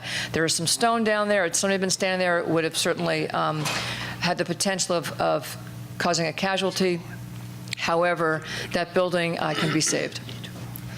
And this building had some steel moment frames on the interior, some very bad damage on the brick walls on the two far sides. Apparently, I'm told the design had some deficiencies, the construction had some deficiencies. It performed very poorly. It's going to be closed for a very long period of time. The strengthening is going to have to get redone largely, and I'd say it was, while no one was killed, that's probably not the performance we want in there, those kinds of retrofits either. One of the big pictures, one of the big stories in this earthquake, and I think precedent setting, is this whole adjacency issue that the mayor spoke of earlier about these closed sessions. Here's, poor Velo Pizzeria who went through their retrofits, spent their money, invested in their building, but because of their adjacency to the center building, which did not, they were, first of all, first green tagged, then red tagged because of this vulnerability. Then they had to build a barricade on top of their building. If you guys can see that wood up there, that's a wood frame barricade essentially to prevent the brick from posing a hazard to the building below. Similar to other buildings in the area, you can see another one on the lower left, and there's another one on the right there. Other buildings had done their retrofit, but because of the adjacency issue, they were red tagged. Also ready to brick are chimneys. And I don't know about you, but I can't believe we still have brick chimneys out there that are falling over in every earthquake, causing considerable potential life threats. And it seems to me if you're thinking about things you can do as a body, think about these chimneys, because, I mean, if we can strap water heaters at the point of sale, can't we get rid of chimneys too? You know, there's the 13-year-old boy who had the fireplace. If you can see on the upper right-hand corner, that is the fireplace that came down on him. So I don't think I have to say more to make this point. These are vulnerable, they're damaging, they're dangerous. They are dangerous in every single earthquake. We have a lot of focus on cripple walls, which is important and essential. Chimneys are equally essential to deal with. Other vulnerable buildings, I'm going to skip over this. This is some more tilt-up stuff. Professor Mahan talked about these. There are other classes of buildings out there that are vulnerable. I'm not going to talk about them right now, just know that they're there. This happens to be a glulam beam connected to a pilaster that almost fell off, and there were 3 in a row like that, and came very near to collapsing the roof. I'm going to spend the next chunk of time, short chunk of time, talking about modern buildings. This building was of interest because the date was plastered right up there, 2008, and right below it you could see the stone veneer that fell off from the building. Around the building there were different pieces of veneer, solid stones, some insulated, but they came off the building, and I'll say probably should not have. But the big issue is this issue on the far, that would be the south side of the building, where if you look carefully in this, you would see a lot of cracking in the stucco wall. You would see bowing out of the wall. And that image on the right, you're seeing daylight through there. That's actually a gap between the outside wall and the inside wall, and you're not supposed to see a gap there. Fred Turner was at the building this morning. He reported that that exterior wall moved about 12 inches relative to the steel moment frame that this building is. So bad detailing. There was bad detailing to accommodate the drift of the moment frame and protect the exterior wall in anticipation of that movement. And that's the shoring that went up afterwards. The other interesting, modern building is the hotel, the Andaz Hotel. Presently on the website, you'll read that it says, we've been impacted by the earthquake and we're going to open maybe at the end of October. So what happened there is, first of all, on the exterior, there was some loss of adhered veneer. On the left is what happened the day of the earthquake. On the right is they came in afterwards and knocked off all the loose stuff. From the day of the earthquake, this is what the bathrooms look like. And you get these kind of images if you sort of go into Facebook and stuff and go online and read some blogs, because I didn't get in there right after the earthquake, and not too many people did, but it was fully occupied and people had cell phones. So what was reported is that the mirrors fell down, all the art on the walls fell down, the televisions were tossed, the furniture moved around, the sheetrock was very badly damaged, there was water damage. I mean, the hotel saw a lot of non-structural damage, and it will, as we said, be out of service for quite some time. I want to pause and talk a little bit about this fire protection, these fire sprinkler issues. It is true that not all water damage was caused by fire protection piping, but most of it was. And if you could get up close, you'd see some amazing photos there of actual cracks in the pipe where, because these pipes are swinging around, sometimes the pipe hits something, or the sprinkler head hits something, or there's a discontinuity and a turn and a bend. Something happens to make the pipe break. When the pipe breaks, it's pressurized water, so it's flowing out of there really, really quickly. And it's hard to turn off. Firefighters are busy the next morning. They aren't available to come and turn this water off. They're out fighting fires. So water was flowing for a lot of time in a lot of buildings, and it caused a tremendous amount of damage. So this was one that was talked about earlier, the Napa County Offices building. It's a 2-story, tilt-up building. Structurally, it was unscathed. It was perfect. One sprinkler head on the top story, right below the roof, went off. The water flowed for 5 hours, and 200 people are out of this building for many months. Sheetrock had to come off because it would get moldy, the floor coverings, the ceiling, all the contents, everything. It's an amazing story, and it's fundamentally about one sprinkler head. There was some rooftop equipment that was damaged, but this is really where the story is. McCullough's is the same way, department store. If you look at that image on the left and you look right there, they had about 3 or 4 breaks in their sprinkler line, and the water shot right out the side of the building, and we're seeing, that's what we're seeing right there. So all the ceilings were down, all the sheetrock, everything else are going to be out of business for a long time. What I want to finish up with is a little discussion about contents. And if you just, again, think about the earthquake being 8 hours before or after, and think about if you're working in the winery, if you're shopping in the grocery store, if you're sitting at your desk, you are vulnerable to damage. And you're vulnerable to injury or death. These are serious contents that cause real life safety issues. I think as a body, as a commission, it's interesting to think about what you do about contents, because contents are not even regulated by the code. You know, furniture, for example, if it's under 5'9", it doesn't require a building permit, so you can't keep somebody from putting a bookcase unbraced right next to their desk and have it be vulnerable for the person sitting next to it. So I think there's some really interesting policy issues here. There's certainly an important public awareness campaign, I think, that goes along with it. This image, it's the one that was at the upper right. I'm going to show it here again. There's a grocery store. Those are the shelves in one aisle, every one of them overturned. So, you know, those were not original when the store was installed. They did some re-racking. They brought them in. They did not anchor them down properly, and this is the ramification. So I think it's serious. I just want to point it out. I want to make you aware of it. I think it's essential that we spend a little bit more time thinking about the consequences of non-structural damage. I'm not going to repeat all my observations because you just heard them. I'm simply going to say, don't forget about the chimneys, and thank you very much for the work that the Commission is doing. I'm really delighted to be here and be part of it today. Thank you very much. Any questions from the Commission?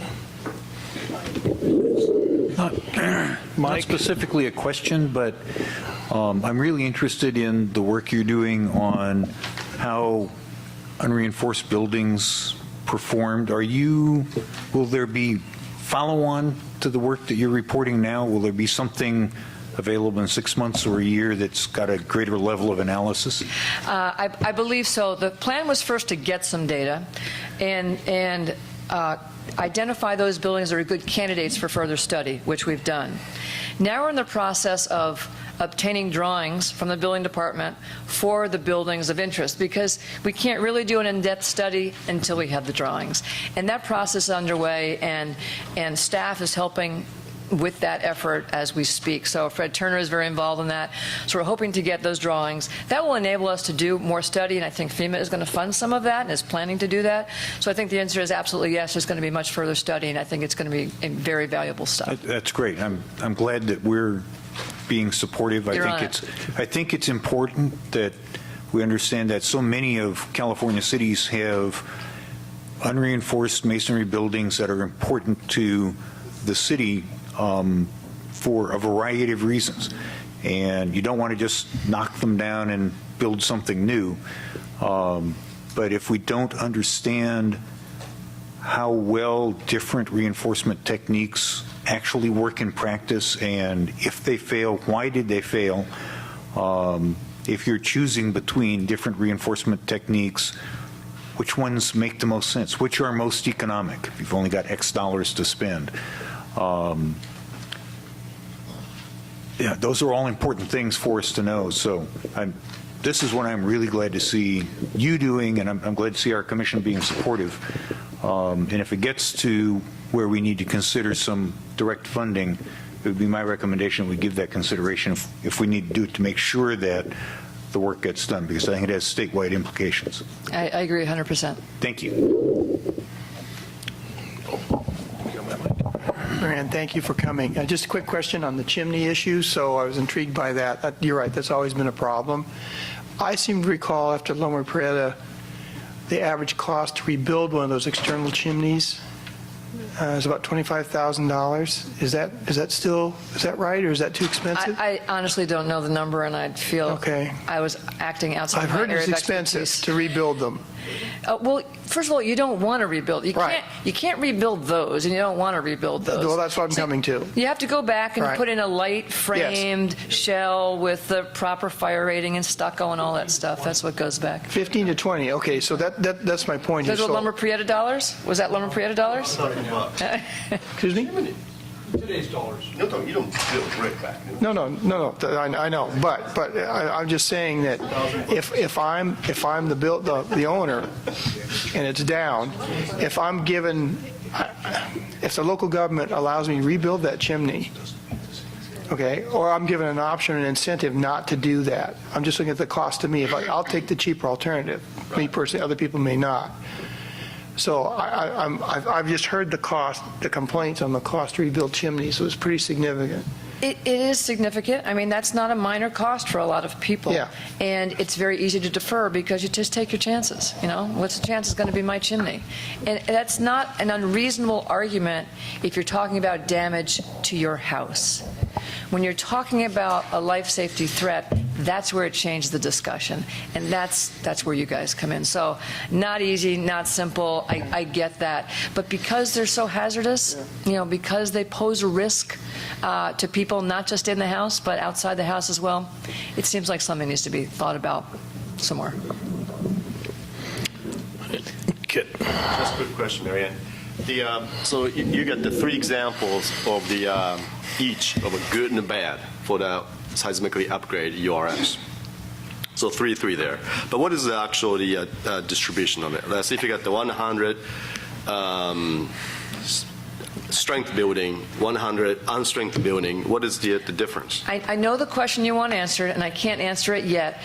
Unfortunately, there's some of the statistics about the red tagging is very misleading. So you can look at the red tag, the number of red tagged strengthened URMs and the number of red tagged unstrengthened, but the percentages don't look very good because some of them were red tagged because of adjacency issues, some of them were red tagged and then green tagged. So I can't say yet, and I hope that the results, and I believe that the results will point to the effectiveness of retrofitting. But I don't have the numbers yet, and we're absolutely going to get them because we need to be able to tell the story with the facts. I think it's critical.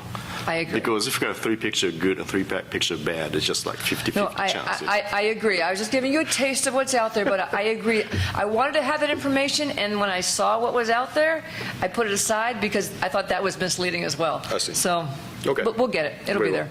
Thanks. Peggy? Yeah, I just wanted to ask, wasn't the only person killed in the Landers earthquake also killed by a falling chimney? That's correct. Well, and this time, right. Indoors. And this time the death was as a result of a falling television, and it gets back to that contents issue. You know, I don't know that you want to have a law that, you know, somebody's got to get a permit to put up their television, but you sure want people to pay attention to what they're doing with all this stuff. And I think that's important. It's important that, you know, we help people. Any other questions? Thank you, Ms. Phipps. Appreciate it. Great information. Thank you. Okay, we're moving almost our last agenda item after a long day. Thank you, everybody, for hanging in there. We've got about 6 or 7 public comment requests. I hope everybody's still here. I know it's been a long day. So the first one I got was Patrick Baker. Just a quick note on public comment. We keep that to 3 minutes maximum. If you have more information that you would like to get to the commissioners, you're welcome to submit that in writing to Karen Cogan, which is over here to my right, and that we will distribute that to everybody, and it will also be a record of the meeting. Okay, Patrick. Thank you. Again, my name is Patrick Baker. I'm a wine grape grower, winemaker, and former general manager of some very large and small local wineries. And I thank you for the opportunity to learn from this and address this commission today. I've seen the perils and damages caused by current barrel rack designs and stacking methods firsthand, and you've seen some of those pictures today. The rack-on-barrel system that is pervasive and allowed by current Cal OSHA regulations by design requires visual judgment and experienced precision with the forklift to balance curved racks on curved barrels.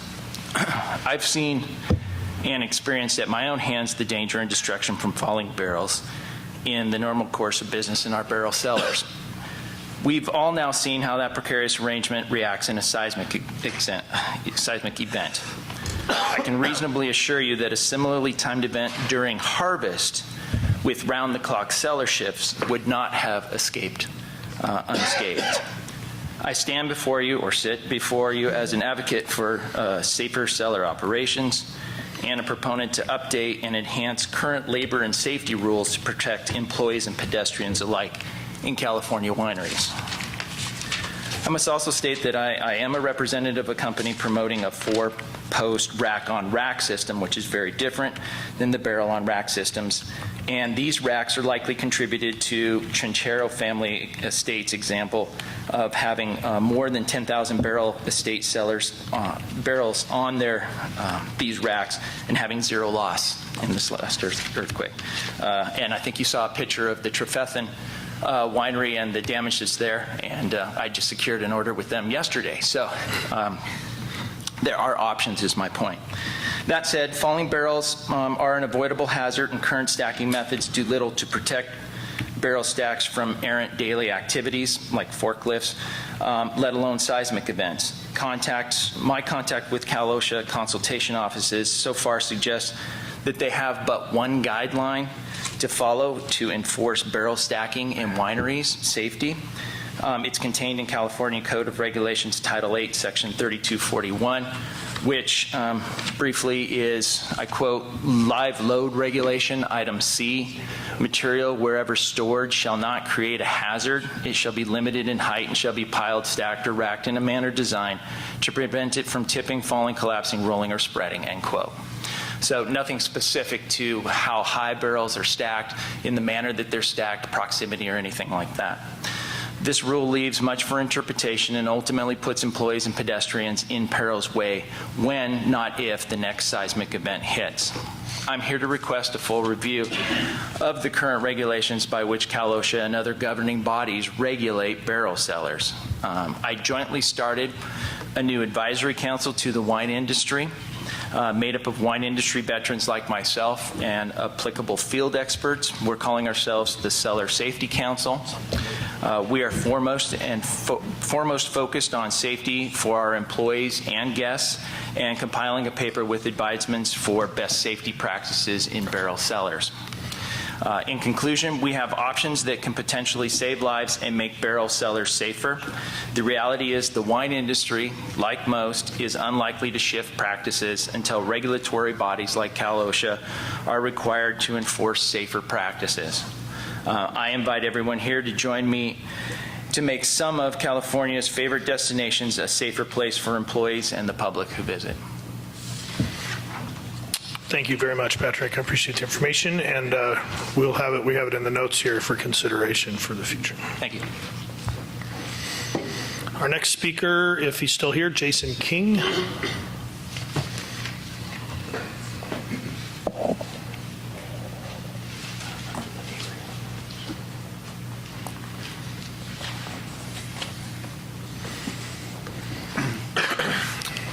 Hello, my name is Jason King. I'm the director of Bolt down the Bay Area.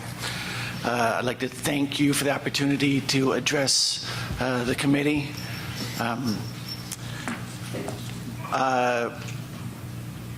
Let's see.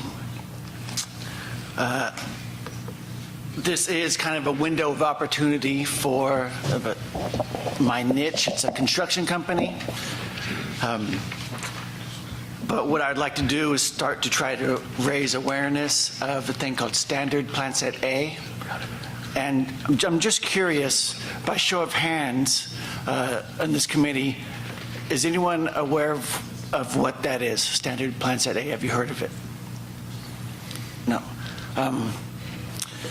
So Plan Set A is a document provided actually from the Association of Bay Area Government Association of Bay Area Government's website. It's signed off by the Association of Bay Area Governments, the International Code Council, Structural Engineers Association, California Building Officials, and the EERI. What this document is a map for us to be able to go into 1 to 2 story single-family residential homes and reinforce the connection from the wood structure to the foundation, and the engineering is already built into the document. And so great examples were shown earlier. In fact, we even have customers in Napa where we took the measures from Plan Set A and applied them appropriately. Their house is standing, is just fine, while the neighbors with the crippled walls was knocked down and red tagged.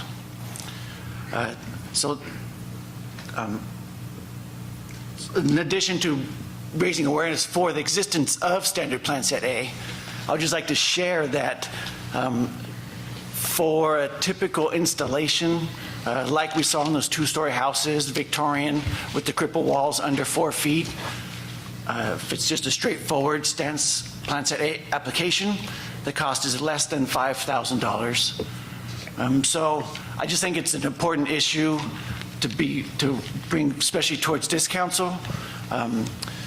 Application of this plan set, not this exact one, but a similar one, is mandatory in Southern California and in LA. And so that's the goal, is trying to, I guess, push towards mandate for this simple procedure that the engineering is built in. Excuse my nervousness here, but so that's basically what I'm here to do. I appreciate the opportunity to do it. Great.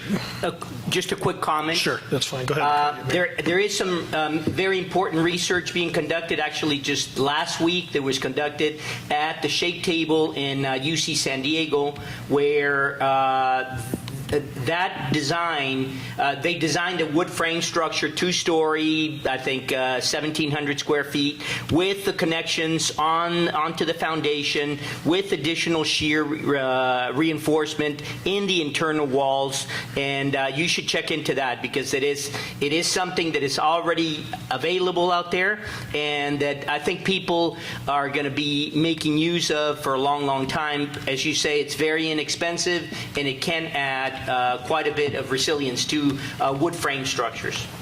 Yeah, and like we saw, the real world test is the pictures that you saw, and there's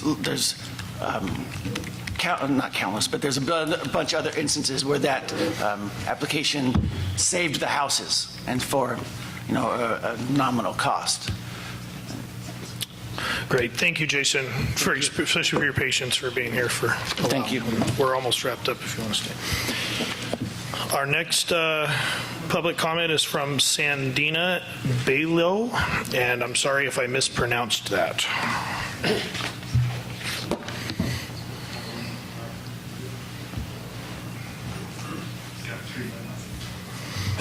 We'll start talking while he's plugging in. Hi, I'm Sandina Balo. You were close. Sorry, I was struggling with that one. Welcome. I want to thank you for the opportunity to speak to you this afternoon, and especially at a time of day when we all should be having that glass of Napa Valley wine. Cheers. Earlier today, we heard about percentages and large numbers from the city of Napa and what happened on the earthquake and afterwards. I want to share the story of one business. I own Sala Salon. It's a business in downtown Napa on First Street. It's a retail and service business. It's 2,500 square feet on the ground floor of a building built in 2008. So to the point that was made earlier today, it did take a lot of damage, but no one would have been killed if they had been in the building. What did happen that has caused us a lot of grief, and it's costing a lot of money, is the sprinkler pipes did indeed break in several places. When we realized what the water was coming from, what was going on, that we had no other alternative, because I knew that 911 was a crazy busy place, I had to call 911. I was told, you're on a list. When a period of time had gone by, I walked down to the fire station that's on First Street, and there were many firemen standing around, and I walked up to a group of them and introduced myself and told them what my dilemma was. And they said, well, you just need the key to the riser room. And I said, exactly. And I stood 6 feet away from a fireman who said, we have a key, I'm with engine 1. We're parked here. That was it. One of the guys said, let me help you. And he ran into the command center to see if he could get me higher up on the list. He came back out, very chagrined and blushing. I'm sorry, you're on the list. At that point, I had to step aside so they could take their pastry order that had come in, 2 large white boxes. And I walked the 3 blocks back to my building that was flooding. Police cars drove by, stopped, called the fire department to explain the amount of water that was coming out of the business. Nothing helped. A council member met with the fire chief. Please turn off our water. Nothing happened. This was very frustrating to watch my life savings drowned. At 8:45, and you can all do the math, that was more than 5 hours, the fire department did arrive. Can you turn the lights off in the main area, please? To access the riser room. Unfortunately, the guys that showed up pretended like they were coming to a barbecue and walked in and said, hey, how's it going with you? And I said, you've got to be kidding me, because this is what it looked like. Through my experience and from talking with people from other municipalities, it appeared that there was not an earthquake plan with the Napa Fire Department. Other municipalities do things such as hand those riser keys to people in pickup trucks and drive the commercial districts looking for water. When this building was shut, there was torrents of water, we'll get to that, torrents of water coming across the sidewalk. It was apparent this building was taking on a huge amount of water. So that was that day. 2 inspectors came to inspect the damage. And I gave them a tour of the entire building, and at least my area, my 2,500 square feet. And much to my shock, they gave me a choice. Would you like a green tag or a yellow tag? And I said, well, why? What's the difference? Why would it matter? And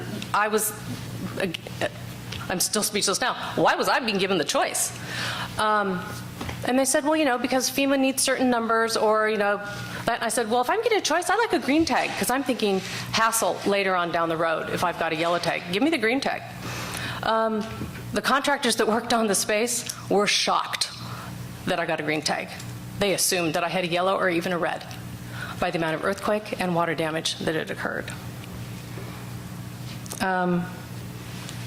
The FEMA inspectors, I was just going to say the woman in the red dress, came by because I'm within almost within that 1,000 feet to see what kind of damage I had.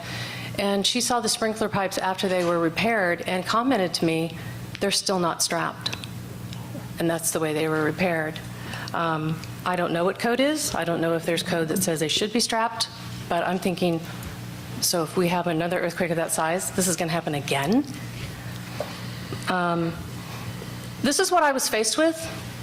So wanting to still have a business, I called LA and rented a hairstyling trailer to have it delivered up here so I could have some form to keep my team intact and to let my clients know that we cared. Okay? As you can see, I parked it on the street. I didn't have an alternative. Our building does not have a parking lot. I was told by the city, by a few officials, how dare you have parked it on the street. Within 2 hours, they red tagged it, and they told me that will keep you out. That was on a Friday. It took until Monday, and during that time, I had 2 television interviews and was all over social media, letting everyone know what was going on. That worked. By Monday, I got a phone call.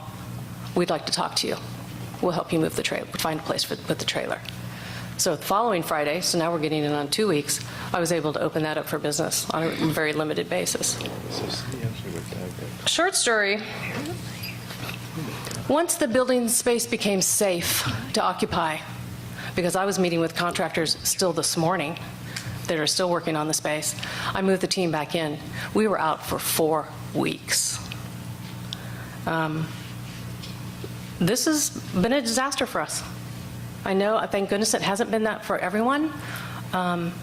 But unfortunately for my business and my team, this has been huge and continues to be. I can see that this is going to be a long time in recovery. And they talk about resiliency, and we're there, we're trying. But it's very frustrating when I saw those fire trucks sitting on the street all day. They were never deployed, and I was a 3-block walk away. So I'm just asking, maybe some changes can be made. Maybe cities can be required to have earthquake plans and not just emergency plans, because it was obvious that Napa, a lot of things went smoothly. Okay, that there was an emergency plan in place, and some things did happen, and they happened well, and they happened fast. But earthquake-specific, it feels like there was a hole. What happened to mutual aid? What happened? Where'd they go? Where was the planning on that? If we're going to get all these people coming to us, if you don't use them, it's a waste. And then the pipe strapping issue. It seems like that should be addressed also, so this doesn't have to happen to other businesses. So what you need to know about the image that's currently on screen is that this was taken as the salon was flooding. So these are the mutual aid trucks that have been referred to all through today. They did come from all around. They came from a number of counties. But the records will show that they were never actually deployed. So it would appear that there was a breakdown in the command structure at the fire department in Napa in the aftermath of the quake, which shouldn't have happened. So engines were sitting as businesses were being damaged. We have been told that obviously these trucks do not have the sprinkler keys for Napa businesses, but surely a member of the Napa Fire Department should have handed it to a fire officer from another area and asked him or her to walk or drive down the business district area and turn off sprinklers. You've seen the damage at the salon. You also saw the damage earlier at McCullough's. You've seen the damage in the county building, and the list goes on. Of over a dozen buildings that were damaged as a result of a lack of reaction from the Napa Fire Department. Okay.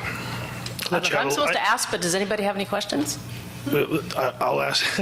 If anybody has any questions, I gave you a little extra time there because I knew you wanted to get it across. So, thank you. Does anybody have any questions for our speaker? Okay, thank you. Nope. Thank you for your patience. I know you were concerned that you would get your time. I wanted to make sure you had that. So thank you for coming. And thank you for that consideration. You're very welcome. Our next speaker is Paul Ryan.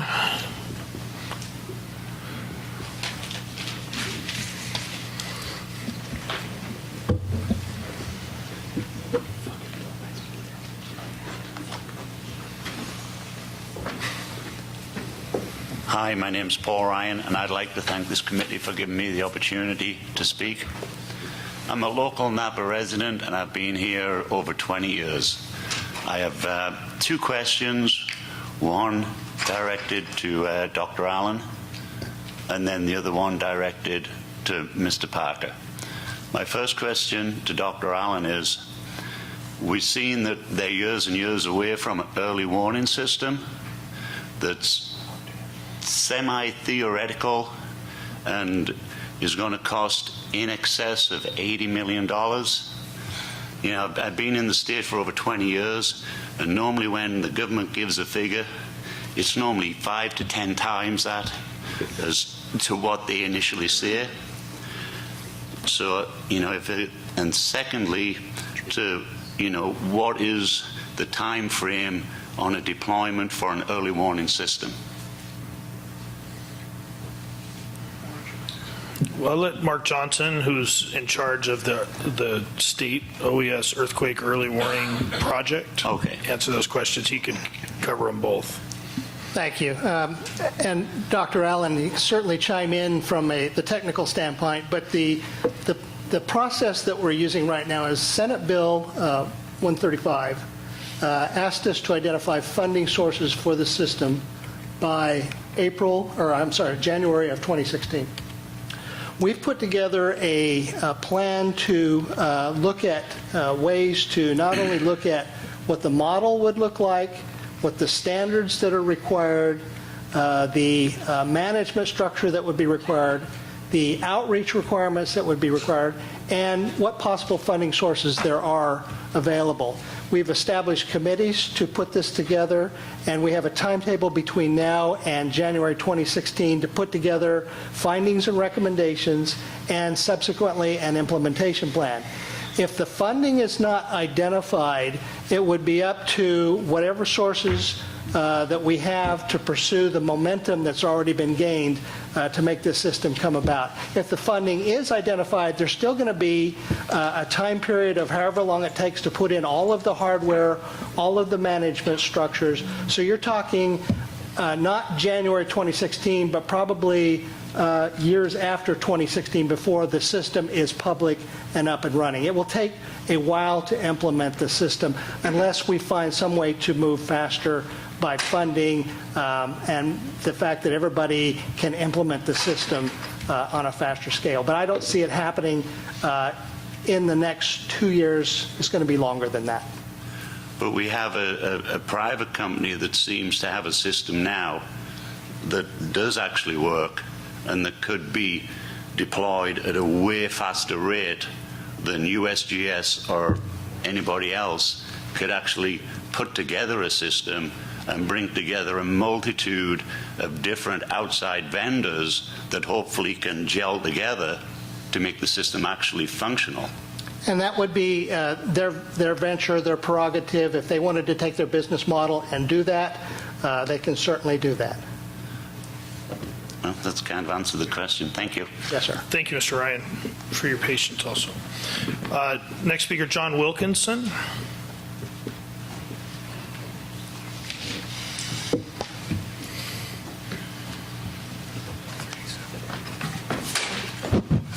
Hello. My name is John Wilkinson. Thank you to the committee for allowing this public forum. I live in Sonoma. I was thrown out of bed along with all of you on this event, so I can't imagine how violent it must have been in Napa, living a few further miles away in Sonoma. I'm a small business owner in San Rafael. The reason I came today was I was hoping to learn if there was earthquake early warning that would actually work now in a major event. And really one of my questions was, it sounds as though there are systems available, but I was not certain about the mention of blind spots in the system. I think that was mentioned, but I don't know if that's active in both systems. So if that could be clarified, that was really my main concern, is I wanted to come here today and learn, and thank you so much for the opportunity. I'm not sure who can answer your question the best, but let's see if we can figure it out. Also, thank you for coming. We talk about earthquake early warning at virtually every meeting, so we'll do this again, not a hearing, but another meeting tomorrow in San Francisco. So this is very much an evolving, ongoing process. Mark, why don't you start if you can cover some of that? Well, I think we don't have all of the answers because the system is not comprehensive throughout the state. Obviously, the system is implemented in the population centers in the state, and because we don't have a system that's balanced throughout the state, there are going to be blind spots until that's addressed. So I think we need to take a look at the system, how we can fill those blind spots, but again, there's no answers at this time. Okay, our next speaker, Ron Lynn. Jim, while he's coming up, if I could just make a quick comment.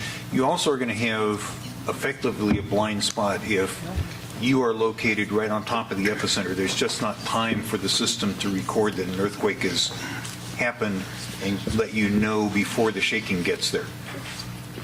So that's something our technology doesn't do yet. So it works if you're at something of a distance from the epicenter.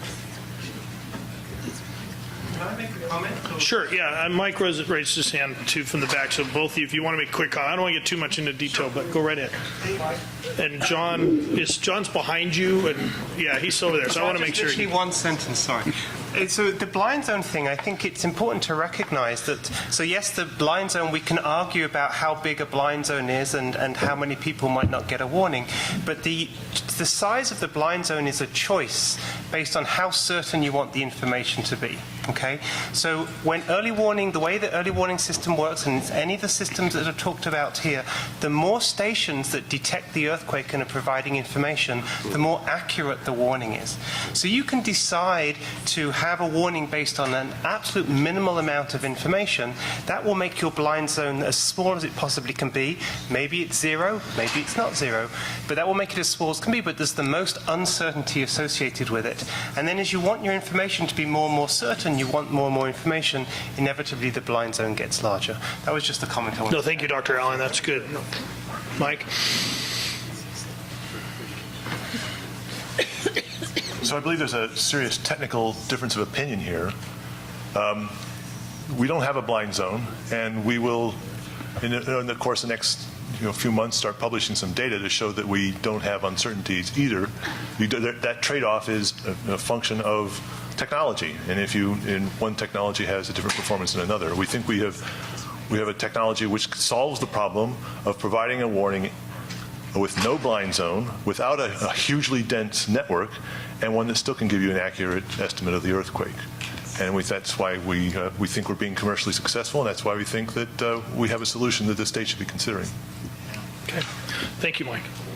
All right, Ron, welcome.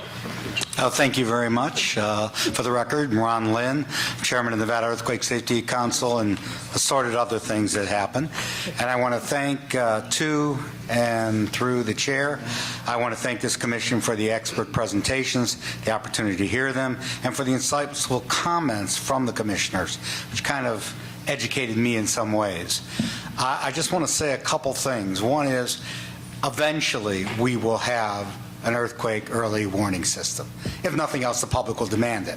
And I want to express my appreciation for the state of California for vetting out all the unintended consequences so the rest of us don't have to do it. So keep up the great work. I support that. To Commissioner Hellwig, you are welcome to come to Nevada, all of you.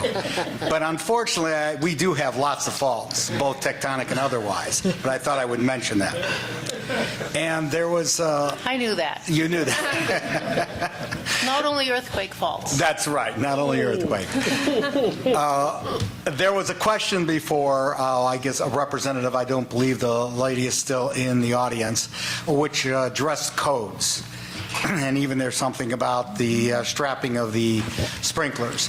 I will not talk about or address that, but if they would like to offline to talk about codes, I can do so ad nauseum. There are standards available, and typically most jurisdictions and state of California do adopt them, but the implementation is, as always, a challenge, not only for the education of those who are enforcing, but certainly those contractors who are doing the work. Nevertheless, that science is also progressing too. With that, I just want to again say thank you for the presentations. Thanks, Ron. And thanks for coming, and for everybody from Nevada here who joined us again. And it's good to see you guys. And our final speaker card, unless I get another one in the next 3 minutes, is Joe DiPasquale. I hope I pronounced that one right. Hey guys.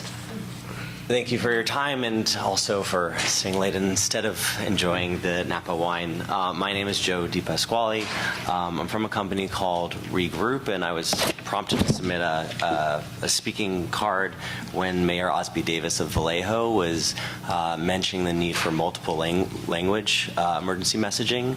So my company, Regroup, has been working with the city of San Francisco this year on a prototype of a system with Jennifer Strauss and Richard Allen of Berkeley, and I need to emphasize that it's a prototype, but the system, when you do have these early earthquake warnings, you're actually enabled to, for the first time ever, put out emergency warnings in multiple languages. In San Francisco, they have 4 required languages that by city ordinance they need to communicate officially. It's English, Spanish, Chinese, and Tagalog. They, even though have a city ordinance that says that they need to do it, have not previously put in emergency messaging into those multiple languages. So the good folks at Shake Alert, along with the mayor's office and the Department of Emergency Management, who we're working with on this prototype of an early earthquake warning system, have been good enough to work with us to get a fully functional setup done where it translates the message from Shake Alert into all of those 4 languages, so that when the system is ready to go to residents, it's done in all the languages that are needed by that city. So I just wanted to put that thought in your minds as you're thinking of the varied populations and communities that you work with the early earthquake warnings. Because they can be templated messagings, you're actually maybe empowered for the first time in your community's history to send out those in multiple languages. So it's a little bit about Regroup and our work with San Francisco. Excellent. Cool. Thank you. Thank you very much for your time. Absolutely. Okay, that was our last speaker card. Does anybody have anything for the good of the meeting? I think it was a wonderful meeting. It was very informative. Probably of all the commission meetings that I've been to, this was the most informative of all. All the speakers were very good, and certainly representative officials were here, and it's a great case study to have. So thank you to all. Yes, and thank you everybody for making it through it. David? Sorry not to prolong the meeting. I just want to say, when we spoke regarding the pamphlets to be distributed at the time when red, yellow, or green tags are given to homes, I think there is something there. I think, and it came out of the experience in Napa, I know from our building inspectors that came over, and I'd love to see or hear the discussion at some future date from this body about really whether that is something that we should pursue. Just something really simple. I think in Napa, a lot of homes weren't green tagged, so people didn't know if their home was on a list, not yet inspected. Is it safe? Is it not? I wonder how that all worked out. So I do think there's an opportunity to look at accompanying the red tag, and while it says some pretty specific things on the tag itself, to drop up something at the door that gives a little more information, maybe a little more help, pointing someone in the right direction, letting them know what it means, what you have to do, what you can't do, and including maybe even the green tag. And just as one last final, and looking around the vulnerable communities that we all have, the chimneys, obviously. And Napa did have an earthquake, the 5.0 and whatever year that was, many chimneys fell then. Obviously, many more chimneys are falling. Maybe, there'll be no chimneys left to fall. But every community has similar issues. However we can move on that. I'd love to see some data on that, too, about where the chimney break occurs, whether it's just at the roof line or within the attic area. And maybe there's a way to kind of bring that $20,000 into something that's more reasonable. And then lastly, the other picture that I noted and saw a lot of damage in Napa was porches on, bungalow-type homes that are just falling over, disconnected, as much as the cripple walls. It seemed to be the cripple walls, the chimneys, and the porches falling off. So when I went over to Napa that week, I really, truly thought that I would just see those 3 buildings that kept showing on the news over and over again. I was actually, there was damage everywhere, and it was pretty substantial. And it was certainly a little eye-opening, even having been through a number of earthquakes. Thank you. Thanks, David. Assemblymember Cooley. I'm just going to make the observation, listening to the terrible circumstance of the salon there in Napa. The thing that came to mind for me was the Roseville Galleria. There is a fog of war sort of circumstance in the wake of a disaster in the immediate hours. How do you get your arms around what everything is happening? And the Galleria fire, you'll recall, is there was a fire. They thought the sprinklers had contained it. Someone turned the sprinklers off, and then all kinds of bad things ensued from that. So it is moderate as things go, as earthquakes. We all know we could have a much more dramatic earthquake, but in the immediate area affected, there was a lot going on, as evidenced by all the red tag buildings, all of that. And I do think in the early stages, of responding. There was just a lot of confusion. What's really going on? What's the priority? What do we address? And as I say, I'm recalling the Galleria fire where people thought things were handled and some valves got turned off, and then wasn't that a big mistake? So I just think it's very complex to figure out which way do you jump and what's right and what do we, do to intervene right away. I just recognize there's that element of confusion. Peggy. Yeah, so what I thought as we were listening was that California's been very lucky with its last two earthquakes. They always happened on times when there was relatively little likelihood of the 10,000 people dying in the collapsed buildings or damaged buildings. And what several people pointed out was Napa, the region here, was very lucky that it was a small earthquake and that the people from nearby could send help and support. There were lots and lots of PG&E people because the PG&E people didn't need to be somewhere else checking the gas, checking the everything and making sure that it was running. And so when we're looking at reports from this earthquake, summary reports from this earthquake, we need to look at how it would have been different if it had affected a much larger region. I think that that's really important for us not to pat ourselves too strongly on the shoulder and say we did a good job. Though we did. Yes, agreed. Lessons learned. I mean, Saturday night, some of those parapet collapses would have been a mess. Significant loss of life. So, any other comments for good of the meeting? Okay, we will adjourn. Thank you everyone for being patient. I know it went long, but this was a great workshop and a hearing, and I'll look forward to seeing everybody, at least from the commission, tomorrow morning, 9 o'clock. 10 o'clock? 9 o'clock.